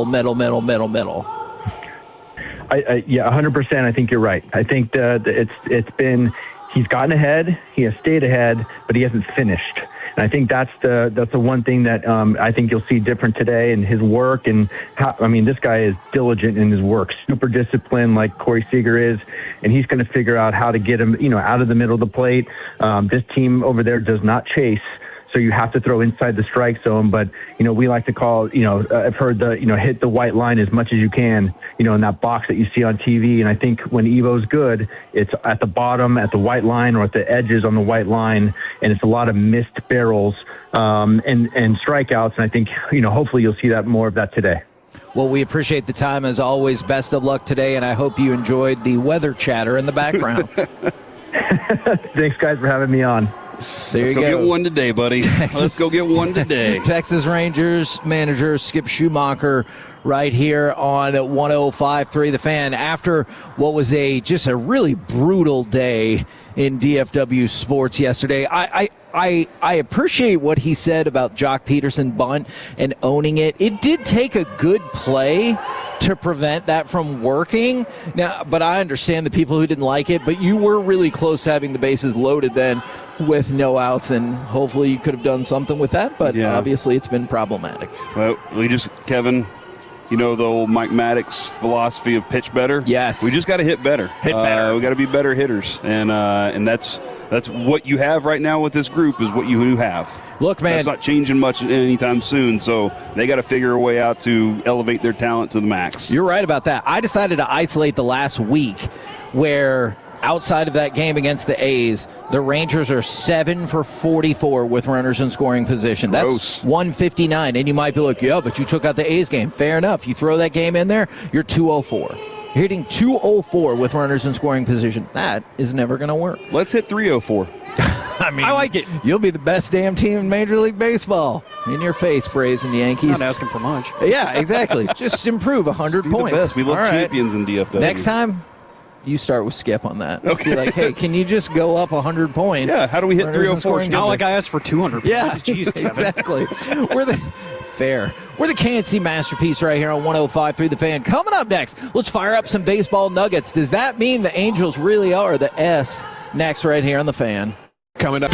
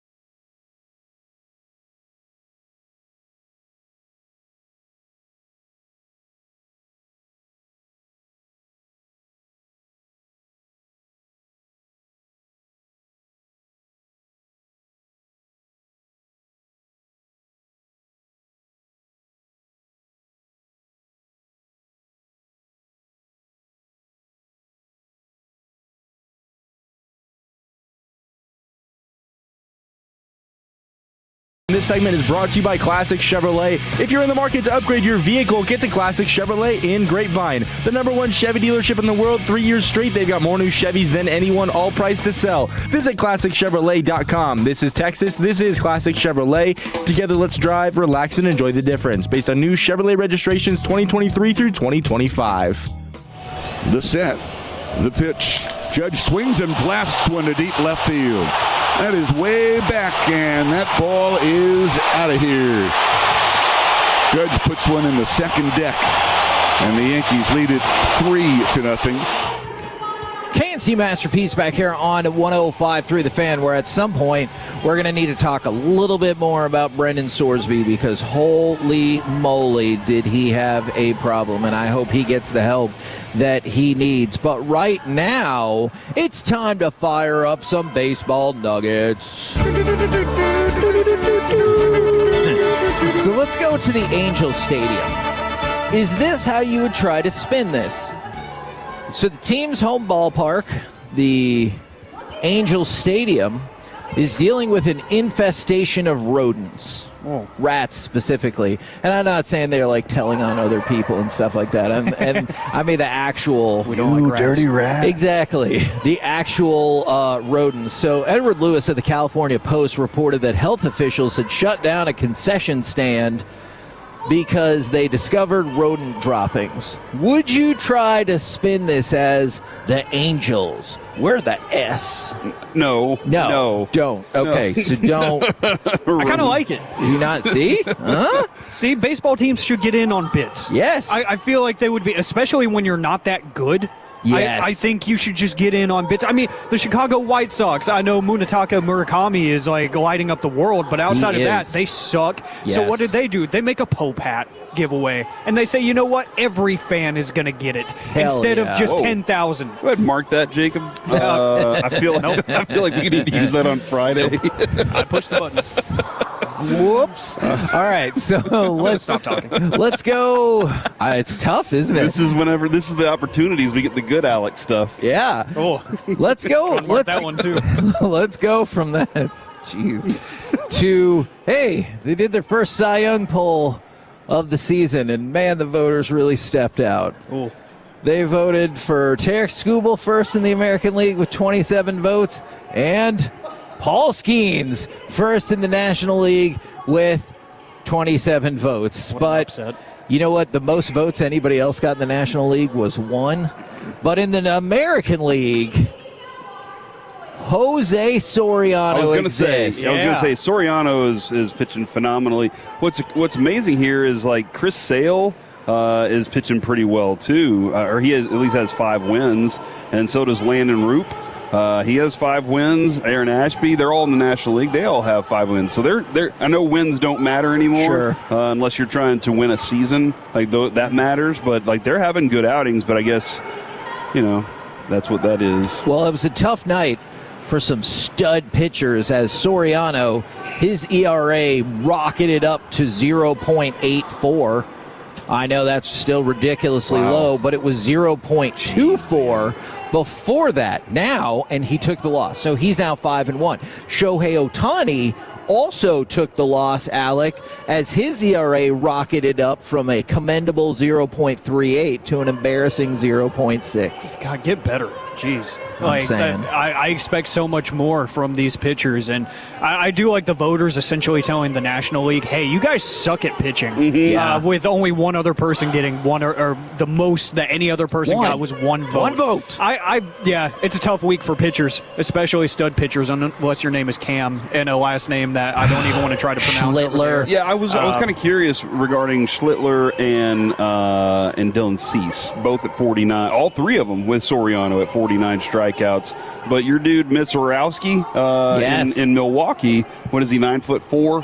He's really tall, and he throws the ball really hard. 51 strikeouts already, dude. He throws the ball ridiculously hard. Good luck, America. Yeah, I mean, exactly. For Shohei, once again, they didn't have him in the starting batting lineup because, well, maybe, but also in the last 3 pitching starts he made, they realized he was 1 for 10 with an OPS of 457, and they're like, hey, you're the best at hitting hitting in these other games. So let's do that, and then you can be the best at pitching in this game, as his ERA again is a 0.6. I wonder what the difference is for him. Like, is it just the preparation part, and he can't do it all? He doesn't have a good routine yet. Once they program him with a new chip, will he be able to figure that out? Whoa! I did see something interesting though on Jeff Passan's new podcast. He did have Dave Roberts and Schneider, the Blue Jays manager, at the same time sitting together in the same room. They were talking about the World Series matchup, and Dave was like, "I always wanted to know this. Why did you intentionally walk Shohei the day before he pitched?" And he was like, I wanted to get him on base to tire him out before he pitches the next day. Oh. And he was like, yeah, it's a big game moment. Obviously there were people on base. I wanted to try to get 2 outs in that situation, but I know that dude is a demon on the hill. Wow. So he was like, I'm trying to make him run. I'm trying to tire him out before he has to pitch the next day. Make him stand around a little more. Yeah, man, that's like, keep him really on his feet. smart. And he was like, it really was that simple. I just wanted to keep him on his feet, knowing that he was going to pitch tomorrow. That's why, there's a similar kind of philosophy, Kevin, in hockey of if you got a goalie, try and wear them out by going high, low, high, low, high, just shoot. Yeah. Even if you don't make them, that's a wear great them out point. for the next game so that they're like, oh man, the legs just aren't there today. No, you're right. That's a really great point. I suppose that is how you get to that level, by thinking like that. Now, let's talk about how ABS got fans free pizza. What? So Cincinnati had a promotion where if the Cincinnati pitchers had 11 strikeouts in a home game, fans could use their ticket to get free pizza. Well, they were stuck at 10, a kind of borderline call, could have been a strikeout, no dice. But then they went to the ABS, boom, strikeout number 11. The robots have helped us get free pizza. I just want to point out, Kevin, that I watched that pitch. Did you really? It was not a strike. The robots are now trying to collect our love data, and they're like, we're gonna get you to love us by giving you free pizza.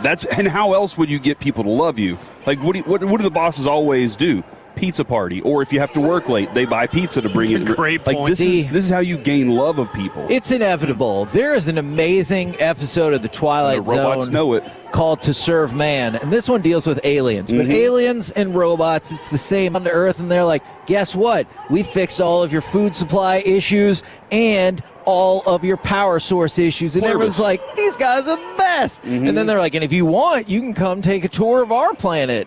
And then I should say you should watch that episode. Well, I'll takes let a you know pretty something. hard turn for those people. I have a little video that I saw this morning, Kevin, because, again, robots are like, hey, how do we help you? How do we gain your love? Right. By giving you the things you love. Right over there near the entrance is Adam the bartender robot. Have He's you so seen cool. Adam the No, bartender? I didn't see him. He's awesome. I was walking by this morning and I heard, how may I help you? And I went, what the F is that? And I turned over and he's like doing the burr, burr, burr robot stuff. And then I read, it said Adam the robot bartender. And I was like, this is amazing. And but at the same time, sorry, bartenders, y'all don't have jobs anymore. So the robots have I taken will them. say, Adam needs to have a little pep in his step if he wants to replace the humans. And also maybe, That's a good every point. once in a while recognize that there's one customer that might need a little extra pour, Okay, yeah. I know the companies don't love that. The bars don't love that so much. But every once in a while, you give your good customers. So you an don't think it's extra. going to work if he's like Boilermaker and the robot goes, You don't think that's going to sell it for him? By the way, we talked about when Alex Cora got canned.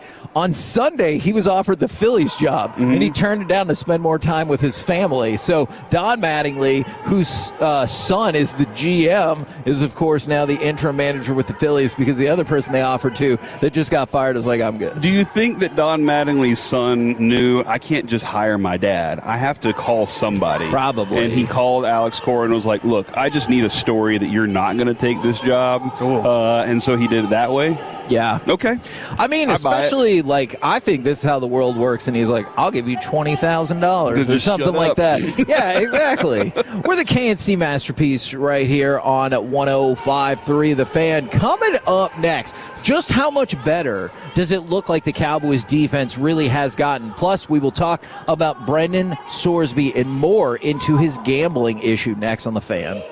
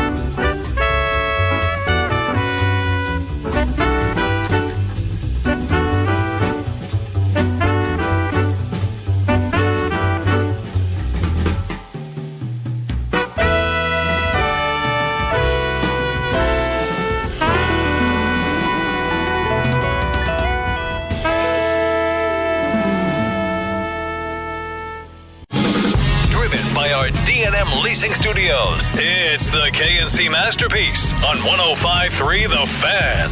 KNC Masterpiece right here on 105 through the Fan. We're live from Globe Life Field. Get you ready for the series finale against the Yankees. It is also weather day, as I believe you can hear in the background. There have been a bunch of cool experiments happening in the background, and then I believe y'all go, wow, they just blew something up. So it is always a fun day with a lot of school kids here as well. Do you guys want to start with the Cowboys or go right to Brendan Sorsby? Let's get into the Sorsby thing because right. I'm very curious. I don't know much more about this, Kevin. I know this is something you've been tracking, and Alec was tracking too. So I'm very curious to hear more about what he's going through. So Pete Nakos, or Nakos if you're not fancy, from 3on3 Sports is reporting that those who have reviewed the betting data say that he has placed more than 1,000 wagers since 2022. Okay. Wow, except, of course, I'm kidding, and I left out a zero. Well, you said more than 1,000. Yeah, well, that's true. That's a good Technically point. correct. Technically, you were already right. And I probably shouldn't joke about stuff like this, but based on their data going back to 2022, when he was at, I believe, Indiana that freshman year, more than 10,000 wagers, and he was averaging more than 20 bets per day. Now, when I hear something like that, and this is on websites, you said, Kevin? Correct. Right. And some of the bets were placed across multiple states as well. So, and when I hear something like that, I'm thinking he's sitting in his dorm room or whatever place, and he's just in his room by himself and can't do anything else. There were a lot of app bets. I do also, and you say a lot of app bets, in each one of those little plays counts, For right? sure. Like so, and Yes, you can do that's true. You can do 3 at a time. You can do 10 at a time. That's true. I've done some of those parlays that turn into something really big. But so that could be, a few months worth of work there. But you said there was a specific time there also. But he could be sitting there with his friends watching games, and they're all like, doing that together. But it does show the tendency of an addiction that he could not get away from, that got him into trouble. Like that's into trouble in a bad way, where he also thought it'll never happen to me or I'll never get caught. Yeah. Like that's the mentality that's what I'm trying to constantly get across to my kids is don't ever think you won't get caught. Sure. I mean, look at Vrabel and Rossini. Like look at all these. Yeah. Things are going to happen. Nothing lasts forever. And just make sure you kind of ride that balance of what life is. Yeah, and this number might seem a bit high to me, but I know Fine Mom the other day said he had talked with some people kind of entrenched in that gambling community, and they said 75% of college athletes gamble, not necessarily on their own sport, but then the estimate was 25% gamble on their own sport, which... Ooh. That's obviously problematic. It's just unfortunate that what they know the most about. Yeah, I mean, for sure. Yeah. And maybe in a roundabout way can help control some of those results, and sometimes in a much more direct way. But I mean, it's tough for me because, again, if it's against a rule, even if it's a stupid rule, it's against a rule or against the law or whatever the case might be. But the hypocrisy of this just runs wild at a time when the NCAA, and we'll talk about this a little bit later, is going to expand the NCAA tournament strictly for monetary reasons. Mm-hmm. And they've welcomed prediction markets and gambling and everything, and they're like, it's for the student athlete. And you're like, bull crap. And then when a student athlete is doing the same thing, you're like, well, that is... How dare you, Alec? How dare you? I think some of the information I was reading about the Sorsby stuff, some of the actual real evidence that they've presented so far on 3 has Corey, to go against what we were kind of hoping, bored college kid in his room, nothing better to do. It's pretty shocking. He was attending Cincinnati Reds baseball games and placed live wagers on balls and strikes. Which sounds fun. It sounds fun. Yeah, if you're not... For us. Yes. For us, yes. It sounds fun, and if you're doing it in a controlled manner, like if I were, at a Cincinnati Reds game, just to paint that same picture, sure. I'm like, hey, this dude's dealing right now. I'm going to get in here and bet on some strikes. Why not put $5 on it? But he was doing this often, ranging from $2.50, sometimes less than $1 per pitch. But he was doing it live in-game, sometimes upwards of $2 per pitch. that's when I'm like, okay, you're doing that. You're betting on your own sport. You're betting on your own team when you're a freshman in college, which you're not playing in the games, but still, big no-no. That's when I'm like, okay, checking into rehab, probably smart, because this does sound like addiction. I don't think it's a scapegoat situation where he's like, I'm going to call it an addiction and, wipe my name clean. I think he identified there's an issue here. I should probably get some help. Yeah. Does that seem like that's the most likely situation here, is that he did realize it, or he got caught and realized that's what I think, because look, and we've all been through different variations of this, whatever your particular addiction is. The wake-up call. Yeah, and I've talked about it, obviously, for addiction, and people will be like, well, it's not physically addicting. I get that, but it's the mental addiction of it. It's like, for me, obviously, most of my life, it's been food. Thank you very much to Sosa for helping me with that right now. But it's like, if he really went of his own accord, then I think that's great. But I think what's far more likely is his attorney, his SID, whatever, got tipped off that this is what they had found. And they were like, you need to do this or else you're done for sure. Yeah. And it's sad that rehab becomes a thing that, hopefully he's taking it seriously. But also it's a thing where it can be a cover, right? Well, I went to rehab, so you can't punish me more, get down on me, or anything. I'm not saying that's the case here, but sometimes it is for people. Yeah, because I'm looking like at Ohtani. Ohtani, we feel like he was involved with that too. Oh, I think he got off scot-free, yeah. But now what's he doing? Did he get the wake-up call he needed because somebody else took the fall for him or whatever it is? Right. I'm not, but it is curious how everybody kind of their wake-up call does come in a different way. For sure. Maybe they go to the doctor and they say, hey, your liver enzymes are terrible. You need to stop this. Which at least is better than the people who never get the wake-up call because they die. Yeah. I'm not saying that will be the case. Or maybe it is a family member or a lost somebody. But you do have to, kind of take that and say, okay, now here's the curious thing. That's a player in college football. Yep. There tons of people out there that are never going to have that wake-up call the same way. Oh, for sure. That are doing the daily things and pitching on, going on pitches and stuff like that. Do we look at them the same way, or only if they're in trouble? It's interesting, right? Because one person does it, it's a problem. Another person does it, it's fun. Mm-hmm. I guess it's a problem for him because the rules. Right. That's where that stance is because the rules exist for him, that's why it's a problem for you. Yeah, exactly. Because you couldn't hold back from restrain yourself for that purpose. I'm not here to argue that there isn't a double standard. I will certainly. I just want to. I'm not trying to point a finger at people or call them out. I'm just trying to figure out what is that for everybody out there that does something like that or feels that way. Do you call a number? Do you recognize it, or do you just go, no, I'm going to work my way out of this thing, and then whenever I get back on top? Or do you say, no, there's a happy balance of, Kevin, you always say, here's my budget. Right. And I do abide by those. I told my kid, I said, here's my thing. If you go out there, have your budget, don't spend anything, don't chase anything. Those are really smart rules to have if you follow them, for sure. Yeah. And if you win big, spend it on somebody you love. Sure. Or, I would be like, you can put it into savings. Or spend it on cards. Which is technically savings with interest. I like that.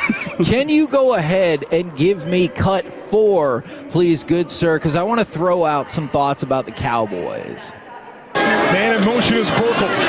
Beck stepping through the pocket. Runs out of time and is brought down. Malachi Lawrence with the sack.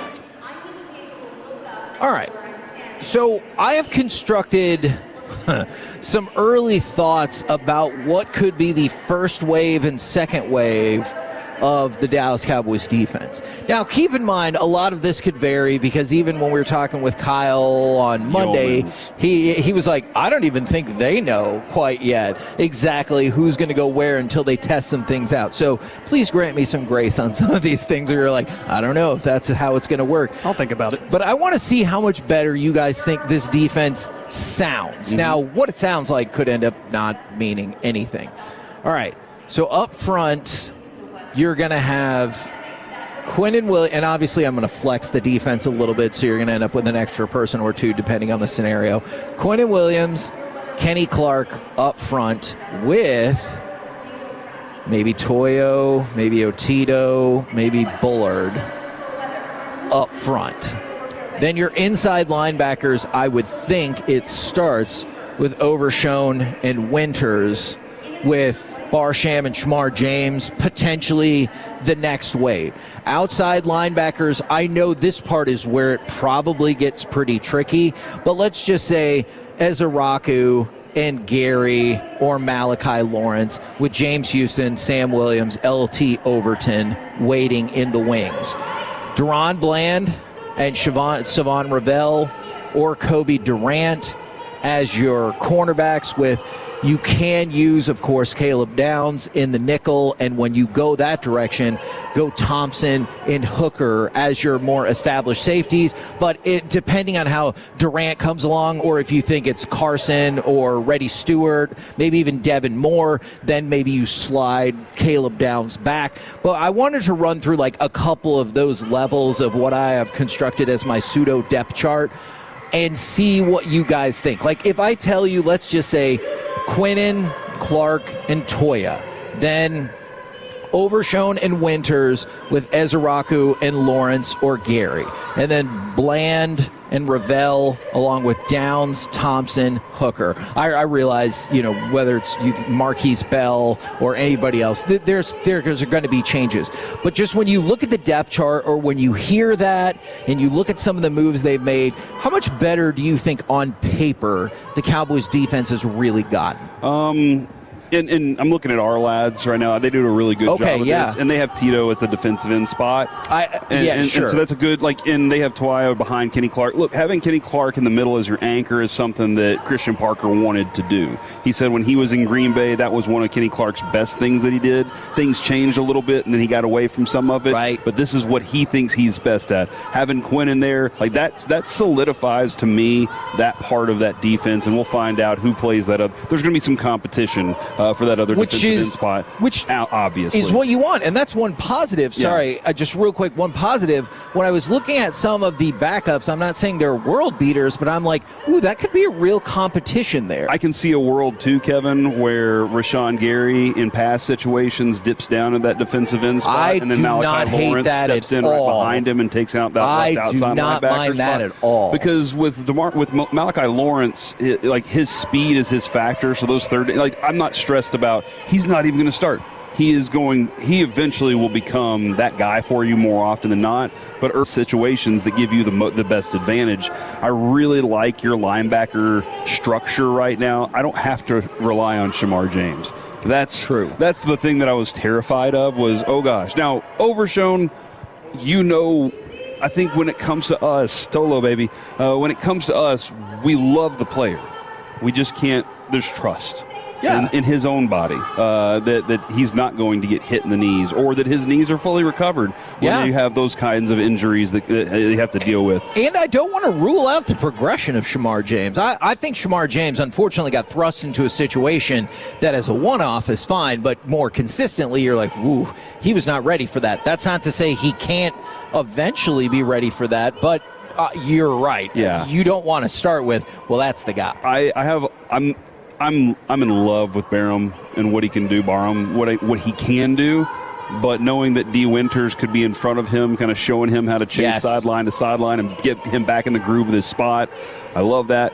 Kevin, the Ezeraku, James Houston, Sam Williams, Tyrus Wheat combination is kind of fascinating because he has lots of different tools to go with. And then I'm more confident in the secondary than I was last year. Even though this instability of Revel, I still have more confidence that you are going to be better there. And man, have you watched the Film Watchers video? I think he's phenomenal. Film Watchers 1, I think on Twitter. He also I check him out on YouTube and TikTok all the time. The dude does amazing breakdowns of plays, and he did one on Caleb Downs that I was just like, that's why.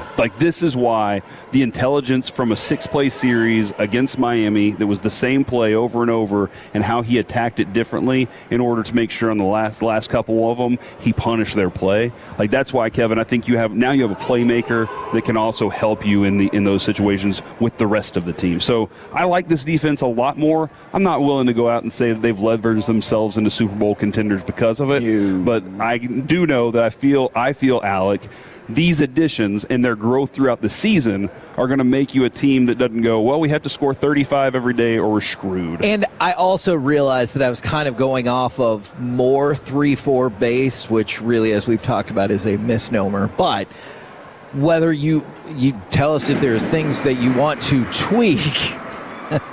It's lightning and thunder in the building. I'm awake now. Yeah, or just kind of what you think about that setup.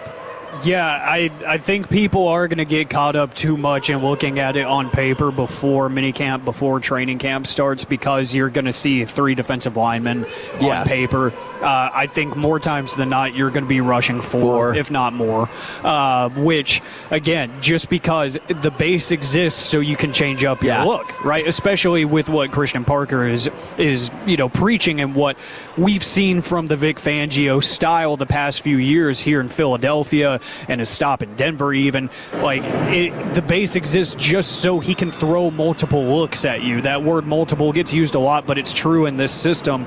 I think you got better at every single level, but I think my main takeaway, I think you're going to stop the run pretty well this year. Yeah. And Jerry, that is something D. Winters is better at. Yeah. He's very good at it. And Jerry's been preaching that he's been wanting run stoppers for years now.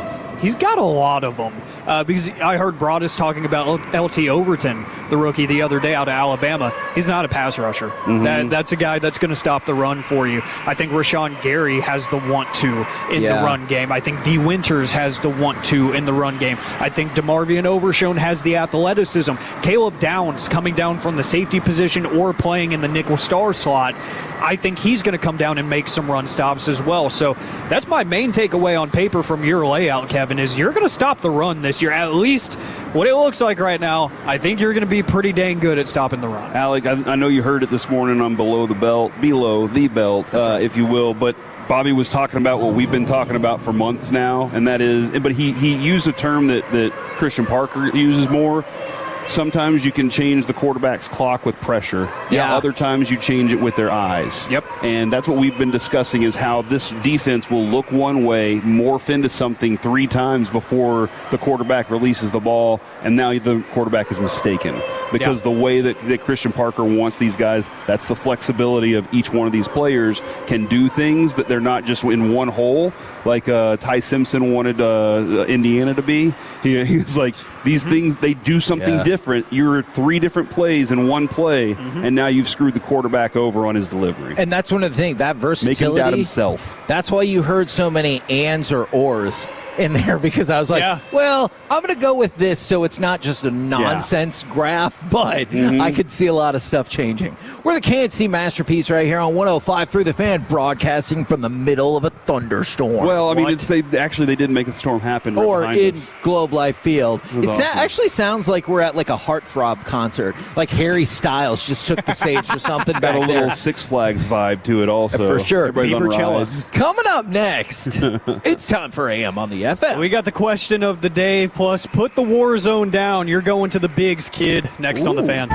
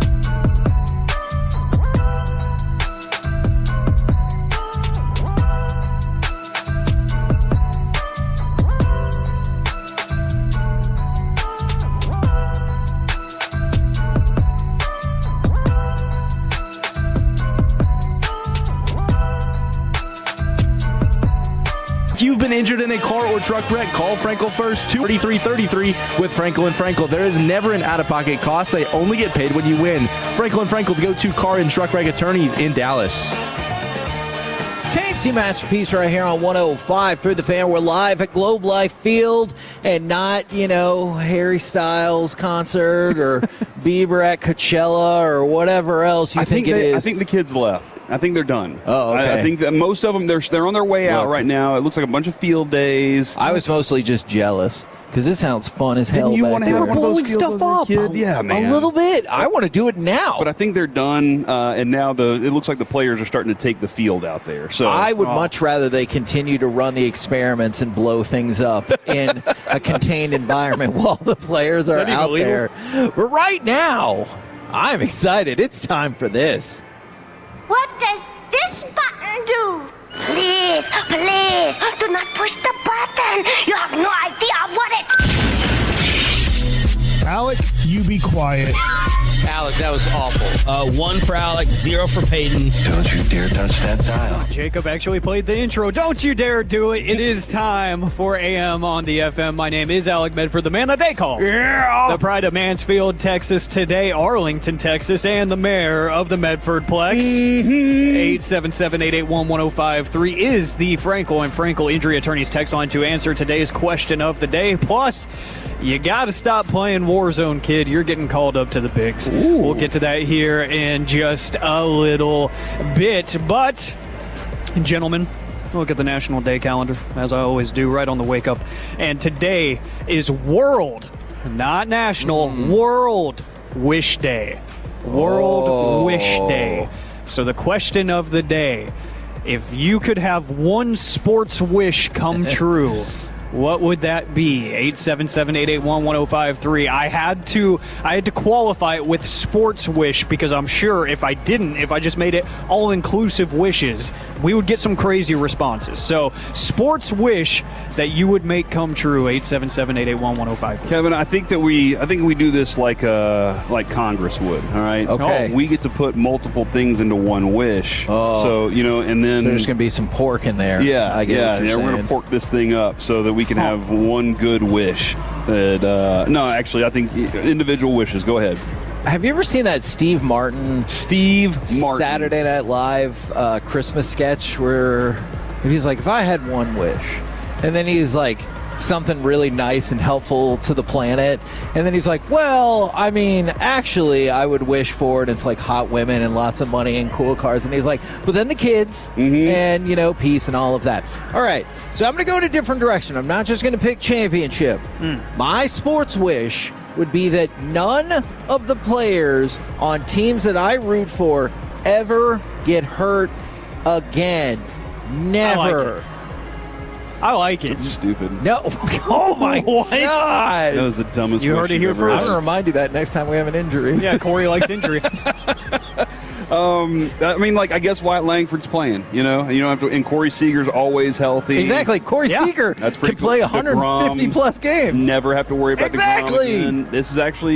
This isn't bad, dude. And what a deal we would get on injured players. Because, DeMarvion Overshone, he could get hurt all next year. Yes. And then I, do the wish. And then we're like, all right, we'll give you a 3-year, $15 million deal. And then he's always healthy. But see, here, I was not thinking about Overshone. I was thinking about free agents. Injured free agents, we could just be like, go get them. It doesn't matter. They're going to come here and be healthy he just had 3 straight Tommy Johns. You're like, don't even worry about it. Talent. That's all I'm worried about is this talent. That's going to be huge. That's that. Kevin, you know what? I changed my mind and take back the stupidest, most dumbass wish ever. Is that not what I said? No. Okay, I'm sorry. I didn't hear that. I said it in my head. Okay. But that's actually a positive. The more I think about this, all right, positive wish for Kevin. I like that. Nice work. Man, kind of felt like your wish was going to be for me to shut up.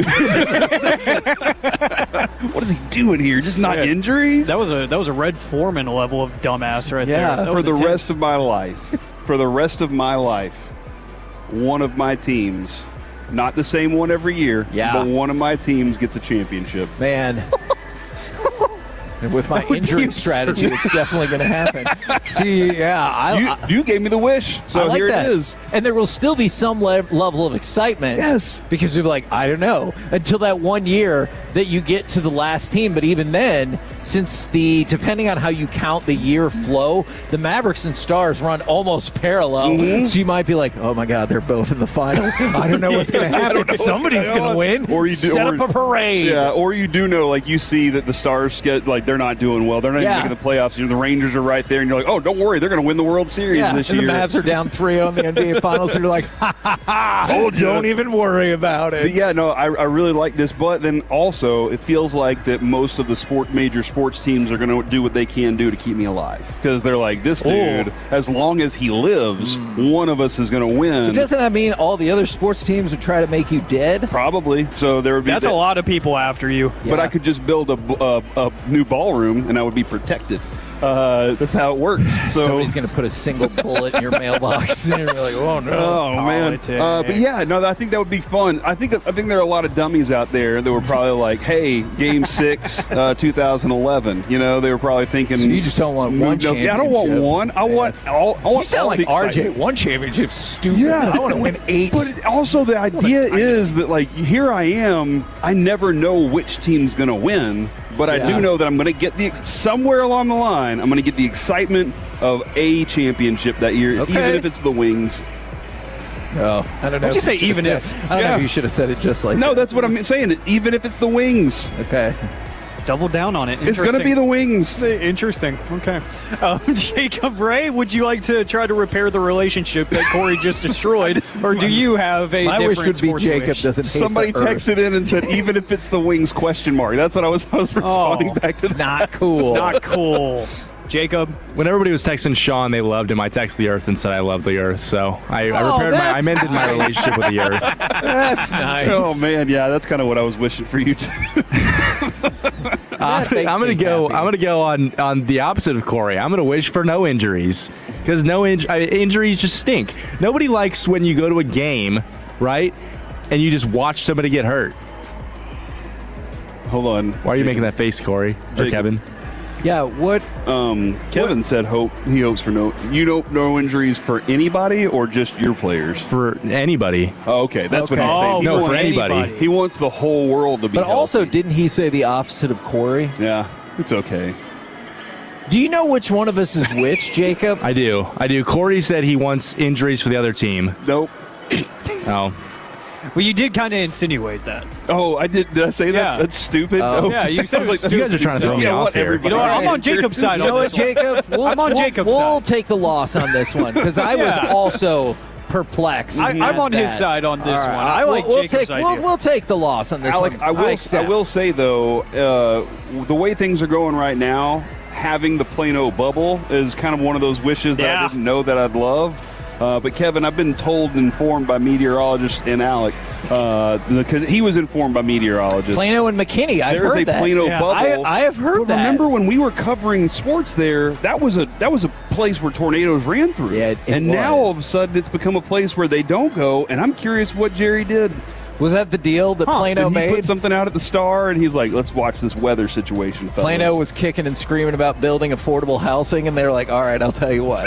If you do that, we'll give you... Oh, I'm sorry. Is that not true? We'll give you the weather machine bump, and we'll take care of you. That's a sentence that's never been said in human history before.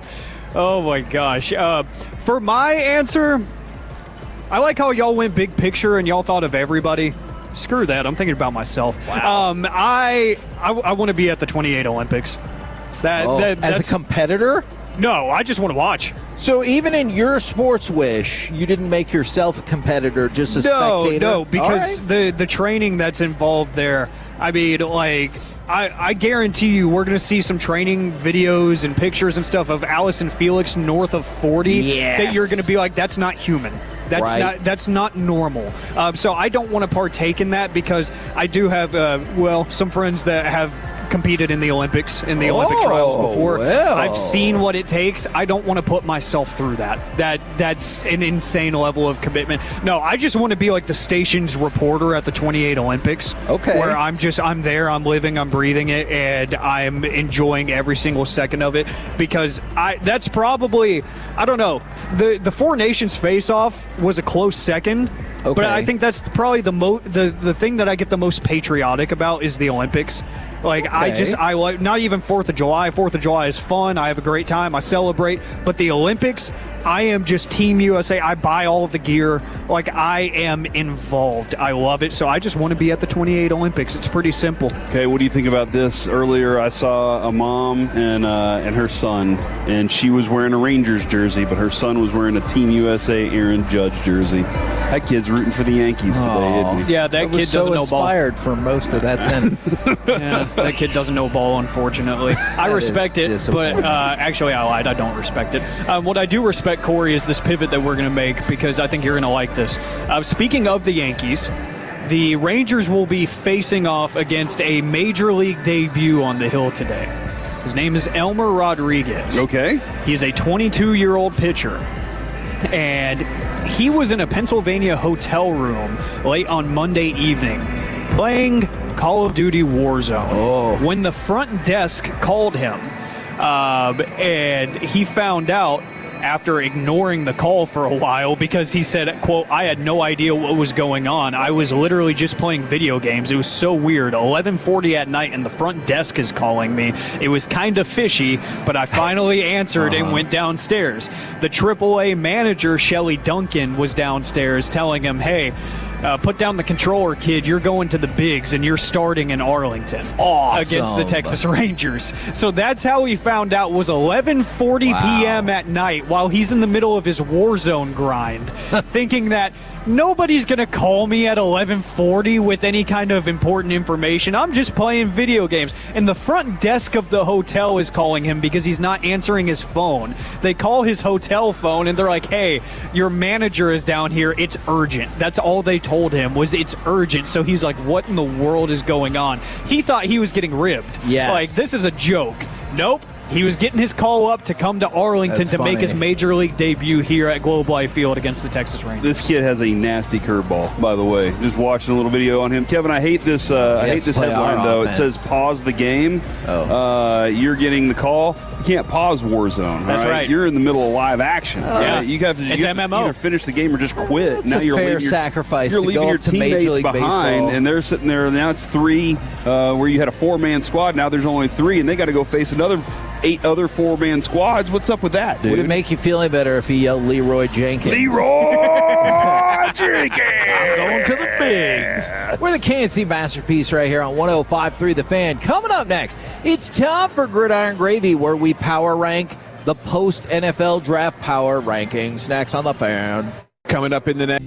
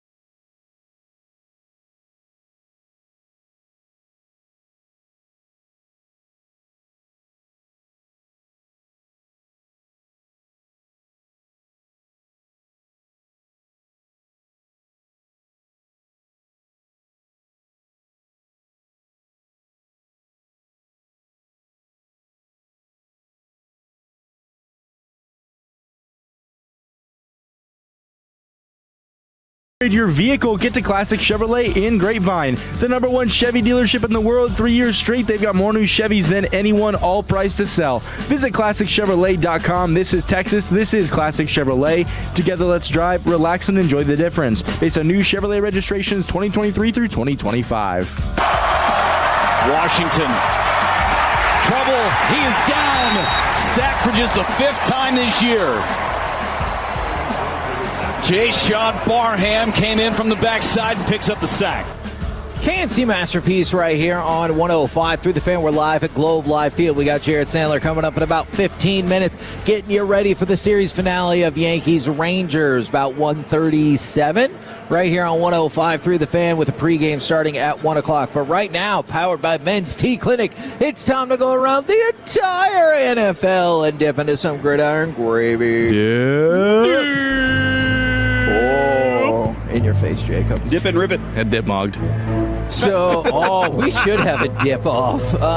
Let's start with this. We're going to power rank the NFL power rankings. Perhaps more than ever, the one you choose will make a remarkable swing in where the Cowboys are. Right. Would you like to go with CBS, The Athletic, or NFL.com? CBS. Okay. Our old Alec, do you concur with this decision? In the light of nostalgia, yes. Oh, okay, I like that. With that in mind, as we always like to do, who is the worst football team or teams in all of the lands? I mean, the Raiders picked #1 overall. I'll go with the Raiders. The Raiders, perhaps on the strength of Fernando Mendoza, have rocketed up to number 28. Oh, good for them. They're on a roll. At the bottom, Call them butter, baby, because they're on a roll. it's That's right. the Cardinals, followed by the Dolphins, who did win 7 games last year. Jeez. And the Cleveland Browns, of course, perpetual staples in the bottom of this thing. So it goes Cardinals, worst, then Dolphins, Browns, Titans, and Raiders. Just imagine being Myles Garrett and knowing that you are worth 7 wins a year. Essentially, that's what you are, because nobody else on that team's helping. I mean, hey, so you don't get excited that Deshaun Watson looks like he's now the betting favorite to be their starting quarterback? No. Okay. No, I Fair don't. enough. I'm not excited. I'm just intrigued. It's a thing that I said. Do you think he's excited? No. He's always excited. Well, certain places. So who would be the #1 team in the land, and where would you put those Cowboys? Alec, I screwed up, so it's on you now. That's Aw, true. Go ahead and that's put the Cowboys Not a one, lot of though. pressure whatsoever. Cowboys won easy. The Dallas No. I feel like it's hard for them to not say the reigning champs. So even though they only had 4 picks in the draft Correct. going into it, give me the Seahawks. The Seattle Seahawks are #1 in all of the lands. Then the Patriots obviously have to be #2 because their Well, coaching staff's back. You know, I see what you're saying. What?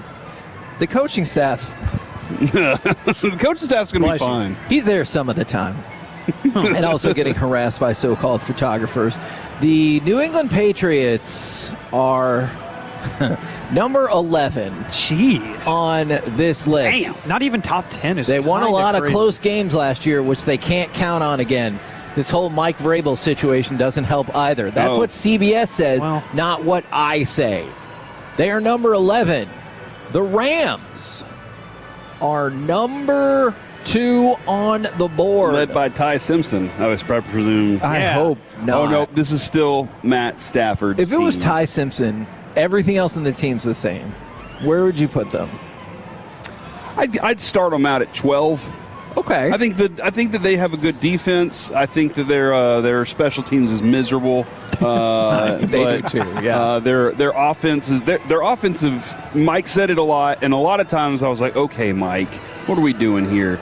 Sean McVay is a genius. Like, he really is. And when it comes to offenses and understanding them, creating a 3 tight end offense that nobody's ever seen before, obviously. That's right. That's one of those, like, he's very good. So I think that's good enough to be ahead of the top 15.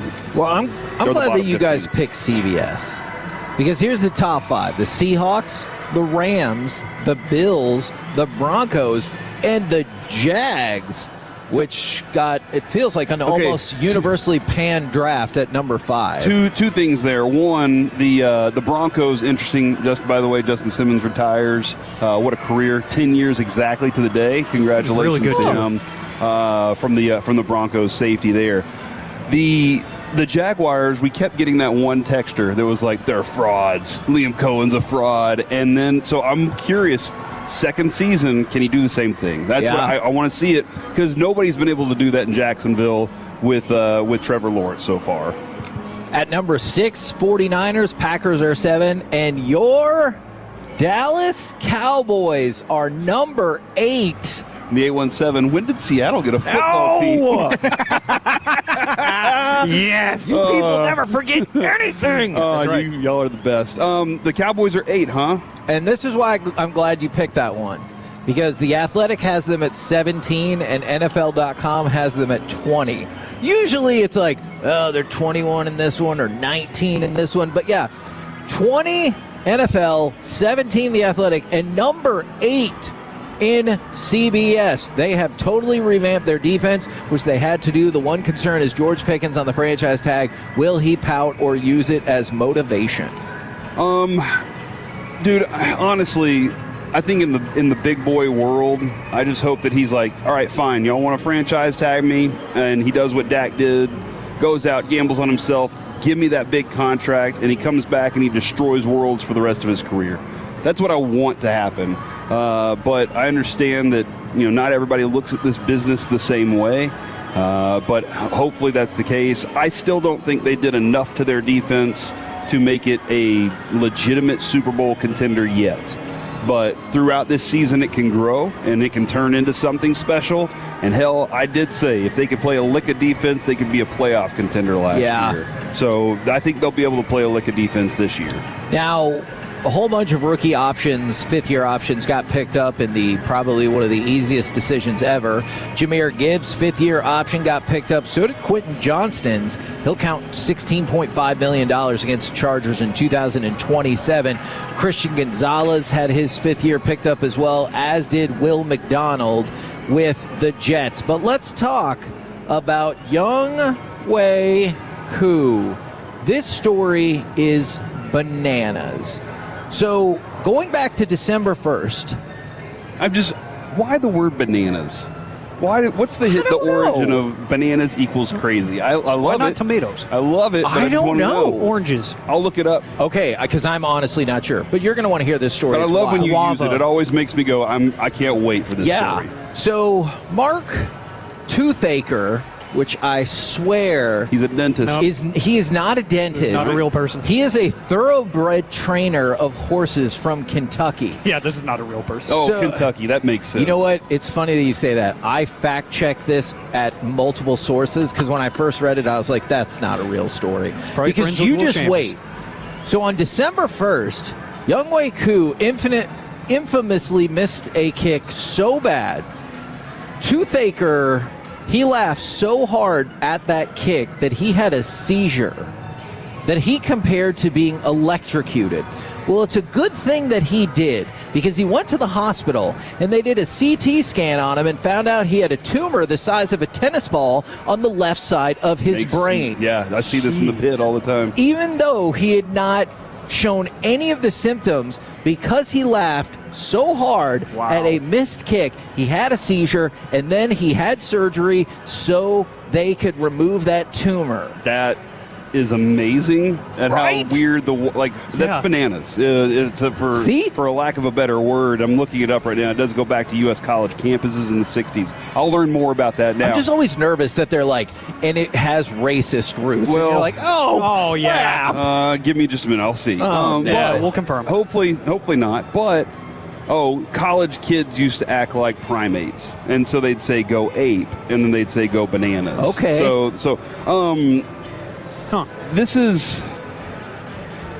It is amazing how the world works that something like that would happen. Yeah. It probably would have, if that hadn't happened, that moment, it might have grown so much more they couldn't have done anything.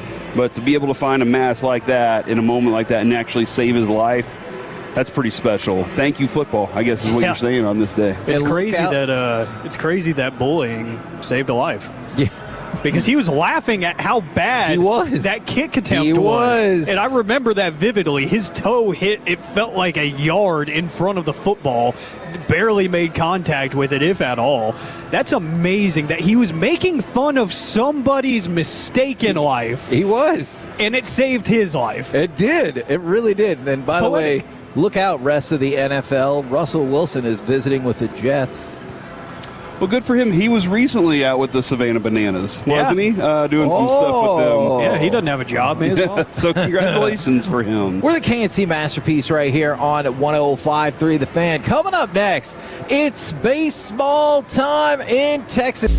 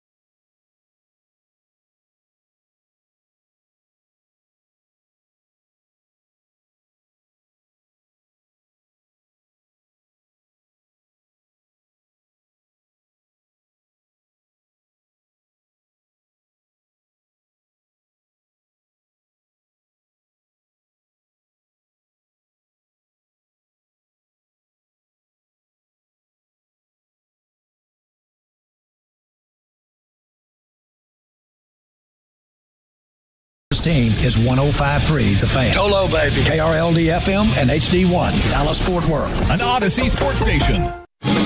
Driven by our D&M Leasing Studios. It's the KNC Masterpiece on 105.3 The Fan.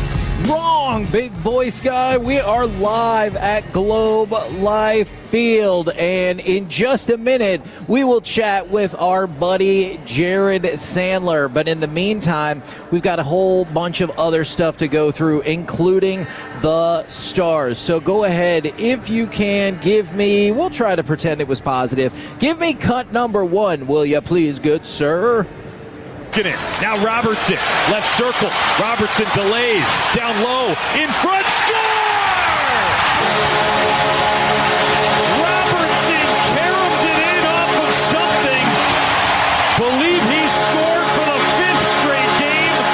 3:21 left, and Dallas is within 1. See, we can pretend like it was positive and not that the Stars lost 4-2, and we're wondering why you still haven't seen Michael Bunting in there and why Tyler Myers continues to give us all of the mistakes. I bet you will see Bunting soon. I bet he's up in Minnesota. We might not have much more time. Yeah, but also that goal specifically, that Robertson goal right there was nifty. It was. Like that was a really cool trick.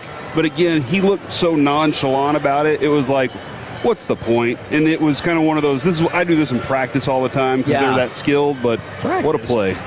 Now, right now, it's baseball time in Texas, so let's talk with Jared Sandler. Jared, how you doing? And also, do you have Stars thoughts for us? Because yesterday's game felt particularly aggravating. Yeah, I didn't really get to watch a ton, and I didn't feel good for you. So compelled to go back and watch the game. I was locked pretty in upset. with a baseball game. No, that's not true. I'm saying. Good for you. I was watching the Star. I mean, I was turning and watching in stretches. Yeah, I mean, it's frustrating.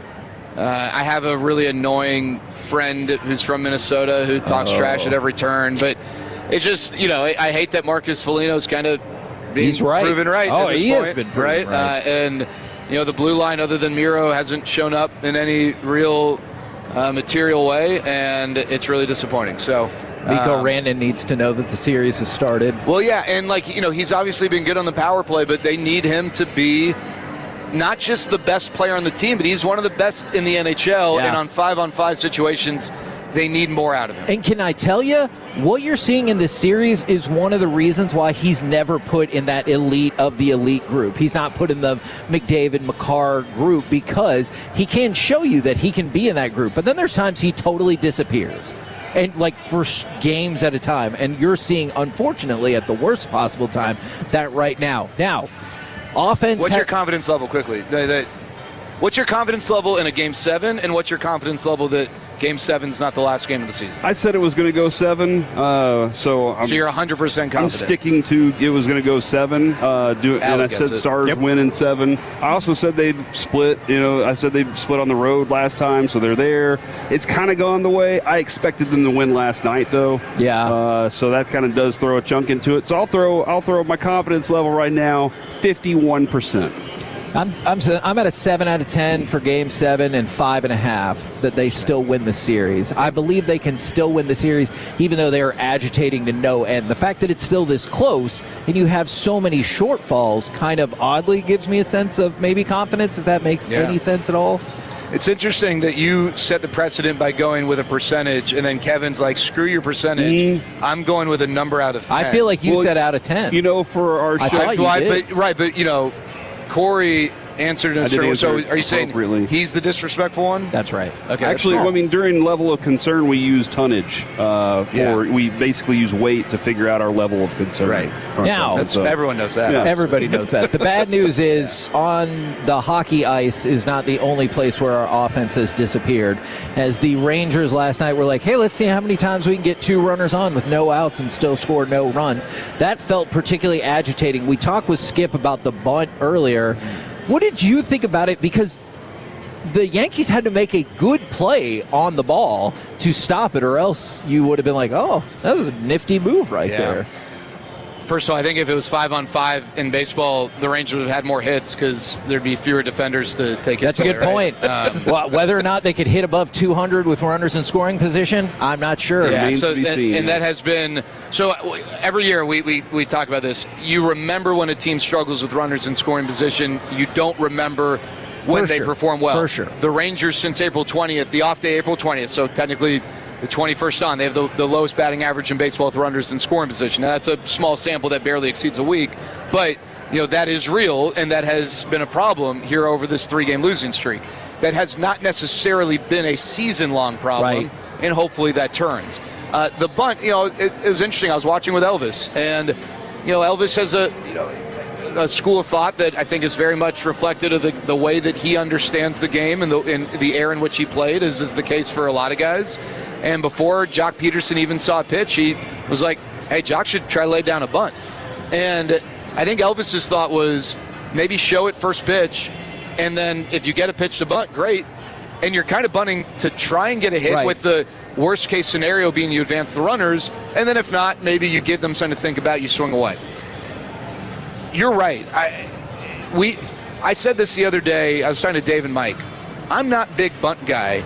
I'm not like, hey, let's just lay down a sacrifice every chance you get. But what I am big on is that because you don't see many bunts these days, bunt defense does not get executed very well. Yeah. And to some extent, it was a little lucky that it got executed there because Cruz is throwing from the seat of his pants. It ended up being just a great play by him.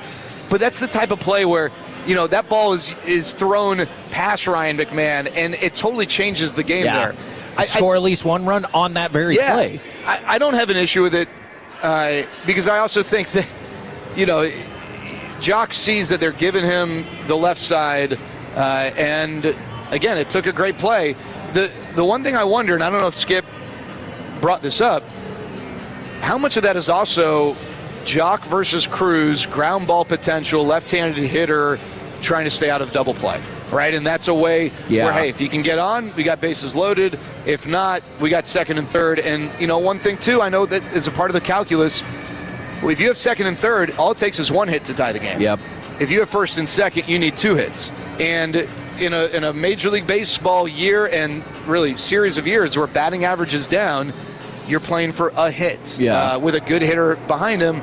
I see it both ways. But I'll say this: I had no problem with it when it happened. I'm with you. But what you're saying, though, based on kind of the way that you framed that, is that Corey Seager should have bunted on the last at bat. Then. So no, but that is. You had. It's with the different. Play. First of all, it's different because that's not first and second.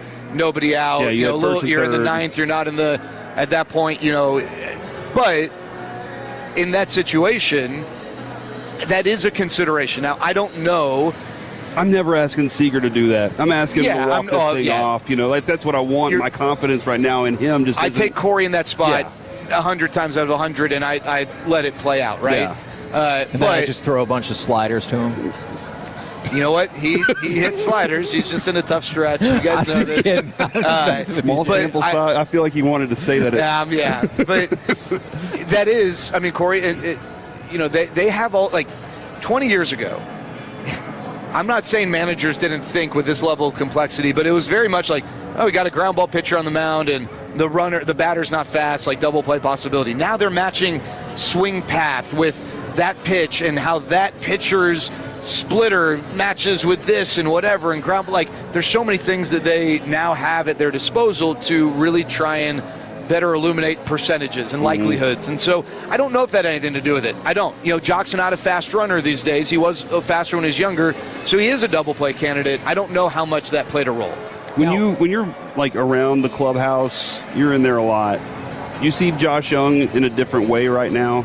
Does he look like he's carrying himself differently? Because he just, when he got up to the plate last night, I was just like, no, he's getting on. No, whether it's going to be, he's going to drive one. I just had this confidence in him. Yeah, I think subtly you can maybe. I don't want to play psychologist, but last year I think wore on Josh, and I think Josh didn't get off to a good start. Had the calf thing in April. Yeah, I think he definitely was bummed by that, and maybe you're playing catch up. You're really trying to prove it.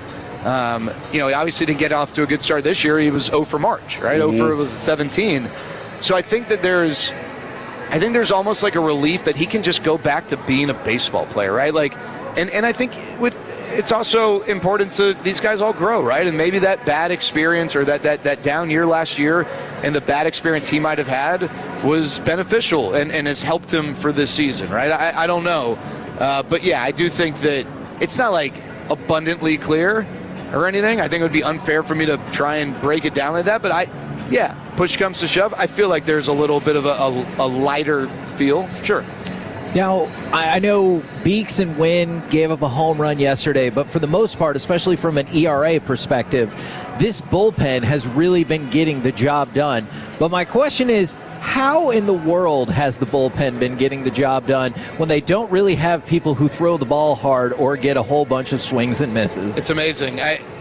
So second in Major League Baseball in bullpen ERA, second in walks, hits per innings pitched. Typically you think, high whiff rate, high strikeout rate. That's not a part of it. They're near the bottom of the league in those departments. What they do is they throw strikes. They have the highest zone rate in Major League Baseball, which means the highest percentage of their pitches end up in the strike zone. Right. Whether or not they end up as strikes or not, but they're just kind of following the idea of, hey, I'm going to throw strikes and I'm going to make you hit it, make you beat me. How sustainable is that without some more maybe heat? I think in it's the tough, bullpen? right? And one of the thoughts, I talked to someone yesterday. You got veteran pitchers. Veteran pitchers sometimes are a little ahead in April because and if you're going to be a strike thrower, because hitters are still slowly getting into the swing of things. But I think it's tough to expect a team to have the second best bullpen ERA in baseball without injecting a little more swing and miss. And I think that, the front office knows that, and, hence Gavin Collier, right? I think Gavin Collier will be able to help with that. I hope Peyton Gray's changeup can help with that. And they're doing a really good job with the fastball limiting hard contact, right? So that pitch, that very important pitch, it's not the sexy pitch, but the very important pitch of the fastball, being able to generate weak contact relative to the league because of where they're able to locate that pitch, I think has been really important. I think also because we talked philosophy about that, recently. You don't want to nibble and then end up in walk situations. Sure. You want to make sure if you're missing, at least you're doing the strike zone, you're not putting guys on for free. That's a big factor there. No, you're definitely right about that. I wanted to go back to a specific hitter just because of his skill set. Jake Berger doesn't get many walks. So how much more of a void does it leave in the lineup when he's not hitting? Because you look at the last 10, again, I realize that's only a third of what they played so far, but 4 for 38, and he's not going to be getting on base otherwise, like maybe Josh Young. Right. I think as a hitter, you got to walk, or you got to have on base, you got to slug, right? If you have both, then that's what makes you an all-star, right. A really high-level player. So Jake's path is slug. So, even if he was like 8 for 38, like Jake's in the lineup to slug. Now, Jake's not a non-factor on the bases. Jake can move. He's a good base runner, so it's not like he gets on first and that's we're station to station. But yeah, he needs to slug, and I think he knows that, right? I mean, I know he knows that. But yeah, that is the challenge with guys like that. Is that you need them to slug, and you would hope that the lineup depth that you want to try and create will help protect a guy like Jake Berger when he's going through a stretch like this, because he is also a streaky hitter. Okay, and I want to ask both of y'all this, because I've kind of asked you this before, Corey. Are you worried that this is what we're going to see all year, is whenever somebody comes up, inevitably you're going to have just as many people on the downslide, and that's going to doom this Rangers team to being, at best, mediocre offensively? So I'd say this. I think you do that all year, right? Like, the Yankees are awesome, the Dodgers are awesome, but even those teams, it's whack-a-mole, right? You got 3 guys who are surging, 3 guys who are neutral, 1 who you can debate, and then 2 who are struggling. Whatever the Are you worried though? It's 2, 3, 4 for the Rangers. The problem is, who are the guys? Because let's say someone was drunk and signed me today.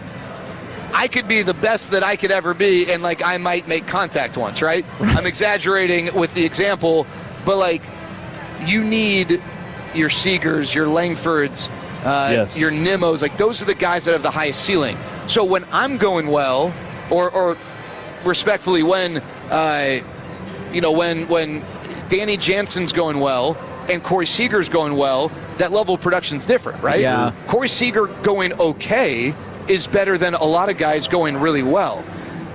The Rangers need, when Langford comes back, hopefully this weekend, and when, and they need Seager to get going. You can't expect all those, both those guys to be amazing all year long. They're going to have ups and downs, but you really need one of those guys, right? You need one of them to help with Josh Young, to help with Brandon Nimmo, and that, I think, makes that whack-a-mole a little more palatable throughout the season. How disappointing, since you've seen like a player of the month level of play from Josh Young, has it been that the Rangers offense hasn't kind of corresponded with that? Yeah, no, absolutely, right? I mean, it's, it is frustrating because they're in this really tough stretch. The schedule's not getting any easier the next few weeks. And we talked about it's going to be a gauntlet, first 40 or so games. Yep. But, they've had opportunities, right? The last 3 games, they've lost 3 straight, and they've all been very winnable. For sure. Including yesterday where the Rangers outchanced, to blend into hockey. They absolutely outchanced the Yankees. I'll also say, though, guys, a great cure is the long ball. And, the Yankees have 7 guys at minimum who you look at and say, hey, if they stay relatively healthy, 30 home run season. Yes. The Rangers don't have 7 of those guys, right? But they need to hit the long ball. And if they can't hit the long ball, then they've got to find other ways. And it's just that becomes tougher in a world where base hits are far tougher to come by. The last thing for me, I was looking earlier, and I texted Mike about this, so I didn't know if you noticed a trend going around with the guys. But I looked down, and Kamara Rocker's in full uniform working on something in the outfield. Everybody else has a warm-up shirt on, and he's in full uni. And I was like, is this just what Rocker does? And Mike said a lot of the guys do this now, and they don't have warm-ups. And I was like, what happened to drinking a beer and icing your elbow in the cooler? Your thoughts, Jared? A little different. Like Jacob deGrom, when he throws his bullpen, he goes out in full uniform. They wanted to in bullpen, okay. Yeah, it's different times, right? You're not hearing the pop of the beer can. Yeah. Like in Major League, that's what you think. Like guys get on the bus, they take a beer, they're in their dad jeans, just shooting the breeze on whatever. It's a little different these days. There's no doubt about it. That's wild. Now I even looked at Kevin. I was like, are you sure Evaldi's starting today? And he was like, yeah, he's starting. And I was like, Rocker just threw the other day. So anyway, my brain was all fried by this. And I hate to follow fun with less fun, yet here we are. Oh, that's your bit. That's fair. That's fair. But I mean, we asked Skip about this. You've now had 2 pitch clock violation strikeouts for Josh Smith, and he's had an awful offensive start and quite frankly a subpar defensive start, I think, to start this season. With somebody like that who's taking on a new role, how much mental pressure, I know you don't want to play psychologist, but just from a logic standpoint, does that add to a player like Josh Smith as opposed to your Corey Seager, who he's fine? So there are 2 ways to measure this in my role. One is the results, the other is 3 ways. The other, nice. One of the others is what that player is saying, and then the third is, I guess, what you just know in talking to players in similar spots over the years. And I was talking to Elvis about this last night, and when you're bopping around, even if you're an everyday bopper, positional bopper, there's a different level of responsibility, right? It not necessarily easier or harder, because you could say that it's tougher to, but when you are named the guy at a position, now, like Josh Smith, or a player like Josh Smith could bop around because chances are someone's getting hurt, someone's this, even if his performance isn't great, there's a need. But when you're the everyday this, and in this case second baseman, when you get moved off of that, it feels differently. Yeah. When you're bopping, you might play 2 straight weeks at second base, but when you move, it's like, oh, well, that's just my bit, right? That's what I'm doing. I don't know. Josh in the past has said, hey, my defensive position, be it something I do consistently or not, is not an excuse, not something I feel like is a deterrent from my offensive production. Yeah. So he doesn't feel that way or isn't willing to make that excuse. At the end of the day, the production hasn't been great, so it's fair to wonder how that's impacted him. The flip side of that is, unfortunately for Josh, the production has really dipped the last, almost 100 games, right? So I don't know. What I do know is that a good job, or just your average 50th percentile outcome, Josh Smith, is a player that you love having in the lineup. Yeah. Maybe not at the top of the order, but at the bottom of the order. And the Rangers need Josh Smith to get back to that guy, because that guy can help work counts, can get on base, and just kind of be a pain in the ass in the bottom of the order and hopefully play good defense. And you guys are right. I think he would be the first to tell you that he made a really nice play yesterday, but defensively, it has not been the best showing of Josh Smith so far. Thank you very much, as always, Jared. Coming up next, the sport of basketball does something great and then something really stupid, too. Plus, we'll try to work a little bit of NFL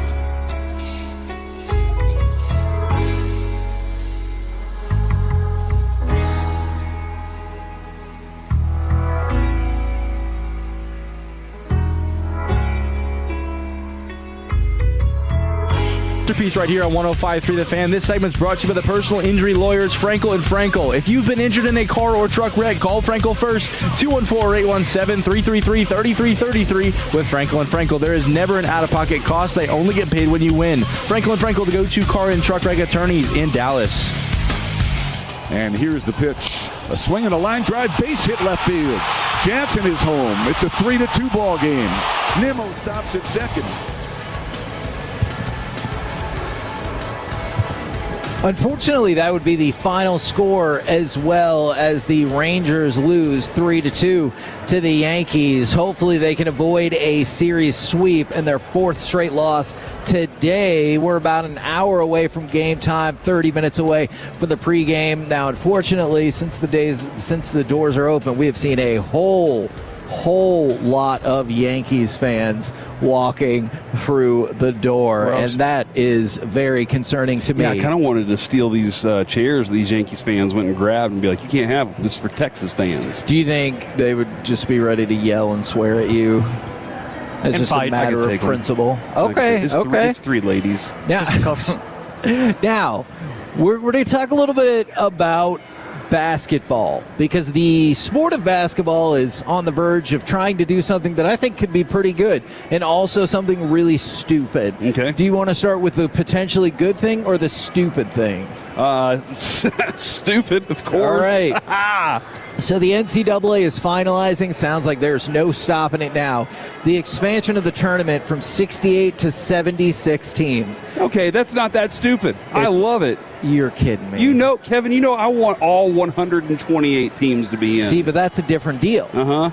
Because then you could start taking all kinds of other rogue schools. But instead, they're going to take 8 more at-large schools. So instead of taking some of your more... You're looking at this all wrong. Uh-huh. You're looking at this all wrong. I feel like I'm doing a very bad impression here. No, what they're doing is they're setting the stage. Okay. This is just expanding a little bit more, Kevin, so they can go, was this enough? And then they'll go, you know what, we can expand more. Next thing you know, it'll be 89 or something like that. And then the next thing you know, they'll just continue to grow it, Kevin, until it's just a year-round tournament. Which everybody ultimately wants. I just don't want to have to hear about why St. Bonaventure was better than Virginia Tech. You're going to. I know, I hate it. That's going to happen. I hate That's it. going to happen. But you know what? Nobody would be talking about St. Bonaventure or Tech if they didn't have this opportunity. And now these schools get that opportunity to be talked about, and their campuses get an opportunity to be loved. Yeah, and then nobody can watch their games because nobody watches the first 4 as is. Now this is job creation from what I'm seeing. Now we need more cameramen, more operators, more announcers. And what's going to end up happening is they're going to use the same announcer for 8 games. They're going to be like, you got to do all 8 today, Well, you buddy. know what? Better pay me. You're not wrong about that, because here's how it's going to go. Or AI is going to So instead of having 4 games, they're going to now need to have a first 12. So they're going to have 12 games over the span of 2 days. 8 teams will play in Dayton, as has usually been the case, and then the other 8 games will take place at a singular location that will either be in the Pacific, Mountain, or Central time zone. So in your face, East Coast. And so I do kind of wonder if they're going to try to have like marathon sessions with the exact same announcers and everything like that. But nobody was going to watch these games. People don't watch these games now, and they're like, how about we have 3 times as many? You know what, Kevin? You say no one. All right. Dozens of people there you go. watch these games. But what's it going to do? It's going to delay the inevitable. Because what do people love about the tournament? They don't care about the basketball. They don't care about the prospects. They care about making their bracket. And what could you do before? You could skip those 4 games and be like, bah, we'll figure it out. But now they're going to add 8 more at-large teams. So that means you're going to end up having just your 2 fringy games between your 16 seeds, and then you're going to have 10 other games between teams that you might think are evenly matched. Is everybody going to sit and wait to do their bracket until Wednesday night or Thursday morning, or are they going to be like, this is effing stupid? You know, we got a good point. Now we don't need play-in games. That's what I'm suggesting. Just go ahead and build the bracket immediately. I mean, honestly, if you're going to do that, go ahead and give me 128.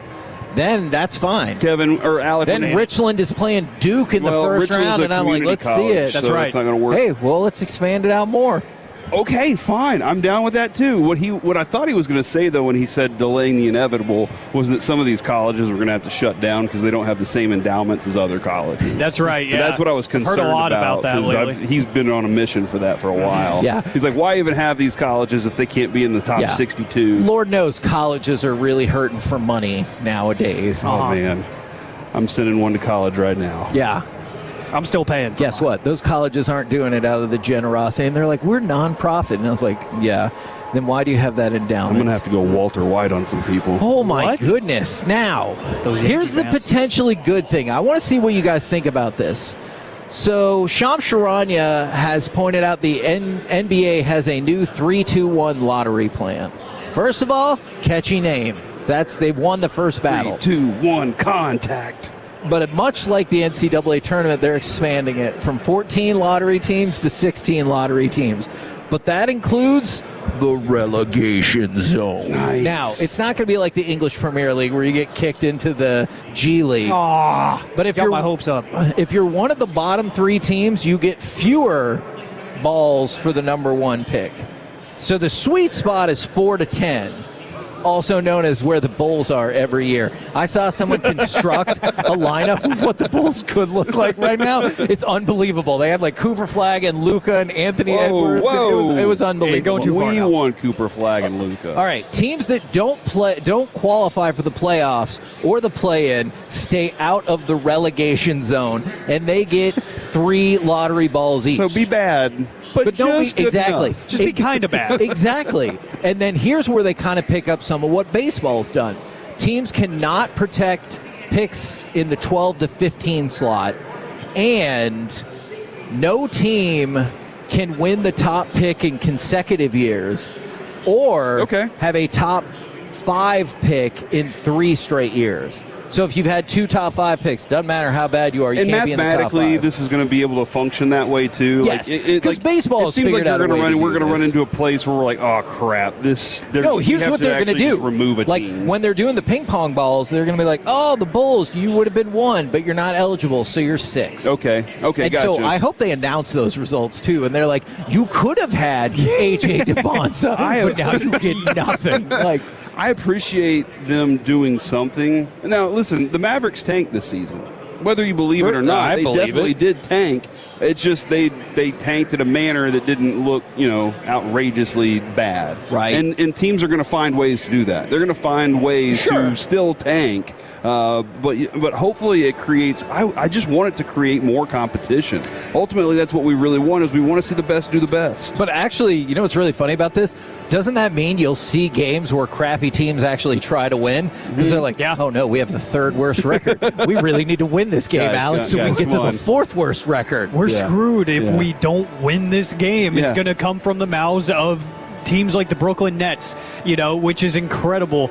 And I like that they've already gone as far to say that you can't have the number 1 pick in back-to-back years because they already know that the Mavericks are going to get the number 1 pick again this year. Yes. So they're going to say, look, it's going to happen one more time. It's going to happen one more time just so it can be a trivia question at your local Pluckers or something. Who was the last team? Exactly. Who was the final team to get back-to-back number 1 picks? But, yeah, I like how Corey phrased it. They're doing something. Yes. They're at least addressing it, and they're trying. They're throwing a couple of darts right now with some of the mathematics involved, and they're saying, let's see how it works. I just like that they're addressing it. They're not just saying, oh, yeah, it's an issue. They're saying we're going to try something. So the vote is May 28th. If it passes, it would start with the 2027 draft and run through 2029, where then they could have a reevaluation of the program. Now, a couple of other NBA notes for you. Did you see the Celtics lost last night because they missed 16 straight shots?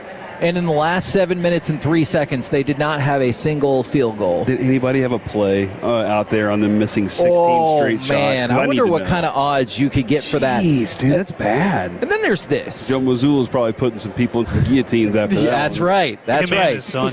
So Jabari Smith was talking about Kevin Durant's message to the team after Game 4 and in the days since, and he was like, hey, stay with us. Be us, be aggressive, play free. We're obviously the better team, I feel like. Cool. They're losing that series 3-1. Now, do you have the ability to say you're the better team when you're down 3-1? And does it feel like you're giving the other team who's already winning 3-1, Game 5 is tonight, ammunition on the bulletin board, even though they're ahead? That absolutely does sound like that. Yeah.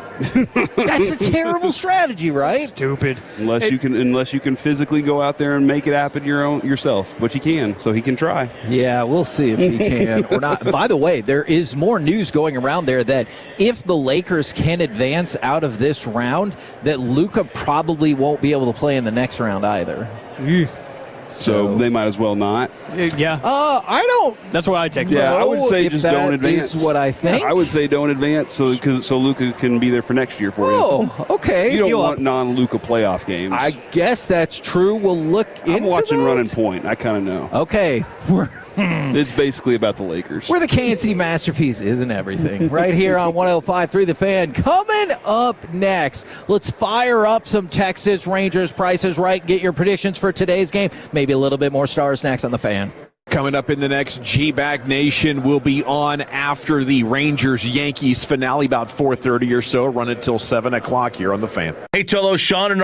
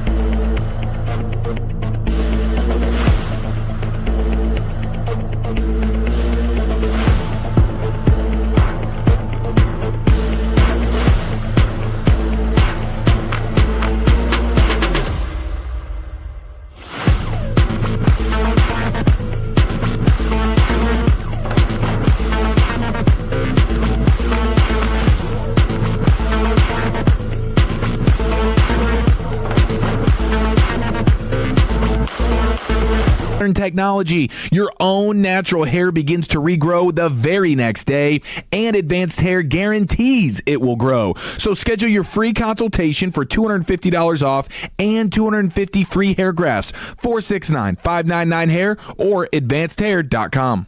He's been in the war room running a draft, and now he's the centerpiece of our NFL draft coverage. Super Bowl winning scout Brian Broaddus. Afternoons with G-Bag Nation right here on The Fan. This segment on The Fan is brought to you by Classic Chevrolet. If you're in the market to upgrade your vehicle, get to Classic Chevrolet in Grapevine, the #1 Chevy dealership in the world. 3 years straight, they've got more new Chevys than anyone, all price to sell. Visit ClassicChevrolet.com. This is Texas. This is Classic Chevrolet. Together, let's drive, relax, and enjoy the difference. Based on new Chevrolet registrations 2023 through 2025. The set by Bednar. The pitch to Seager. A swing and a ground ball to second. Throw to second for 1. On to first 2, and the ball game's over. Chisholm to Caballero to Rice. And just like that, the game ends with the Rangers a run short. Masterpiece back here on 105.3 The Fan. We're live from Globe Life Field. Want to do a little Texas Rangers Price is Right. I'll be back, Kevin. Give us your predictions for the game today. I don't know where he's going. And then also do a little bit of NFL overreaction or reality. I've got a couple of those I would love to throw out there. And then you can also give us your predictions for the game today. 877-881-1053. Frankel injury attorney text line. All right. I had to go chase down a Tolo and give him a sticker, Kevin. Okay. Aww. Sometimes it is tough if you see like people out at remotes like this and they want to chat and you're like, at this Stop moment, it, I'm on air. You're trying to FCC violate me right now? It's difficult. All right. Overreaction or reality? Now that the draft is over, the NFL will get a deal done with their real referees.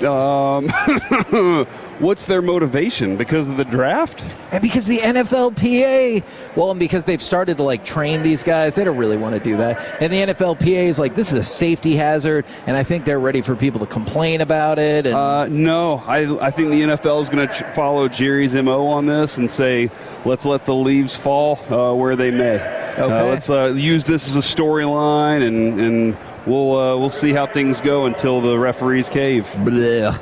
I hope that doesn't happen, but you're probably right. Alec, overreaction or reality? Now that the draft is over, the NFL will get a deal done with their real referees. Reality, I think they will. There's just too much at stake and too many variables whenever you're bringing in people who have never done the job at that level before. And if their argument is we want player safety, we want more accountability, we want more consistency, why would you bring in outsiders? That the league's stance on this just feels entirely weird. I know they have to take an opposite stance against them because they're trying to win the battle. I understand that.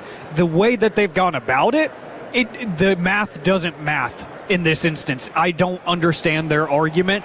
I understand the referee's side of things more, but I do think ultimately they're going to find a middle ground and it's going to get resolved. NFL overreaction or reality? The 2027 draft will live up to all of the hype from star power and quality. Overreaction. You've hyped it up too much for me already, Kevin. I don't even want to watch college football this year. I just know they're going to be stars in the NFL. That's my Cam my take Coleman on that. got described as the best wide receiver you've never seen play. Not you, but just people. And he's playing with Arch. Yeah. So it's going to be Reggie Wayne and Peyton all over again. And Marvin Harrison and all over again. I think there are some very talented receivers that I'm looking forward to seeing. Absolutely. Cam Coleman, I watched him do it against Oklahoma last year at Auburn. He destroyed OU. So, yes, he's phenomenal. Yeah. No, don't tell me I haven't seen him, because I absolutely watched him. I think that was more of it wasn't meant specifically for you, Corey. You know what, Kevin? Now that I think about it, there is some good talent. I hope it develops in the college ranks and doesn't just play well. Alec, overreaction or reality? The 2027 NFL Draft will live up to the hype from a star quality and overall quality potential. Reality, because in probably any other draft class, you would look at Arch Manning as the number one prospect. Right. In this one, I could listen to him being like the 7th or 8th Yeah. Because there are so many incredibly talented. You talk about it almost daily at this point. A potential generational wide receiver talent in this class that unfortunately is going to go to an awful team. But yeah, I think you're going to have plenty, probably in the range of 4 to 6 quarterbacks that you're talking about. These are legit NFL starters coming out of this class. Some great pass catchers, some great pass rushers that we're not going to talk about enough just because the skill positions are going to outweigh that group. Yeah, it felt like offense was lacking in this draft. Very much. I could see that. Now, for the first time ever, I'm going to give you one NHL overreaction or reality. Is that allowed? Overreaction or reality, you give a damn that the Stars have a power play goal in 5 straight playoff games, which is the longest streak since the team moved to Dallas. I don't think I do. I don't think I do either. No, don't tell me what I give a damn about, Kevin. It felt like you were trying to force me to give a damn on this one, even though you didn't. I just said I don't either. It's kind of weird that you forced me to do that, but no, I resist. Okay, Alec, do you give a damn that the Stars set a Dallas franchise record in a series that they're losing? Overreaction. Win some freaking games, man. Yes. Like, score some 5-on-5 goals. That would be nice. That's really how you win hockey games. I do give a damn, though, that Jason Robertson has turned into playoff Jason Robertson that I hope to see in the future. Yes. That's something that's a positive right now. I just need the rest of the team to show up, too. Do you think there's going to be talk after this of, like, all right, you're going to see him in the future, Ottinger, Mikko, so are you just bringing back the same team? I feel like Jim Nill's kind of like I like our boys in green. Okay. Will Jim Nill take any heat if they get bounced in the first round? Just go ahead and fire. You fired. I didn't say that. I said any heat. I think there will be some questions, but I think if you're ownership, don't you look at Jim Nill and go, you've done a very good job of guiding us to this point.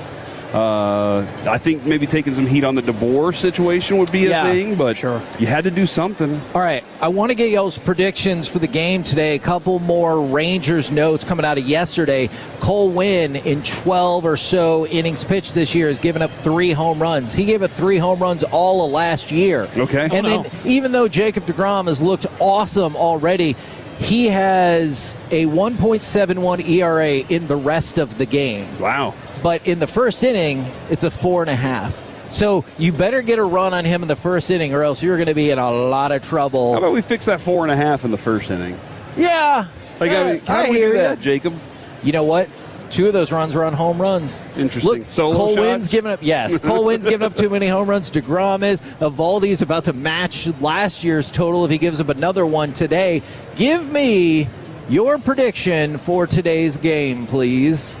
I think the Rangers get to this young starter early, and I think the offense looks pretty typical after that. So give me the Rangers in a 3-1 victory. Do you think he's going to be like, I wish I was still playing Call of Duty? Yeah, he's going to say this is a lot tougher than Warzone at 11:40 p.m. Yeah, I think Rangers 4-2. They make Elmer like the Bugs Bunny situation with that gun where it would explode backwards, I think that's going to be one of those situations. But we get a good outing from Evaldi today. All right, so no home runs given up? I'm not going to say that. Damn it. Aww. This is the stadium. It's a ballpark. It's a launching pad. Yeah, for other teams to hit home runs, but not for us to hit home runs. All right, exactly. You know what? I've caught the fever. I'll go 5-3 Rangers. All right, pregame starting in just a few minutes. First pitch probably around 1:38. We'll be back tomorrow. KNC, full show, 10 a.m. to 2 p.m. right here on 105.3 The Fan. The more time you give, the more